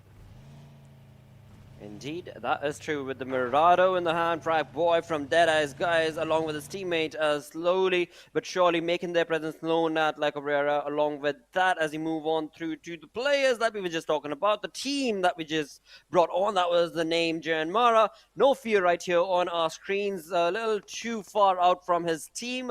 And in this mini-map, we can see the players of DRS are very close to his vicinity. And the other player is going to be the player that is Snipe YT from JyanMaara, and he is definitely the destructive force from JyanMaara. He all by his lonesome will still push on to take on the fight to the face of TDK, and Yog is the man who's lost his vehicle, got will be able to get that revive, of course, but now it is all about the spray, and the spray will be able to pinch it down, snipe YT very easily, and JyanMaara have already lost one of their players, where No Fear is the other person who was out in the open, too far out, and the other two players, they are actually close to each other. They are together, so yeah, No Fear is going to have to play it out all by himself for a few more minutes before he can be surrounded with his teammates. Exactly, DRS now against the players of IT, and again, Alex being taken out. What's going on with IT? Why are they so off sync? And this is something that's been happening throughout the tournament. I mean, true. It would be something that I would say, I mean, they're not really off sync in their battles because the individual fragging powers this team has, the individual gun power this team has. But then when it comes to the placement point, when it comes to the rotation, that's something that IC is always struggling with. And they will need to try and figure it out. I mean, we've been pointing this on over and over again. And again, Alex being caught out in the open, and that's not something that should be done from a team like IC. I mean, what is Alex doing there? All the way in the open in middle of nowhere. Well, again, I mean, this is perhaps the reason the curveball was thrown from the production side when it comes down to the map that is being played on right now, which is Miramar, thus implying that the final map, the OG map, Erangel, will be where all of these fights are going to be brought down towards, with that being the final game of the day as well, with all the teams very happy with their drop locations and contestations already sorted out. That is going to be an all-out war. For now, again, another thing that, of course, IHC did not anticipate is how easy, or not easy, but how comfortable the zone itself is going to be, because we've spoken about this again and again earlier as well. When it comes down to IHC, if they're caught out early in the game, in the early few moments of the game itself, then they are almost always do end up looking a little bit on the faltering side. But if they end up taking those fights, and if they're able to rather sustain themselves in the first 15 minutes of the game, then they jump into fights a little bit more comfortably. You know, they know exactly the pace they want to be controlling those fights with. But early on fights, they just do falter down. But hey, it is still a-okay, as the game is still far from over. Yeah, the game's still far from over. Still a lot of chances to capitalize. But again, the time's slipping by, and the teams that are in the latter half of the board might as well just, especially the teams that are in bottom five, we'll just count them out at this point. No matter how much or no matter how well they play, it's going to be next to impossible to make a comeback. But on our screens.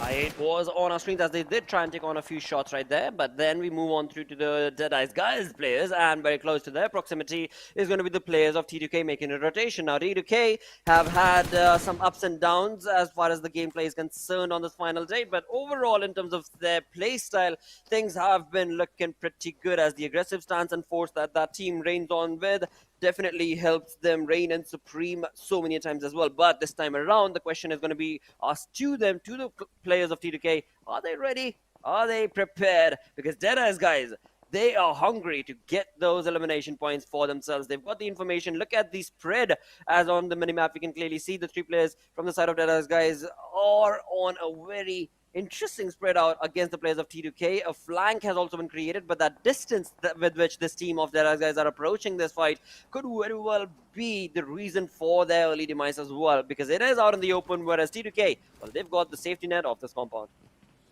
They indeed have got the safety net, but again, for the viewers that are currently in the chat, if you guys are wondering what the top 5 elimination leaders are looking like, it's pretty much being dominated by Stalwart Esports. For example, the first spot currently in the MVP list is top with 47 eliminations and 9,223 damage. The second place is taken by Pika with 43 eliminations and 6,596. The third one is by Jane, so that's quite nice. Fifth one is Snap YT from JyanMaara, and then sixth one is all the way down in the bottom lines, in the top 5th spot is Action. I mean, I'm not really used to seeing Action in the 5th spot. I'm used to seeing Action and Top right next to each other, but it's okay, you know. Sometimes you have, as everyone mentioned, you don't really need to perform if some of the players in your team are doing the job. So you might as well just sit back and relax and let the games happen. That's a really interesting way of putting it. You don't really have to perform it, even though that's not exactly the case. But hey, talking about performance, and it's going to be DRS Killer YT bringing up his performance in terms of the elimination point that he's working towards, and gets that perfect shot upon Jigsaw, and the grounders are none the wiser, as Jigsaw is out in the open, is caught out in the blues, and for now it seems like the revival story is nowhere around in the picture for Jigsaw and his side. So the grounders, they thought they could make this rotation count for themselves, but it is not going to be allowed, as the team is going to be losing out on one of that player, and that's going to be Jigsaw. So the grounders down to a 3-man squad. Now looking at the audience prediction, we are still looking and maintaining apparently the T2K approach. All right, T2K, you gotta make this count, you gotta make this happen. But hey, Deadeyes Guys are right there on the second spot with 16.2% of the viewers predicting them. Trying to kill, yeah, the majority of the viewers, it seems like they've won every single one's heart right here. Basile, nice way to fight things back against the player of Deadeyes Guys, and they're able to at least win that initial duel at the start, and that's going to mean quite a lot. SLR in the hands. Oh, that's an interesting weapon. It's been a long time. I haven't really seen that being used, especially after the previous buff. Yeah, it makes a lot of sense that a lot of teams are usually opting out of play with those DMRs, and I personally love a little bit of variety here and there. This nade from Leo might just be a huge one too, but he's catching a bit too many bullets from the cover fire. Well, Deadeyes Guys are definitely caught out in a bit of a pinch, but same is the case very well can be said for the side of Skylightz as well, because Skylightz, they are definitely giving away their information with the smoke being created, and the perfect approach from the side of Deadeyes Guys is that they have the cover being given to them as well. So for now, they might just be able to walk out of that situation and keep that team in their tracks. But Skylightz, that is not one team that you can keep bottled up for long. That team will retaliate. They will find an opening and they will capitalize, and that is exactly what this team is going to be doing against this one-man army of Shifu Sir in this compound, where Leo is prepped and equipped with a Molotov, and just like that, oh my god, in a breath, Shifu Sir has been eliminated. What a crosshair placement. Just throws in the Molotov, knows the player's going to be flushed out, and just holds the doorway on the head level, and easily was able to connect those headshots too. Galza Nate tossed right next to the shack. Now he knows that the shack is clear. ESP is right around the shack as well. TUF is not one of those teams that has been looking so strong when it comes to the firepower. So this should be an easy taking for them. But ITC, on the other hand, 3 players up, and they're still causing a lot of ruckus. Freestyle were the ones who were, of course, at the receiving end of that ISC aggressive play, and that resulted in that team getting the better half and the better point. But that is just that one elimination point towards the side of ISC as of now, as we've got on our screens TUF against the players of Skylightz, where indeed Skylightz are utilizing those utilities to their advantage, but a fight out in the open with so much space available to the players of TUF. Will they be able to capitalize? It seems like that will not be the case, as Mafia Ninja from the other side is going to be able to put his utilities down to perfection, and just like that, 2 of the players, my correction, 3 of the players, the 3 players from the side of TUF, just like that, have been eliminated, and it is going to be looking like a tough luck situation on the final day for TUF. Indeed, a tough luck situation, as the Regicide in front of us, still 3 players up for that team. And look at the next circle. Yep, I knew this. Minas Generalis ending. ITC are still in a decent spot. I feel like they should not move, because the way things have been looking like for ITC, whatever rotation they try to make, they always take a lot of damage doing so. So might as well just keep your foot grounded in a spot, as DRS Gaming in the front lines of JyanMaara. JyanMaara as well, a decent spot they have to play with. Nice high ground to work around with. Same thing goes with DRS as well. But DRS, they're quite spread out. Even if one of the players gets knocked out, it's going to be a next to impossible task, or a mission impossible, to get the fallen man back up. Call Tom Cruise then. Well, that also seems like a very tough luck situation, because right behind when the corner was T2K jumping into the fray as well. So JyanMaara are maybe going to have to be a bit more careful as to what fight do they choose to prioritize. As of now, we did have High Voltage taking on the players of Regicide, and in doing so, look at Extreme. That dude is on the run, on with a gun to take on Vaz, the second player from the side of Regicide, and in doing so, Regicide is down to just one-man army, just the one final player remaining. High Voltage, they have picked up quite a play from the previous game, as well as they push on in this one. they are also trying to capitalize whatever fight that they are part of. Regicide with that one final player, Nocto, have already been able to accumulate 5 elimination points for their side. But now, Nocto, well, he's in a lot of trouble. From one side was High Voltage, as we did see Extreme making that rotation to try and catch on to that final player, Nocto. And from the other side, it was IHC who also have the information as to where Nocto exactly is at. So Nocto's game is pretty much done and dusted in that small little... Oh my word. That is it. That is the end for the side of Regicide in this game. Dude, this is turning into an aggressive lobby minute by minute right here, Necro, in the second last game of the league, because every single moment from one fight to the next that we look at, teams are getting eliminated, and we're only 18 minutes in, wherein in the same league we've seen 15 minutes into the map of Miramar and no fights at all. I'm telling you right now, we're set up for greatness. Yes, we are. This is going to be an absolute chaotic ending. Like a type of chaos that you've never seen before at Stalwart Esports. Look at this. Oh, that was a huge nade. Some nice amount of damage inflicted onto Top, and Top is just taking a lot of damage on top of his again. The Grounders, another nade tossed in. This might just seal the deal, but no, Top now.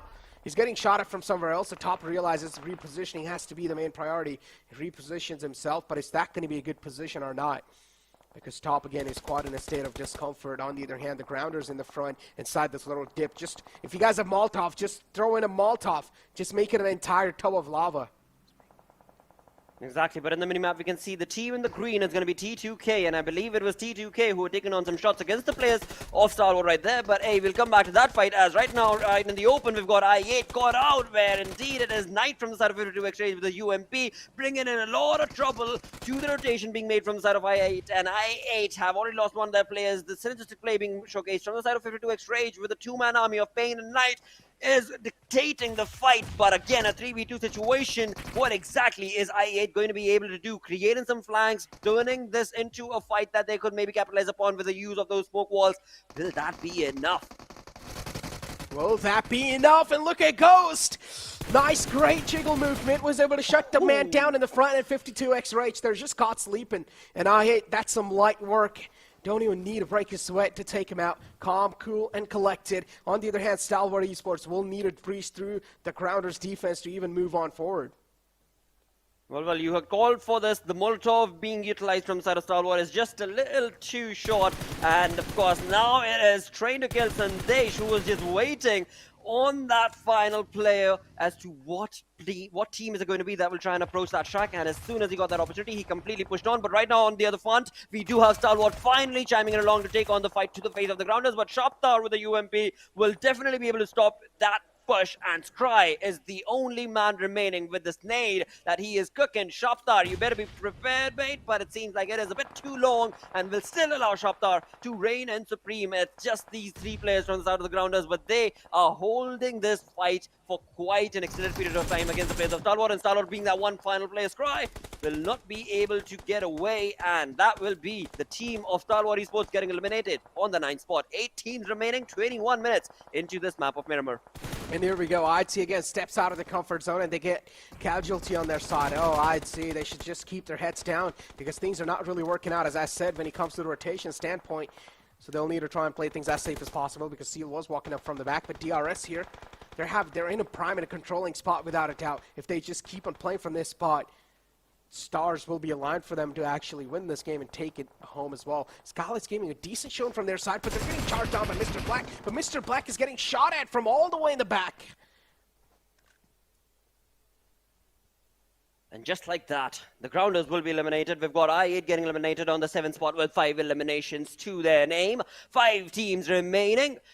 This is quite an aggressive Miramar. I mean, 21 minutes in, we're down to 5 teams remaining, 17 players in total. IC chiming in to take on the spray against the players of Skylight, where Mafia Ninja has been caught behind his broken vehicle. But will that be his savior, or will that be his demise? Because it seems like the vehicle can still be blown to some smithereens, and as soon as it's done, that would be the end of Mafia Ninja. But for now, it seems like Godless from IHC is actually utilizing that position as a baiting situation.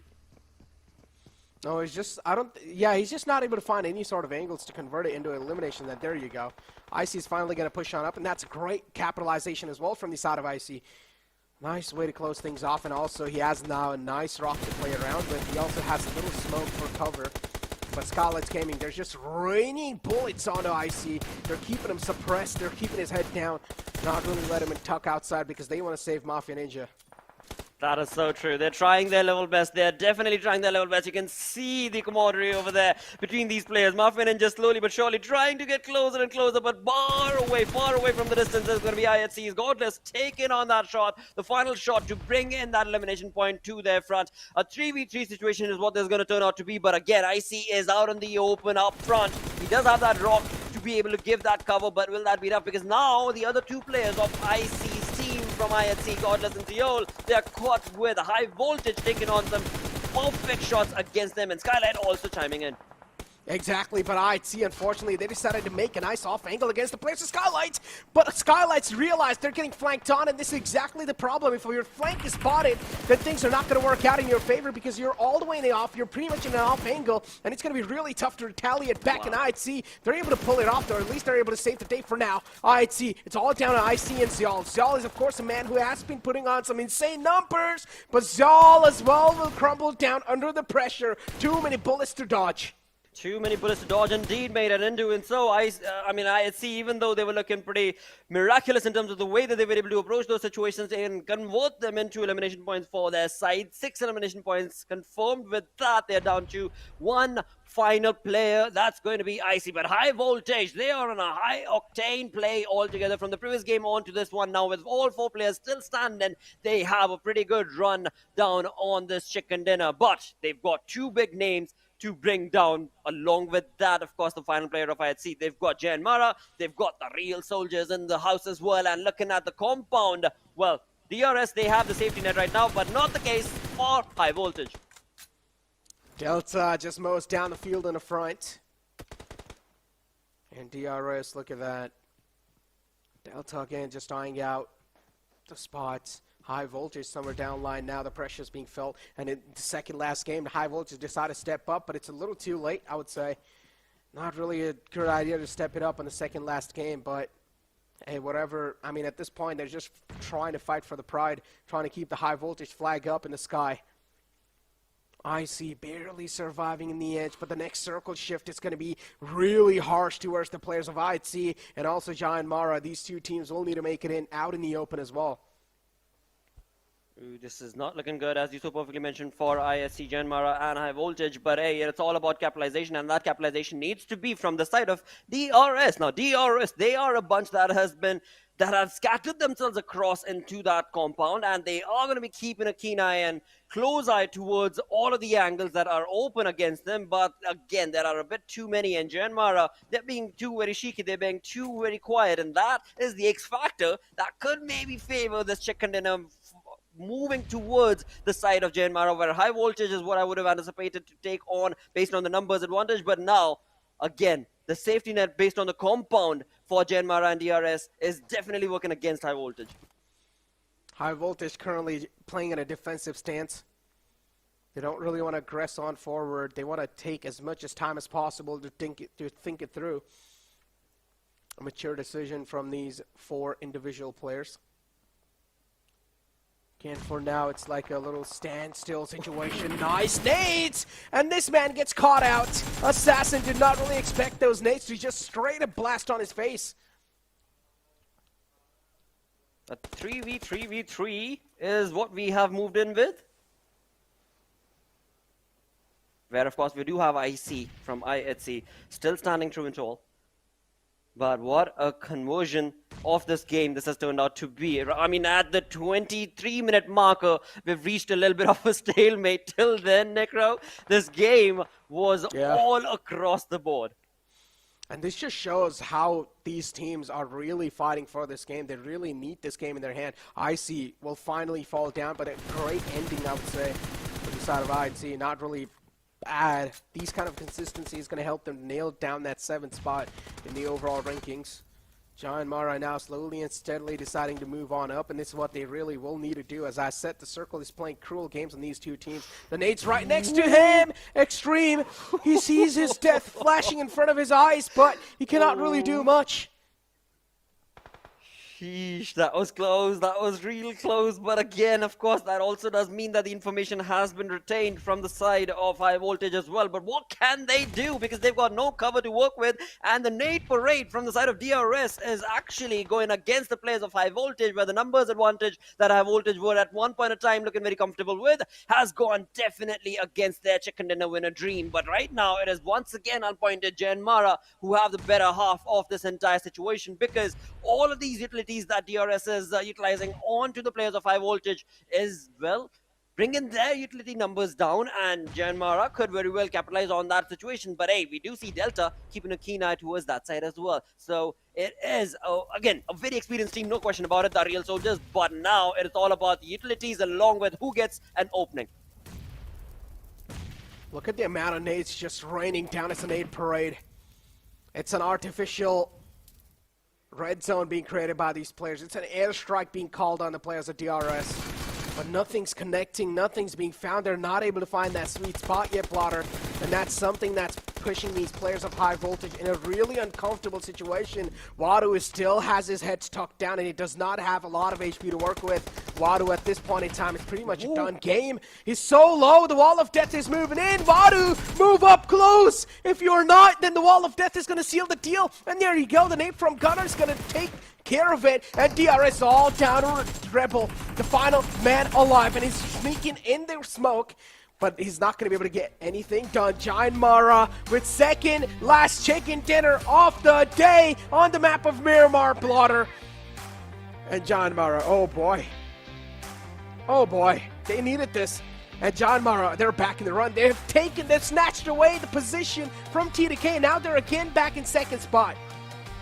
Oh yes, they are, Necro, with 10 eliminations, 25 total points along with that chicken dinner. The team jumps up to the second position, but this time around, well, again, we did point it out before the game started, our viewers. When it comes down to the team that is sitting on that top position, it is Stalwart Esports, and the numbers advantage that they've created for themselves is just too massive to try and capitalize upon. But hey, this was a really good Miramar game coming in from all of these teams, as we had so many fights right off the bat in the game itself. But GG indeed is what this entire Miramar was. With that, we are going to go on a short little break. After that, we are going to be tuned in with Johnny and for the final match. Stick around, we'll be right back.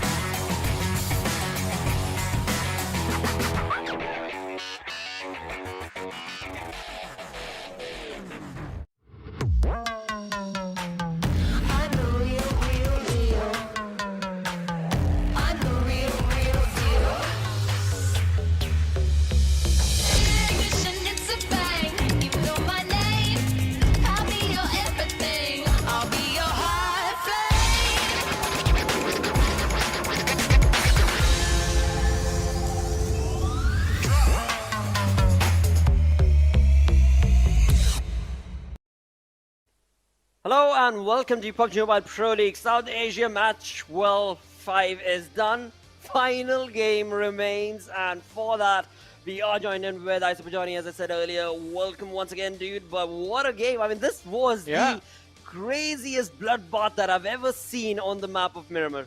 I mean, definitely a hype match before we jump into the last game of the day. This was incredible. And you definitely don't usually see Miramar's ending this way, but this was an incredible finish. And kudos to JyanMaara for being able to convert that win. An incredible game by them. Absolutely was. They definitely capitalized on that situation where we did have the MVP going down to Mafia Ninja from Skylightz Gaming, where he was able to accumulate 4 eliminations with the 3 assists and 670 damage in total. So again, I mean, that stat clearly showcases, and in fact, not only that, but the damage graph will also showcase that so many of these teams were part of so many individual fights. Yeah, I mean, definitely. And those individual fights are the things that ended up changing everything. And it is going to be quite interesting to see that how this match is going to impact the next one, the last game of the day. I mean, it is going to be quite interesting to see the overall rankings after after the next game. I mean, what is the end result going to look like? We know Stalwart Esports are really far up ahead, but JyanMaara with this match have in fact toppled over the second place holders, Train to Kill, and have taken the second place back. So again, quite a lot of things to consider, but still anything can happen. Anyone can move up, improve their standings. Anyone can take a fall in going into the last game. But we do have the top players. No Fear is going to make the list from JyanMaara, along with Gunner sitting there on the 5th spot. Then we have IC on the 3rd, Rebel on the 4th, and of course our MVP will be on the 1st position. Absolutely, and of course, as we move through to the match summary, we do have Ziol right there on the 2nd position, but of course, above him, we do have the 4 highest eliminations coming in to favor of Gunner. As we move through the list, we've got Mafia Ninja in the highest assist as well as the highest damage. Now, look at that. 670 is the highest damage. That again clearly indicates that there were just so many fights all across the board from one side to the other that these teams were part of on the map of Miramar. I cannot even predict or anticipate what exactly is going to go down in the final game of Erangel. Well, definitely. It's going to be very unpredictable, this final matchup, but it is going to be intense nonetheless. But we do have the match rankings from this particular game on our screens right now. And as we can see, JyanMaara, a brilliant job done. 10 eliminations secured, 25 points secured from this match moving forward. High Voltage as well. In the last few games, they are doing a phenomenal job of just making sure that they are showcasing their true colors in the last few matches. But again, the question now becomes, why so late? But hopefully, as we had said this yesterday as well, hopefully in the next tournament when High Voltage return, we're going to see them back in the old form that we used to see during the PMPLs. That we are seeing currently as well, actually. I mean, yeah, the way they start, you know, the way they've closed off yesterday, it was almost like, all right, High Voltage is back, just be careful, right? But as we move on into the final day itself, of course, there's a different level of pressure that the teams are having to face with, and if at all you did not see that, viewers, well, this match clearly was indicative of exactly that fact. But of course, talking about this map, let's have a look at the Oppo F21 Pro moments, where there were just some chaotic plays from one fight to the other. I mean, this was a difficult start for Phantom Esports as they were eliminated quite early, though. Yeah, quite early out of the game, and it wasn't really something they were hoping was going to happen to them, especially in the early stages of the match. It was quite unpredictable, but also Stalwart Esports being tossed out back into the lobby so early in the match. Again, one more thing that no one thought was going to happen. True, and that is something that you guys have spoken about a lot. I mean, you and Necro. When it comes down to Stalwart, the way they end up getting eliminated, that in the end actually does end up dictating how the other teams are going to be able to reign in supreme in the battleground, and that does clearly happen because, well, the big giants, the Goliaths, are nowhere to be seen. Yeah, well, definitely, but moving forward, I mean, headed towards the last game of the day, slowly and steadily. I8, I mean, this team is just in another form right now, and it's quite difficult to stop them. But High Voltage catching 2 players off guard definitely did seem to do the trick in this particular match. Absolutely, and as we move through to the final moments of the game, 5 teams remain right here, where IHC, again, I mean, they tried to hold on for as long as they possibly could, but then the zone moved away so far away from their side. IC was the only player who was able to survive in the final moments from that team, but again, I mean, DRS, the way they tried to take on the players of High Voltage, they were just calculated towards just that one approach that they wanted to bring a High Voltage down, but did not really put the same amount of effort towards JyanMaara, and that is where JyanMaara were able to capitalize so easily, I would say. Yeah, I mean, they did a pretty phenomenal job in the way they closed out this match. But as we have a look at the damage graph on our screens, Skylightz Gaming, look at those numbers, 1658, highest damage in the lobby, 9 eliminations secured as well. Quite a decent run, quite a decent form from Skylightz Gaming, and not just decent, I mean, it is very good the way they are performing in the matches today, but again, a little too late to the party. Usually we would expect Skylightz Gaming to be one of the teams in the top, just like IHC, but this time, I mean, they are slowly and steadily getting there, but how far in will they be able to get with just one more match to go? On the other end, though, we did talk about Stalwart Esports, not a lot of points secured from this match. Well, Varun, I just thought of this another point that I do not believe has been discussed on the desk. Now, most of the time, in fact, majority of the times when it comes to the finals of PMPL, we do end up looking at a pretty extended, fanned-out approach rather than just being a 4-day affair, right? So that could also be a reason for a few of these big names to not be able to capitalize on the number of points that we expected them to be able to do. So what do you think? I mean, so to be honest, that can be a possibility that the teams are they tend to feel quite comfortable in longer formats, but this time coming forward, knowing that is not the case, you just have 4 games and just 6 matches a day to prove yourself.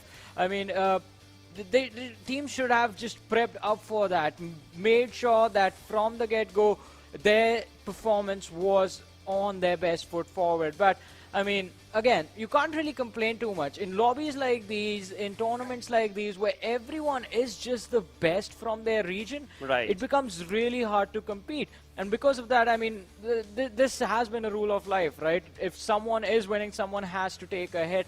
And when everyone is a very well-known name, well, even the teams taking the hits are going to be well-known teams as well. Interesting how you put it. When somebody's winning in life, somebody has to take a hit. Somebody has to take a fall is rather what I would want it to be IRL. But hey, somebody taking a hit as well in-game is exactly how it's being played out right here in the battleground. But again, yeah, you do get hit quite a lot. You do, right? That is true, that is true. But hey, right now it is a point-blank, straightforward question. Yeah.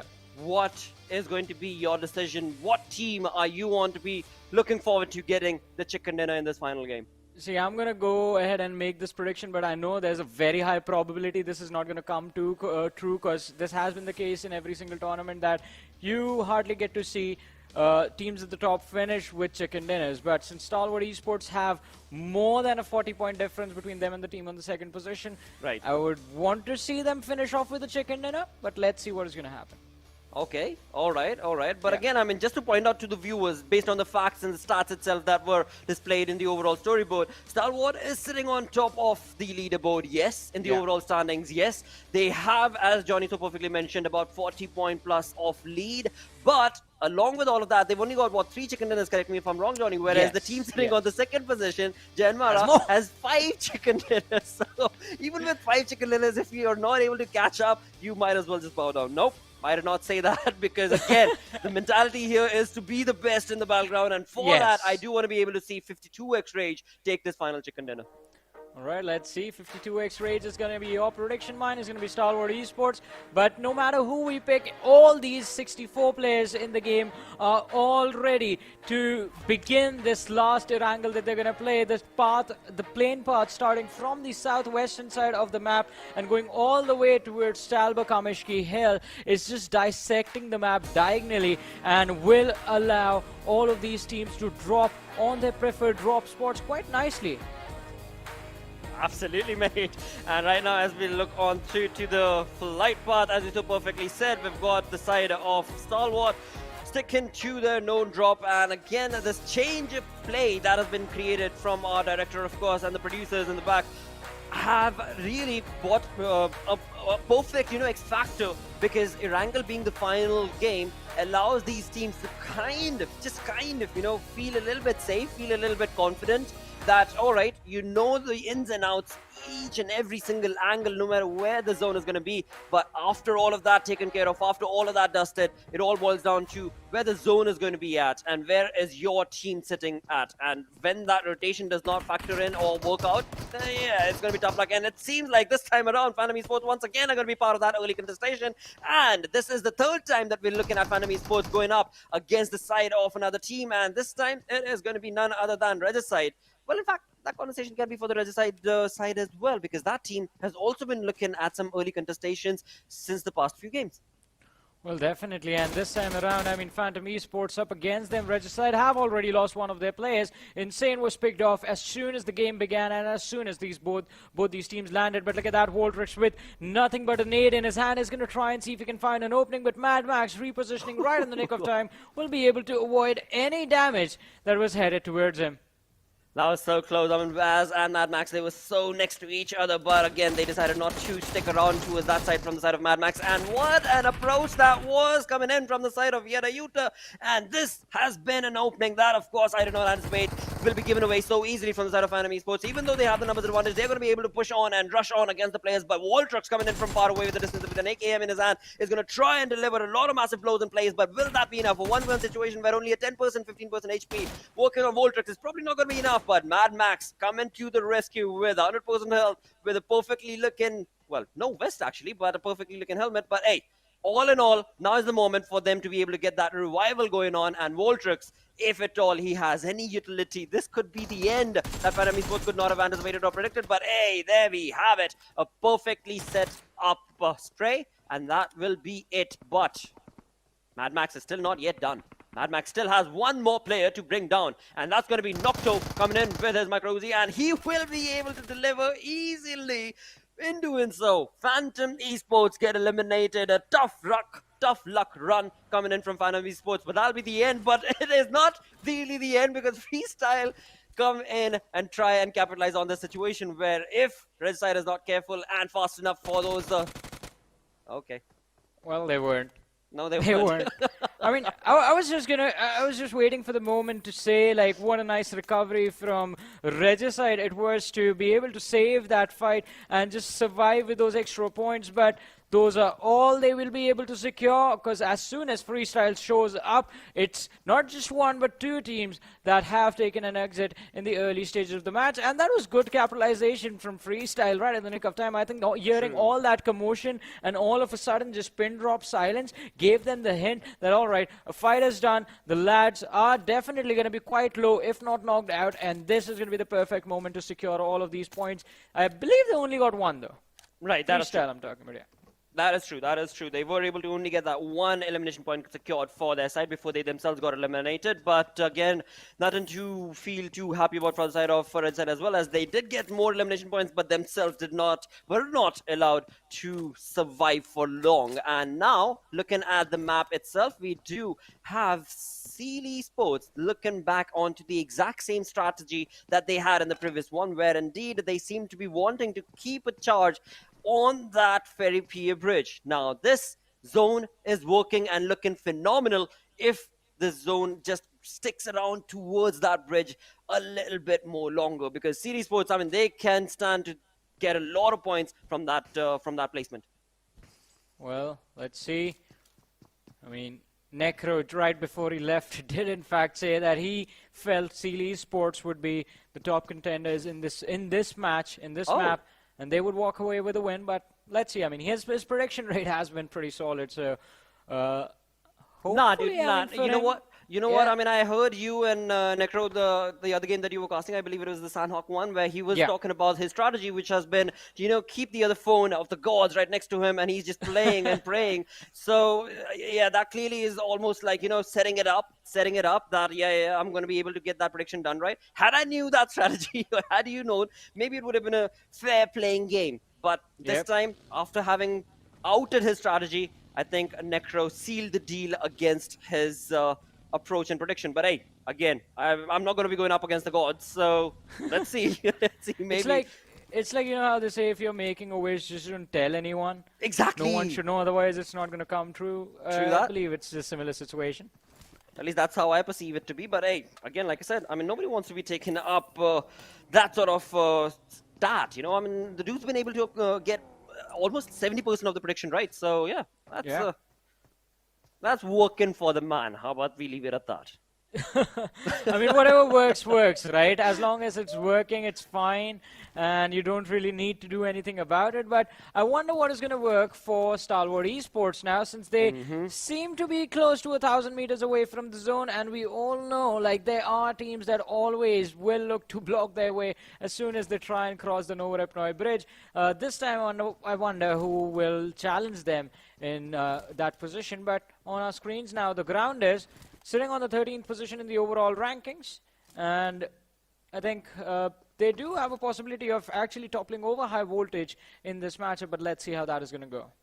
Absolutely, and as we go back to the known drop location, which has changed actually for the side of I8, is going to be Pachinki, and of course, as we move on to the map, we are clearly showcased that I8, there is no team around in the vicinity to be able to contest them, but there are so many colors that are actually getting into their vehicles to get into the comfort of the zone, as the Blues have got up to quite a lot, many of them. We are, of course, talking about 52x Raid, Skylightz Gaming, we've got JyanMaara, all of them jumping into the zone from the northeastern front. So on the run itself, there could be a run and gun situation that could be maybe anticipated against the players of 52x Rage, where indeed you look to the Nepal region, you've got the two players, a two-man split coming in from the side of Skylightz Gaming.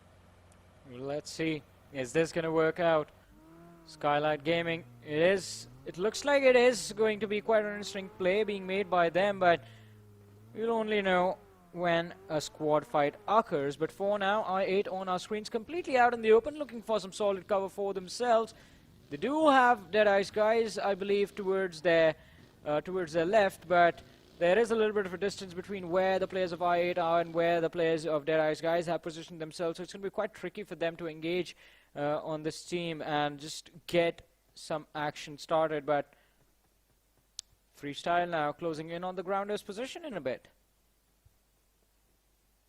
Exactly, a little bit of a stalemate situation right here for the Grounders side. The Grounders are sticking their guns and sticking around to the ferry pier, where we have seen them drop again and again, and they have a safety net of the compound that they are actually choosing to stick around to as well. And looking at I8, they've left the Pachinki and are going to be out in the open, going to be going down to pretty much the center of the zone. Now, all of this, we do have other teams around in the vicinity, so the team, wow. Okay, the zone shift, this is a big, massive curveball, and look at what Stalwart are doing. A complete U-turn, a 180 coming in from the side of that two-man split, Stalwart Esports. Well, I mean, Stalwart Esports, we have been waiting to see how they're going to move, but this time 2-2 rotation, just like the previous Erangel, in fact, and that worked out quite nicely for them. But this time, on the Grounders, talking about the Grounders, Tyrant was able to spot out the lads and did in fact connect a few shots on Jigsaw as well, but since his teammates were quite close, Tyrant did not in fact push quite heavily, tried to force that fight quite heavily. But on the other side, Gunner from the side of JyanMaara, it looks like trouble in paradise, as High Voltage Assassin did try to take a few shots, but the distance not allowing him to connect with a good amount of precision. But on the other end, JyanMaara running into Skylightz Gaming, and Mafia Ninja is going to get a few pickups for himself as well, with no fear getting taken out. And well, JyanMaara, now all the lads are separated from each other. Well, they definitely are, and that's not looking good for the side of JyanMaara. But one thing that we have seen from the side of JyanMaara is that even if those lads are separated from each other, they are still able to have a decent play.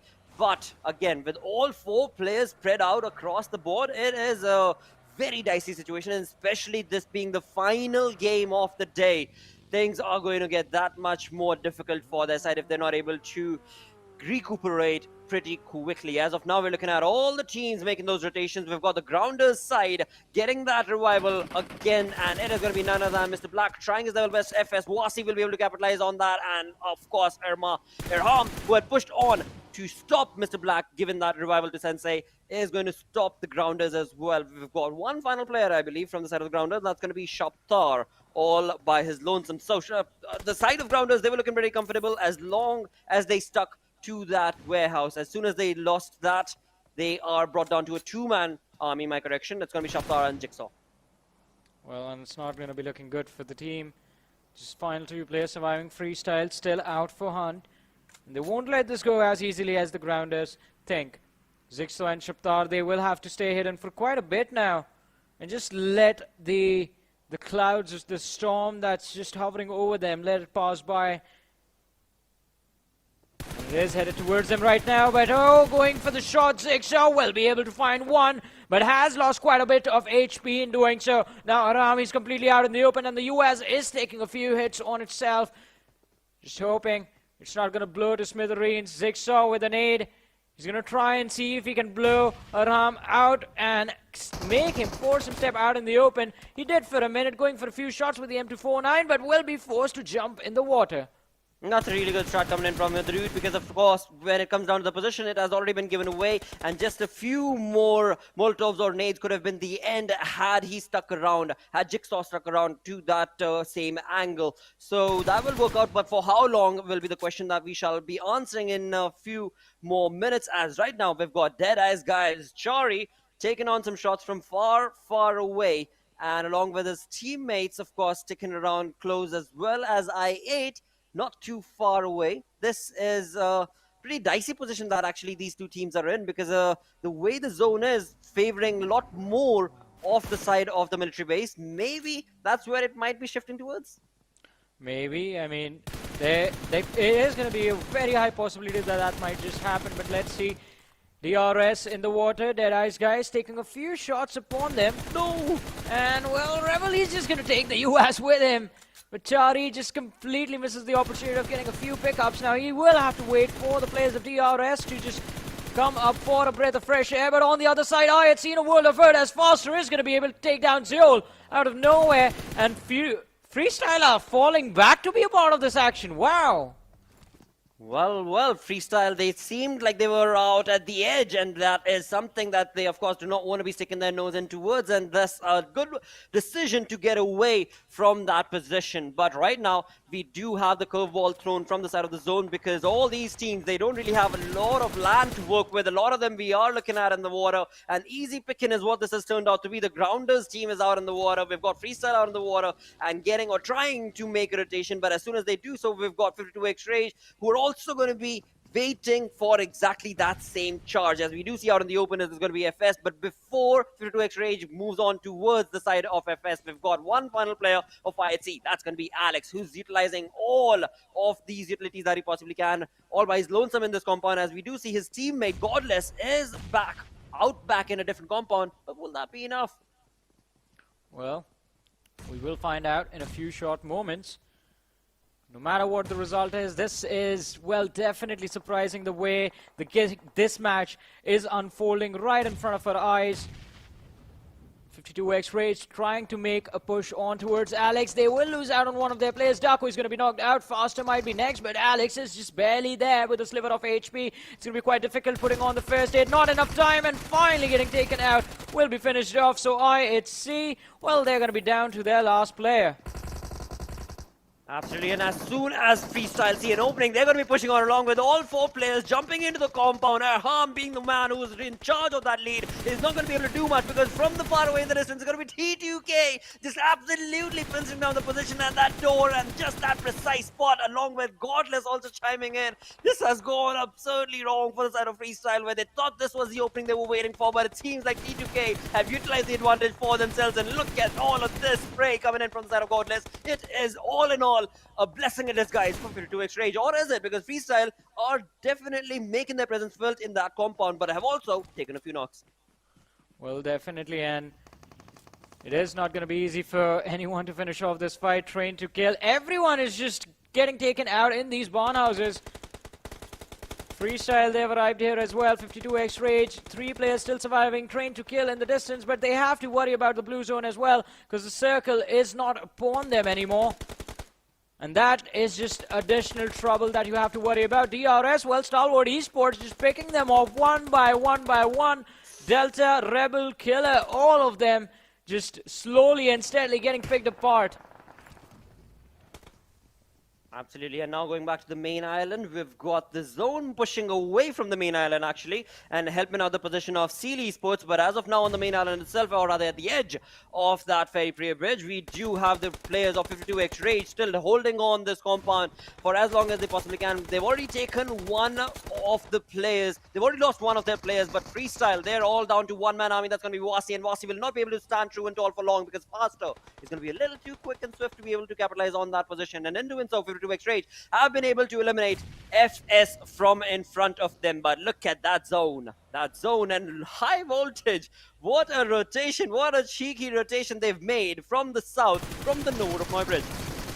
Well, definitely it was quite cheeky, but will this be able to help them out? On the other side, TUF getting destroyed by the players of Skylightz Gaming. Gyalzen and Mafia Ninja still remaining, and Edgar is going to step out in front of them. Gyalzen is going to be taken out. Mafia Ninja right behind him, and Edgar, oh my goodness, takes both of them down. An incredible 1v2 clutch coming in from Edgar from the side of TUF. Now, they do step into the crosses of 52x Rage, and well, Pain will be looking to inflict a lot of pain upon them. In fact, he just ends and puts them out of their misery in just a matter of seconds. Indeed, in doing so, we've got 52x Rage, Knight, as well as the teammate trying to make a rotation, but again, they're at the bridge, and right behind them is going to be Godless from IHC. I do believe 52x Rage should be ready to stop that team in their tracks on the other front. It is going to be Stalwart Esports also being able to make a rotation into the zone, and seems like 52x Rage's Pain was able to get that information from Godless's rotation through the water, but of course we don't see any sprays coming in from that front. We've got 9 teams remaining. Talking about the zone itself, we've got Stalwart Esports looking very comfortable. The side of I8 have made a water rotation, and it is almost done and dusted, but they still have to reach the shores, and the shoreline is where the entire contestation is going to be felt from the side of I8. But right now, 52x Rage, the two-man army, are slowly but surely easily going to be able to make a pretty easy Brooklyn Bridge sprint from the main island to the military base. But let's see how successful is this going to be in the very end. Stalwart Esports still 4-man strong. 7 eliminations to their name. 9 teams remaining in this matchup. 22 players still alive. Stalwart Esports have in fact managed to gain a high ground advantage against the players of I8, and Deadeyes Guys is Shifuse, who's the last player surviving for his team. Look at that, Scry, another point secured for his team as he goes on to pick off Uzim.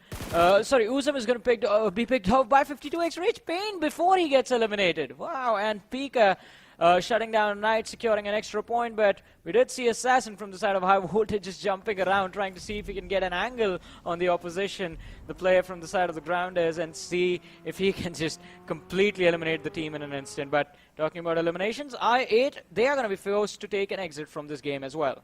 Oh, yes, they will. They were just not allowed to reach the shorelines, as we had so many teams waiting for them to be able to convert that water rotation successfully.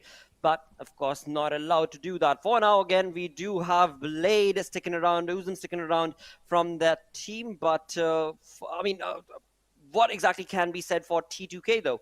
Because T2K is down to just this one-man army, that's Jane, who is at the mercy of what the other teams are going to be choosing to do. Stalwart Esports was right in front, but they've decided to actually get out and away from that position. And this might be the opening that T2K's Jane was waiting for. But, ooh. As Stalwart Esports make that rotation, they have also spotted High Voltage, and High Voltage are in a lot of trouble as Assassin has been pincered down. Well, no, Jane, this cannot be that easy. Oh my goodness, wow! He just stood there in one spot. I just finished him off. No reaction, no retaliation. Well, hey, it worked, right? It did. Why not? That was the swiftest water rotation, or the luckiest one, or whatever you would, or the boldest one, perhaps, would be the best way to describe that. And T2K Jane definitely utilizing that opportunity to his advantage. But hey, we've got 5 teams remaining. He's the one-man army. What about the other 4 teams? We've got High Voltage with the 2-man squad of Praveen and Extreme, but upon them is a lot of trouble, and that is going to be Stalwart Esports, as they have gotten the information against them. But on top of this hill, Stalwart Esports have troubles of their own. Yeah, they do. In fact, have a lot to deal with, but I think again the only team that can contend and in fact take their chicken in a way is Stalwart Esports, because Stalwart Esports and Stalwart Esports are the only teams right now with 4 men alive. T2K, it's just Jane that's there, and High Voltage are down to the final 2 players as well. But Praveen, he seems to see the backs of the players of Stalwart Esports. So again, we did see a game-changing moment in Sanhok previously. Now maybe on this last Erangel, things can be changed and the chicken dinner can go to someone else. Nothing is ever guaranteed, but look at that. Extreme is going to be spotted out by Wally, and Wally switches over to the Mini 14. No vision available, so just hesitating to take the shots. Finally starts to shoot, but misses the mark. But Praveen on the other side will be taken out by Pika. One less man to worry about. Well, one more less team perhaps to worry about if that spray is going to be connected and connected. It probably will, as the player is out in the open and, of course, Extreme too far away.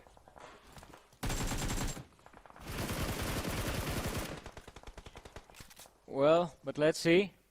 Stalwart Esports, demo is going to be taken out. Prabeen is already down, but hasn't been revived yet. Stalwart Esports still doing a pretty good job. Top did take a lot of damage, but he has managed to stay alive all this time, and now, in fact, has healed up. Stalwart Esports down to 3 players now. And well, a lot of utility is going to be laid out by them to allow them moving space inside of the zone, to allow them to move towards the circle, which is under the control of Stalwart Esports. Other than them, everyone else is outside the circle. Absolutely. Stalwart Esports are the ones who are definitely keeping a control of the zone as of now. And Stalwart Esports, they are stuck. They are stuck. I mean, they've got that rock to work with, and it seems like that's also not going to be working for long, because it is going to be Prabeen from High Voltage taking on some shots against that player from Stalwart Esports. And in doing so, Prabeen himself will be able to give away his information, and Stalwart Esports Action will jump into action to take on those shots and bring that team down. And that does bring it down to another elimination point converted for the side of Stalwart Esports. But look at T2K Jane. There is absolutely a red carpet open for him for Canes, because this is the legendary play that T2K's players have been showcasing in the past 3 days. But will this one-man army... Oh my goodness! Wow, that... Again, it is action just pushing forward. He tried to go for a hero moment right there with the buggy driving forward, switching the seat, trying to see if he could take the player down, but just absolutely fails in doing that. And look at this, as you were saying, Blotter, we do see Jane on our screens, and this man is just patiently waiting in one spot. Wow.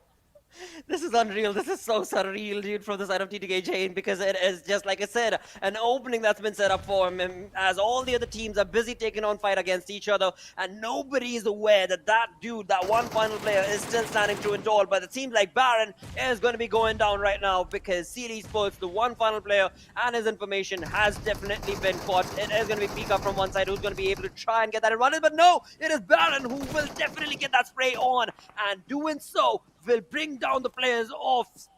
What a play this is turned out. This is ludicrous. This is unbelievable. Can T2K get a chicken dinner out of nowhere? Well, let's see. We're about to find out. It's down to 1v1, and I never thought T2K would stand the possibility of winning this game. But let's see. This match, this tournament needs to end in style. And what better way than a one against many situation? Jane, he has made it all the way down to a 1v1. The last player right in front of him inside of the smoke. Baron, he's prone out. Jane, he needs to get up and start shooting as soon as he sees him. And since Baron will step out first outside of the smokes, and he is a little bit on the outside of the zone, let's see how the end is going to come of this match. Baron is throwing forward. Jane sees him, and the shots connect. Trying to kill the final chicken dinner. It is going to be theirs. What an impressive finish, but was this enough? Now that is the question that everyone will be waiting to find the answer to. How? What an opportunity. I am speechless. This is bold. This 434 damage in the entire game. 3 eliminations, getting a chicken dinner. T2K have made it to another level altogether. The gods of this game are definitely rooting for T2K. That was a once-in-a-lifetime sort of a game that one could be a part of. And what an amazing conversion from the side of T2K Jane. I mean, an impressive finish from Train to Kill. I mean, you can clearly see the audience in the arena already cheering for them. But that was the winner of the game.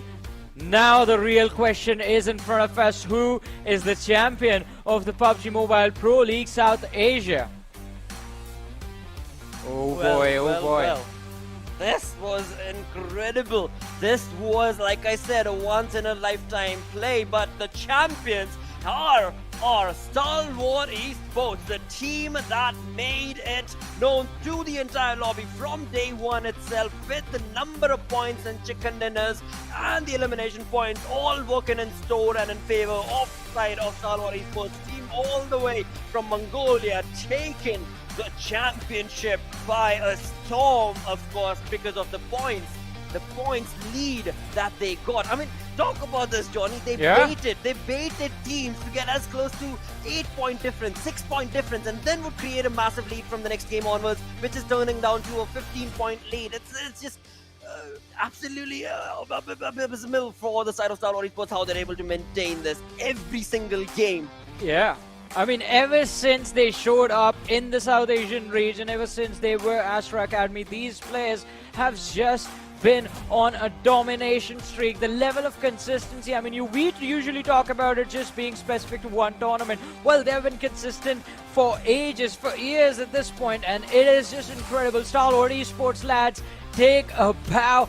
What an impressive run. Once again, ladies and gentlemen, the champions of the PUBG Mobile Pro League South Asia, Stalwart Esports. Oh yes, they are. They definitely are. But T2K, what a way to go, what a way to play. Because the way this team, day 2 onwards, slowly but surely pushed on against the envelope that was being stretched and stretched so thin from the side of Stalwart Esports. T2K were like, not that easy. We're around the corner, we're around the bend, we're gonna catch you. And they were almost about to do so, but yeah. Stalwart Esports, they are the champions all the way from Mongolia, taking a bow to the entire lobby, of course, because of the play style that clearly is indicative of domination from the side of this team. I mean, I knew this last game, I wanted this last game to end in a memorable way, and it did. I mean, my prediction did not come right. I said Stalwart Esports was going to win. I wish I had gone for T2K because now that was a memorable finish. It's a finish that you're going to remember for ages. But look at that. Same can be said for Stalwart Esports as far as their finish is considered inside of this tournament. A 50-point advantage against Train to Kill sitting on the 2nd position. I mean, just 3 chicken dinners. And the amount of point difference and distribution they've been able to accumulate in 24 matches, it is ludicrous. Of course, in all of that, T2K have 5 chicken dinners. JyanMaara sitting on the 3rd spot with 5 chicken dinners of their own. And then comes in i8 Esports. And of course, all of this, we have to bring up the name that is going to be 52X Rage, the team that has pushed on to the 2nd page. But hey, from that 2nd page, a team to bring up is going to be i8 Esports. Yeah, I mean, they have definitely just made a very, very nice push towards that 7th position compared to where they started. I mean, the first few days were a struggle, but i8, I'm just glad we were able to see in this final day, i8 just regained their old form. And again, I mean, one thing was always certain, that they might have slipped up here and there, but they did, in fact, just hold on to that aggression even when they were struggling. They always had a lot of eliminations in every single game. They definitely did. As we move through to the 2nd page right now, we do have Phantom Esports sitting on that 11th position. Another commendable team is what I would say, and the approach that they've been able to have has been fabulous, is what I am going to call it. And look at High Voltage. I mean, the way this team, all the way from that 16th position, surely it was a bit too late of an uprising from their side of High Voltage, High Octane gameplay. But hey, again, if they're able to make it without a chicken dinner, jumping all the way from the 16th to slowly but surely climb all the way to the 14th is a GG, bow down and roll sort of a play from their side as well. But TUF, tough conversion from them, because at one point in time they were looking good, but as the days progressed on from day 2 onward to the day 3 and then 4, it just faltered against them. I mean, definitely. TUF, the kind of start that they have, I thought, all right, we're going to see a neat UF in front of us, but no, the slip-up was then what was quite stagnant, like falling all the way down to the 16th position. But hey, maybe they're going to turn up the next time as well, and we're going to see a stronger team. But we did see Phantom Esports right there, sitting on the 11th position now. In the morning, earlier on in the day, when we start off our day, we did have a conversation with a lovely actress from all the way from Sri Lanka, Shanaduri Priyasad, who's going to be joining us once again, by the way. She was cheering for Phantom Esports this time. So, Shanaduri, once again, welcome to the show. Phantom Esports, 11th place finish, but I have to say the matches from the performance in the matches was actually quite decent. True. Yeah, but are you sure I predicted Phantom? I remember like Stalwart. We have proof. We have proof. Dude, we've got mind games. We've got mind games being played over here. Are we sure? Because I wasn't a part of this, so I have no idea. No, it was Phantom Anyways, I'm Esports. not I sad. remember it. Yeah. Too bad then. No. Well, I mean, I mean, Yeah, they did sure. have an incredible run, and hopefully, since you're going to be cheering, you were cheering them on. I mean, you're going to be cheering them on in the future as well. Maybe in the next tournament, they're going to be doing a little bit better. But you're hoping the teams from Sri Lanka show up. So next time they are here, you're going to be Yes. cheering for them again. If Sri Lanka doesn't show up, but I'll make sure Sri Lanka shows up next time. Yeah, I mean, that is going to be incredible. I mean, I do remember a few of the players that used to play, and they were very fun to watch. But now, the Yeah. important question: are you ready with your punishment? I'm not. Do we move forward? But Is anybody ever ready for a punishment? Yes, we have to Perhaps. move forward with it. So, I one think, more question. I think, yeah, tell me. Yeah, I was just asking, did you practice? I was about to say that it was quite tough, okay? Tough than I think the entire PUBG Pro League practicing the dance. But I had fun. But it was a little tough because I'm always used to, all the Sri Lankan traditional dancing and Indian dancing. But this was tough, but I had to practice, and it took about 3 hours for me to record the whole thing. But yeah, let's see what I've done. Well, let's move forward, have a look. Ladies and gentlemen, here's the punishment that was there for, well, not getting the prediction right. Well, again, you got to say one thing, Sean, for you, because this play itself, what has been done over here from all of these players who are so incredibly talented. Yeah, it's all about that skill, but you know what? To be able to showcase that skill, you got to be able to get those moves right, and that is what it takes to have those moves done right. You got to be able to practice, and you did it so gracefully. I mean, it's clearly evident you've got that style set in. Yeah, I just love when also the emote also shows up on the screen. It's just very nice. But yeah, definitely a lovely performance. And yeah, I can't do those moves. I can't dance at all. I'm just physically incapable of dancing. I don't know why. But this is in fact very amazing. And yeah, you did a lot of practice, but you do also have a lot of talent. Like, this is very nice. You make it look easy.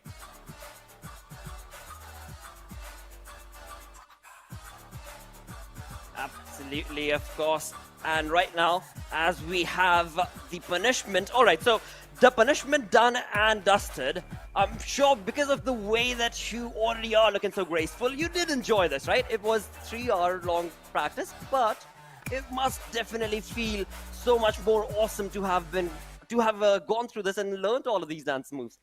Yeah, I think this is all. It was tough, like I said before. So I was given a set of dancers, and I was given a set of song options to select from. And I thought the song I selected was easy, but no, when I tried to tally the steps with the song, it was tough. But I think I managed. Was I good? Really? Yeah, that was very good. No question about it. I'm sure the chat is definitely going to be appreciative of you bringing that onto yourself. But along with that, we've got a small little request right here, live as you're joining us. Would there be another traditional, as you said, you do love those traditional dances. Would there be a little bit of a move that you could perhaps showcase and maybe even teach Johnny right here? I'm just gonna hide because I can't dance at all. I can dance. Can you sing for me, maybe? I'll do some steps. He's the musician in here. I called it first. It's you. I called it first. But you know what? The banter right here, Chandra, is definitely going to carry on. But again, I do want to say thank you so very much. And of course, as Johnny did say, that we definitely do look forward to the upcoming season and maybe, have Sri Lankan team join in. And of course, you supporting, tuning in along through one of these streams as well. Also, thank you so much for having me. I had so much fun predicting and also watching the entire series. Also wishing the one team, the Stalwart. Congratulations. And once again, thank you so much for having me. I had fun. Well, it was an absolute pleasure to have you with us, Shanaduri. Thank you so much for joining us for this lovely interview and being with us throughout the day. And I'm going to wish you bye with the last step that I just did. Thank you so much. Bye-bye.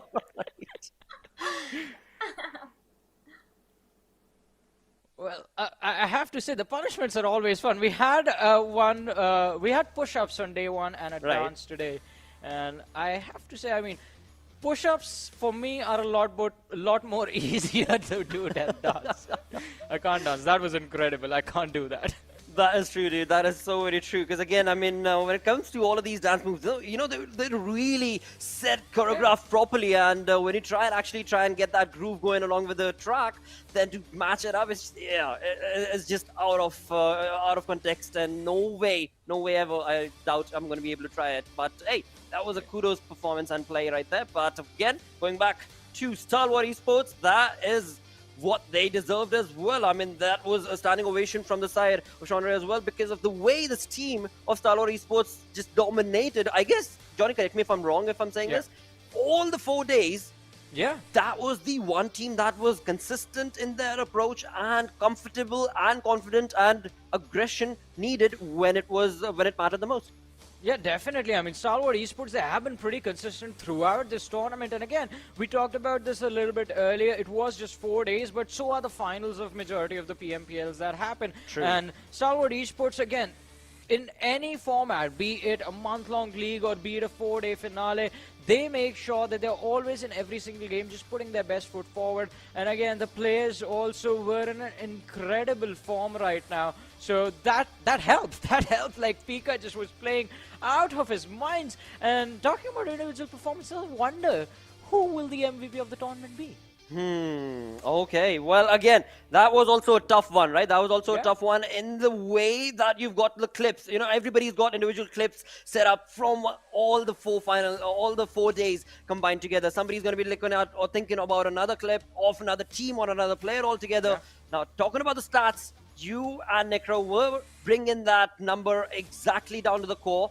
But let's ask the viewers, what do the viewers think? Who do you think, or rather, what player do you believe should get the MVP, disregarding the fact that there is a stat that was being built up, and that again is a very dominating number that is being won from that player? I mean, definitely. You guys can just let us know in the chat as well. I mean, it was a tough competition. It was a close competition between Pika and Top. Pika just being on top, and then Top just outperforming him. Then that was Pika again. So it was kind of a back and forth between the two players. But we know, I mean, there's a high possibility that it is going to be one of the lads from Stalwart Esports. Absolutely. That is something that Necro, as he left, he was very clear to point it out to the viewers that, all right, we've got this person sitting on the first position, this on the second, this on the third and the fourth. So, again, based on the way the final game was played, it was the best, I would say the best finals that have been casted. Although, we do have to inform our viewers that we are not done with our day yet. Oh, yes. We are not done with our day yet. There's one more surprise for you guys. There's one more game that is about to happen. And it's going to be played on the map of, drumroll please, Livik! Between the top 12 teams of the lobby. Exactly. And once again, it is going to be an all-out war, all-out chaos, in fact, is what that will be ensued. Because the way that final game was played out, I'm sure a few of those teams are not going to be happy. Oh yeah, I mean, definitely. They are going to try and take revenge in this Livik performance, because the points from this one are not going to be counted. This is just going to be a show match, a fun match between the lobby, and it is going to be really interesting to see exactly how these teams play on Livik. I haven't spent a lot of time on that map. It is a little bit too small for me. But whenever you feel like you want to warm up for a few matches and you are bored with your TDMs, might as well just drop onto the map of Livik, have a little bit of fun, and then just jump into those ranked games and try and grind the ladder. But for these players, it is going to be something different. They do like to win. For them, it's about the pride of just having the chicken dinner all to themselves, and I think that is what everyone is going to be fighting for. And well, Stalwart Esports might have missed out on the chicken dinner in the last game that actually mattered, but maybe in this Livik performance, they finish with a chicken. Maybe they do. Maybe another team takes on a steamrolling start on the map of Livik altogether, because again, as you so perfectly mentioned, right, Livik is one of those maps that not a lot of players actually like or prefer. It's more of just calming yourself down, you know, and that is something that I love about the map. It is so different from all the other maps in terms of the way the appeal of the map has been set up itself, right? It is so soothing as you jump in, but again, you are jumping into the battlegrounds, so the soothing is only time. It's only for a short-lived time, but again, that is something that we do hope these players are going to be bringing to when it comes down to the way that the game is going to be played, with 12 teams, as Johnny said, that will be jumping into this map. But of course, it is being set up right now, and as we wait for the teams to set themselves up for this final game, Johnny, dude, how about you bring up this conversation about what was the best moment that you remember in these 4 days? I mean, there have to be multiple moments. Yesterday's Miramar I8 just taking out Stalwart Esports in the very end was pretty incredible. Sanhok's clutch against IHC from yesterday was incredible. Then a few days ago we did see a 1v4 on Stalwart Esports by Faster from 52x Rage. Well, basically a 1v4, one of his points was stolen, but hey, nothing taken away. He did in fact knock out all of those players all by himself. So that was an incredible play, and I think a lot of insane moments from this particular tournament. It was very fun.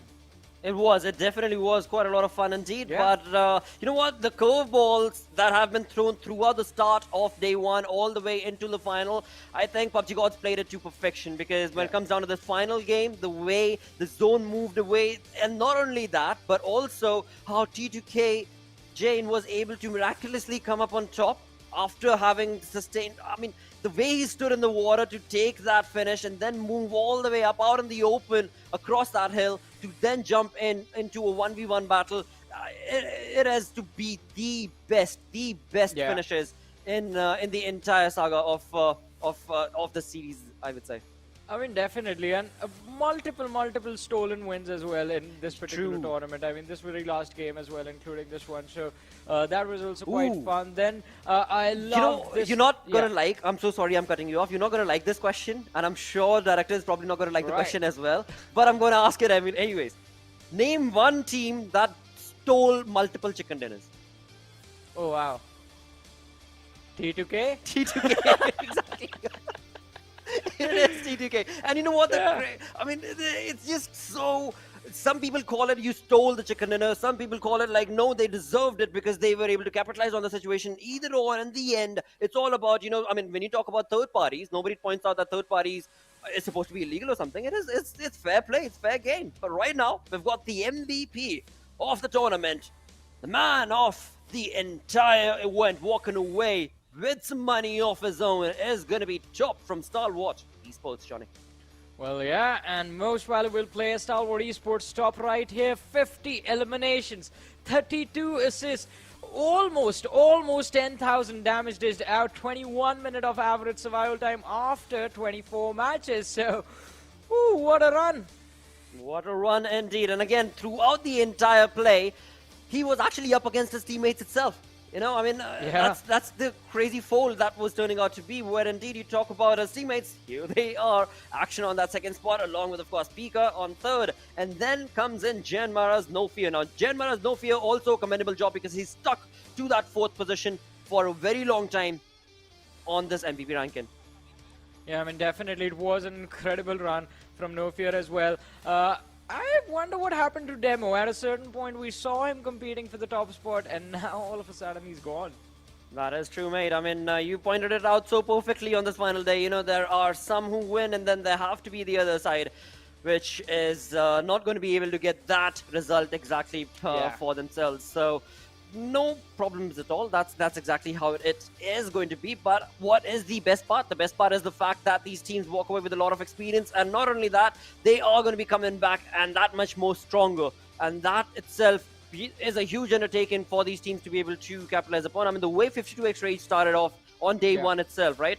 Coming in from the Pakistan PMPL, without getting a chicken dinner and all of that saga, and then they pushed on here in the first day itself, having a really miraculous play on day one itself. Yes, the other days things did falter down, but still, it is tough approach. And we perfectly mentioned in the conversation that certain teams, they end up taking some time to get used to the lobby, and 4-day affair is not comfortable for everybody.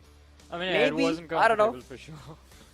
But I mean, as you were talking about 52x Rage, I mean, all I have to say is, I mean, it was a very impressive run. Doesn't matter, like, we did see a fall off as well.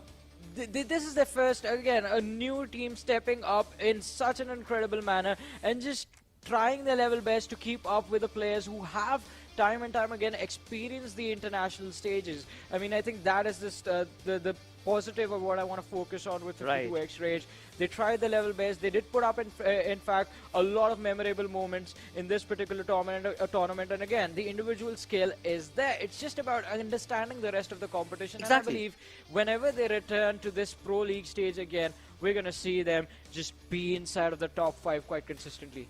Definitely, because that again has to be every single time. This is something that I always point out, that these teams walk away with the experience, and that experience Yeah. is how they're able to stand themselves apart from the other the other teams as they jump in to the next season. And of course, that is where 52X Rage do definitely have the upper hand in all of this saga. But now it is time that we've been waiting for. We've got 12 teams waiting, and Livik is the map that they're going to be jumping into. And right off the bat, we've got the side of Slipknot. That is going to be from Phantom Esports, taking on a different charge towards Hot Spring. Well, but let's see. Rose Farm and Hot Springs are, well, not contested. Skylightz Gaming is just going to be completely isolated over there. But hey, we do have a cluster. JyanMaara, it seems like there's going to be an early interaction between them and the players from Train to Kill. Well, we've got some early contestations between T2K. T2K, so you're going down thanks to I8's Ghost from another direction altogether, as we do have a lot of first blood situations where just in the matter of seconds itself, we've got 3 to 4 players going down. Well, more bodies are going to fall. Snipe YT with the barrel. He's looking to see if he can find and take down Jane right there. On the other side, JyanMaara in World of Hurt as Gunner is going to be taken out. Snipe YT again trying to go for a push on towards Legend. And that's going to be the cleanup happening on the players of T2K. Already one team out within the first minute of the game. I8, I believe, are going to be next. They have lost a lot of their players. One last player from the side of I8 remaining. Well, again, looking out of that kill feed, we've got a lot of teams taking on a lot of these fights. 52X Rage, JyanMaara all across the board, with T2K being the ones that is going to be in their crosshairs. 52X Rage with that bold action is going to be one by one. A Daku approach coming in from Daku right here, where he's going to be able to pincer down 2 players from the side of High Voltage, and Phantom Esports is with him, also chiming in to stop JyanMaara's aggressive stance. Wherein ISC, I mean, they are being very, very quiet. They are nowhere to be seen. I mean, but let's see. Finally, they are making their presence felt. Stalwart Esports action is out, trying to crawl towards peak. At top, the shotgun at this distance, it's not going to be that beneficial, but he actually closes in quite perfectly. 4 rounds left, 2. He takes a lot of damage. The jump shot, Sanhok and King will have to go for a reload now. Switches over to the second one as well, in fact. Both, from the distance though. Sealy Esports. Deadeyes Guys, Chari got a second life right there in that moment, but right now it's going to be 52X Rage faster, who's going to have to be really fast, but he's definitely cannot, as I was asking for IHC's Godless jumps in and going to be delivering exactly what Faster was doing, exactly on the same staircase with that bolt. But on all of that, the shot have secured a decent amount of points and decent amount of eliminations. There are no points as such. This is all about just having some fun, and in that fun saga, in the first 2.5 minutes itself, the numbers have dwindled down to 23 players surviving as Sealy Esports jump into this compound where IHC and Stalwart are patiently waiting. Well, but let's see. I mean, IHC, they are being quite patient about this. In fact, Zeol is just on that rooftop like a nosy neighbor, just keeping an eye on the players of Sealy Esports. But look at this Phantom Esports out in the open. Venom is going to be knocked out. Now, Wexy and Mad Max are the last 2 players surviving. Zeol with a lot of utility being lobbed by him towards the players of Sealy Esports, and Baron, because of which has been dropped down to around 50 HP. But not a lot of concern in the eyes of Sealy Esports. They are still looking to push. They have put Zeol on his knees, but Alex and Godless are here to protect their teammate, and Godless, Scar on point. It won't be. Both of them are knocked out. Absolutely, just the one-man army of Godless against the 3 guns that were rained in towards his placement, and that indeed will be his demise. Right now, we've got Seal Esports' Wally on our screens. I mean, these 4 players, the 2-man split coming in from their side, they have jumped into this compound like a force to be reckoned with, and there is no other force that can reckon against them, because whatever team they go up against, they are just completely getting dominated. And I8 is going to be the team that now will try and separate themselves against the players of Seal Esports, but will that be allowed? Definitely not the case, as Baron gets the better half of that, and 2 of those players from I8 have already been dropped. Well, doesn't look like... Well, let's see. CL Esports, they're trying to back off. I8 is finally here, and Blade and Crypto, they're going to try and see if they can put someone out of this game. In fact, they take down 2 players, but Deadeyes Guys is closing in at the same time, and Crypto has taken a lot of damage upon him. He has to be extremely careful, but goes to secure the elimination point first. And while CL Esports, they lose out on 2 of their players on the other side. Top with a shotgun, takes down 1, but the second one, oh my goodness, he just runs out of ammo and has to switch weapons, so he will be taken care of as well. And Wally all alone, just waiting on the staircase. 3 players from the side of Stalwart Esports in front of him. Pika, the first man to go down. Wally's just barely left with 20 HP. Tries to take down the second as well, but won't succeed. 7 teams, 22 players alive now. Absolutely, it has. I8 are still around in the vicinity with the 3 players still standing and strong. They definitely are. As Crypto will be able to bring down Scry, but I see from the side of IHC going to be chiming in along, but not before he himself gets third party to pawn, and that third party is going to be brought on from the side of Deadeyes Guys. True Love Sir, as True Love Sir will be able to eliminate IC from this entire saga. In doing so, IHC have been brought down to a 3-man squad as well, but I8, they are definitely sticking on top of these roofs, and they are making their presence felt from one team to the next. They are bringing down a lot of hurt. But IHC, I mean, they've got 7 eliminations already. What? Where was all of this at? Why were they missing out on all of this? Okay. I think just at this point, they're just letting go of their frustration, just beating everyone to the punch, and well, looking quite deadly in doing so, but Stalwart Esports right now are being picked apart by the players of I8. And Action and Scry are just pushed into, just pinned down on the rooftop of that building. IHC closing in, just surrounding these lads. They will be moving in finally towards those compounds, but Crypto, will he be able to find an opening? Trying to go for the shots, but completely fails to hit the mark, and IHC have arrived.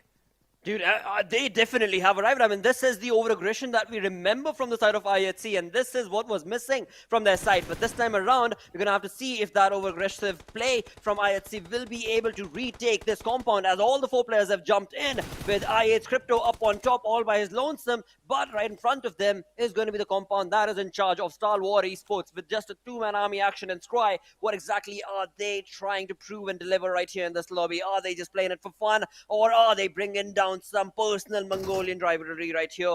But again, numbers advantage is going to be favoring IHC, so I do want to favor what IHC will do. But in all, Crypto's position, he's been sitting here taking on shots, but nobody is none the wiser against his position. Well, yeah, and it is going to be quite interesting to see how long he's going to be surviving for, considering he's the last player surviving for his team. On the other side, there are 3 teams left with all 4 players still intact, IHC being one of them. And well, Stalwart Esports, they're going to be down 1 more. Scry being picked off by Crypto out in the open, and he's going to be able to secure that finish as well. Alrighty, few more shots, just being extremely careful so as to not get taken out. On the other side, the Nima from the side of Skylightz Gaming picking off Phantom Esports' Slipknot. Nade. Oh! Right in the face. The nade from Godless right to the face, of course, was the end that, of course, I8 Crypto did not anticipate. But right here, we do have Stalwart Esports. I mean, this is the team that was trying to create that cheeky play from the flank angle, but Crypto got the better half of that, and that resulting has left Stalwart Esports with just 1-man army. That's going to be Action, and now IHC are on top of his position. Alex from one side, and of course his teammates from the other. But where are the other teams? Right now, we've got only these 2, as Skylightz are taking on a different fight against the players of Phantom Esports out in the open.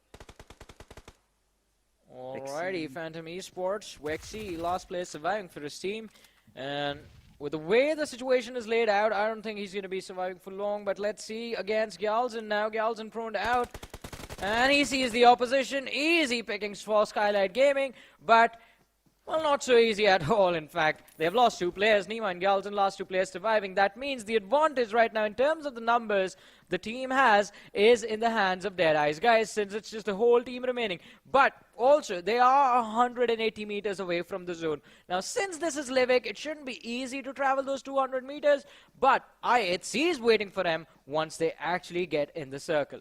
They definitely are. For now, we've got the side of Skylightz with 6 elimination points for themselves.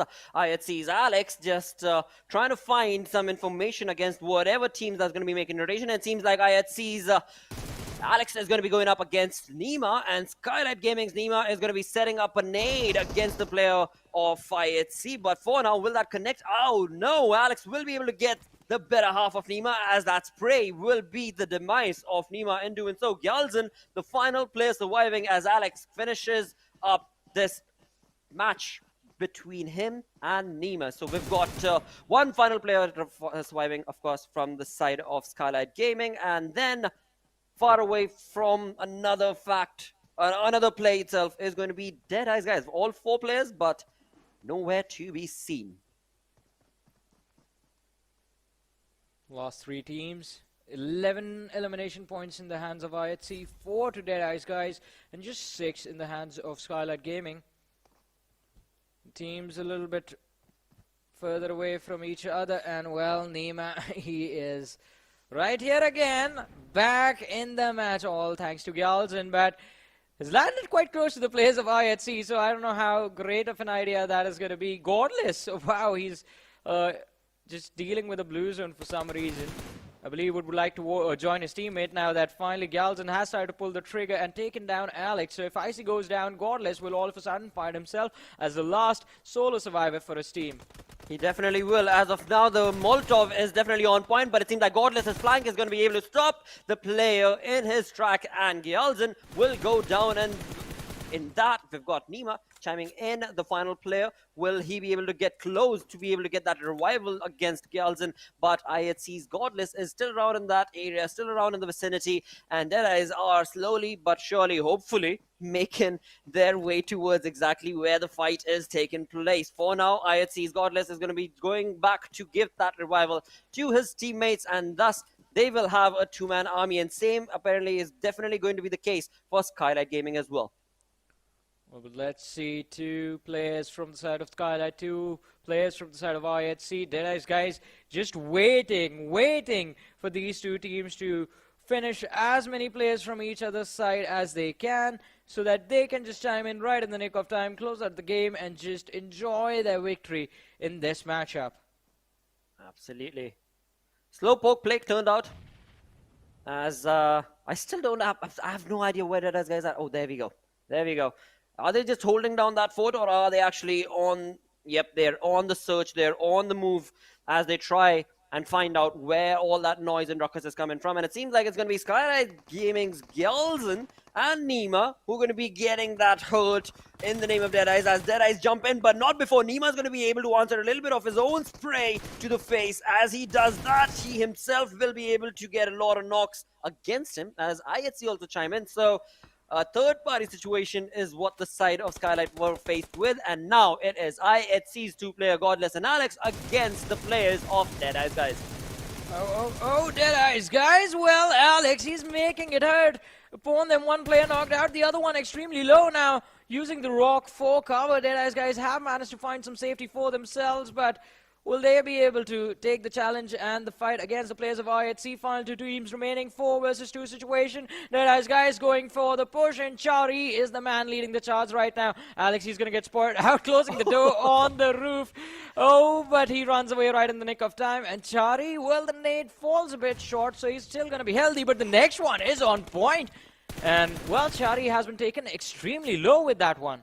He definitely has, but still the numbers advantage is going to be favoring the side of Deadeyes Guys, as they do have a 2-man split coming into this fight, and they know exactly where the players of IHC are at. Wherein Alex, he has given away his information, and in doing so, of course, Chari will be able to push on to take on that elimination point for himself in just a matter of seconds. Before he does, he needs to take care of Godless. Godless almost down to 30% HP, and right off the bat, as soon as that spray comes in, it was just a bit too late. As Chari goes down, Godless will probably be able to go ahead and get that revival confirmed. Well, let's see. Frag Boy, he's trying to stop it from happening. Godless is down to barely any HP, and he's going to be forced to just run to the rooftop. Well, as soon as he does, he's going to get picked off. And ladies and gentlemen, Deadeyes Guys winning this show match on the map of Livik. An incredible win, but also a very fun match. I enjoyed that. A lot of aggression. A lot of aggression indeed. I mean, all the way from I8 to I8C to Stalwart, all trying their level best, interestingly enough, even though it was just a show match. I mean, there was some campers sitting in there as well, even though it was just a show match. But yeah, overall a real good fun play from the side of these teams as they had a fun gala time, I'm sure. We have got, well, again, we've got the champions, of course. That is going to be Stalwart Esports. And along with that, when it comes to Deadeyes Guys, they take the reign on Livik. Yeah, I mean, an incredible Livik as well. It was a little bit forced, majority of the fight, but hey, I mean, the teams, the players, they were just, I mean, this was just to sort of relieve a lot of the stress that has been building up for the last 4 days. Just let everything go inside of this one final game. Just play how you want. But we do have the MVP of this match, and Godless is finally on the big screen, on the Jumbotron in the center of this arena. 4 eliminations secured, 832 damage dished out, and 1 assist. Yeah, first time, and it's quite weird because we are so used to seeing him. We are so used to just seeing this team perform. But again, as I have been saying throughout this entire tournament, it's very, very tough to maintain the sort of top tier performance every single time. Players have to be the players are performing in so much immense pressure, and indeed, runs like these are bound to happen. It is just a question of when will it happen. Well, IHC, this tournament was a little bit of a slower side for them, but in the next one, we know for sure it's just going to be a rejuvenated IHC that we are going to witness. Oh, definitely. I mean, it was the way they played this game, you know, on Livik. This is how they used to play. Just all out guns blazing, just approaching with a lot of confidence into a compound and then making that presence felt and known, and that's how they would convert those elimination points again and again. And not to say that they did not do so this time around. I mean, from the second page moving all the way into the top 8 itself was a perfect play coming in from the side of IHC Esports. And in this final game, we have them taken on 24 points for eliminations. So again, a perfect domination from the side of these, in fact, all of these teams. As we did see Phantom Esports bring in that aggressive streak for their side. I8 were all over the place. So were JyanMaara and Seal Esports. And I mean, all of these teams, they utilized every single opportunity they could right there. Yeah, I mean, they did a pretty phenomenal job, and it has been an incredible Pro League South Asia Championship this time around as well. I mean, a surprising run from a lot of these teams. An impressive performance from JyanMaara specifically. I mean,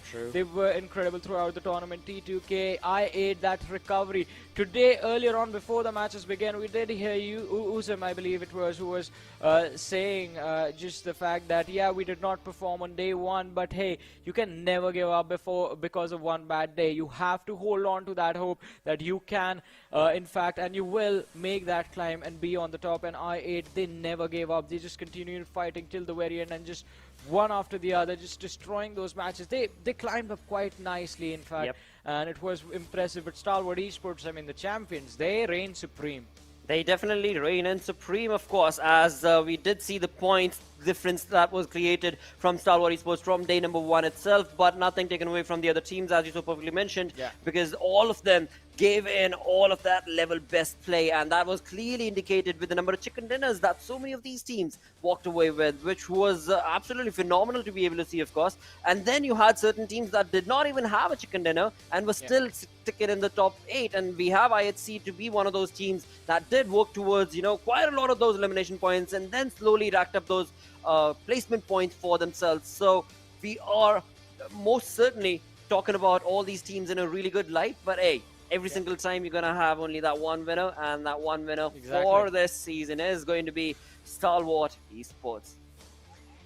And, well, yeah, it was an incredible tournament, but now all of us are just going to be waiting. What is going to happen at the Invitational? That is going to, well, it is going to happen soon. So we're going to be waiting for the next tournament to begin now. Absolutely, we most certainly will, and I certainly hope you guys are going to be tuning in for that as well. For now, though, we do reach the end of our 4-day affair right here at PUBG Mobile Pro League South Asia Championship, and alongside that, a huge thanks to Oppo for making all of this possible again, and in doing so, they have made it definitely feel special. And again, if you are not clicking that red button, well, at least go on to the right page and somewhere click. right It's going to be right there or right there. It's a very easy thing to do, you know. And as soon as you do, you automatically will be given notifications as to when exactly is the next championship going to be going live and what exactly is going to be the entire format of that. Alongside that, a request is going to be for you to go ahead and click on that forum to give us your thoughts. But yep, with that, we do reach the end. Thank you so much for tuning in. If you did like our work, we had Necro join us as well on the English desk. We've got I Super Johnny and Lotto. Until the next time, of course, take care. Stay awesome.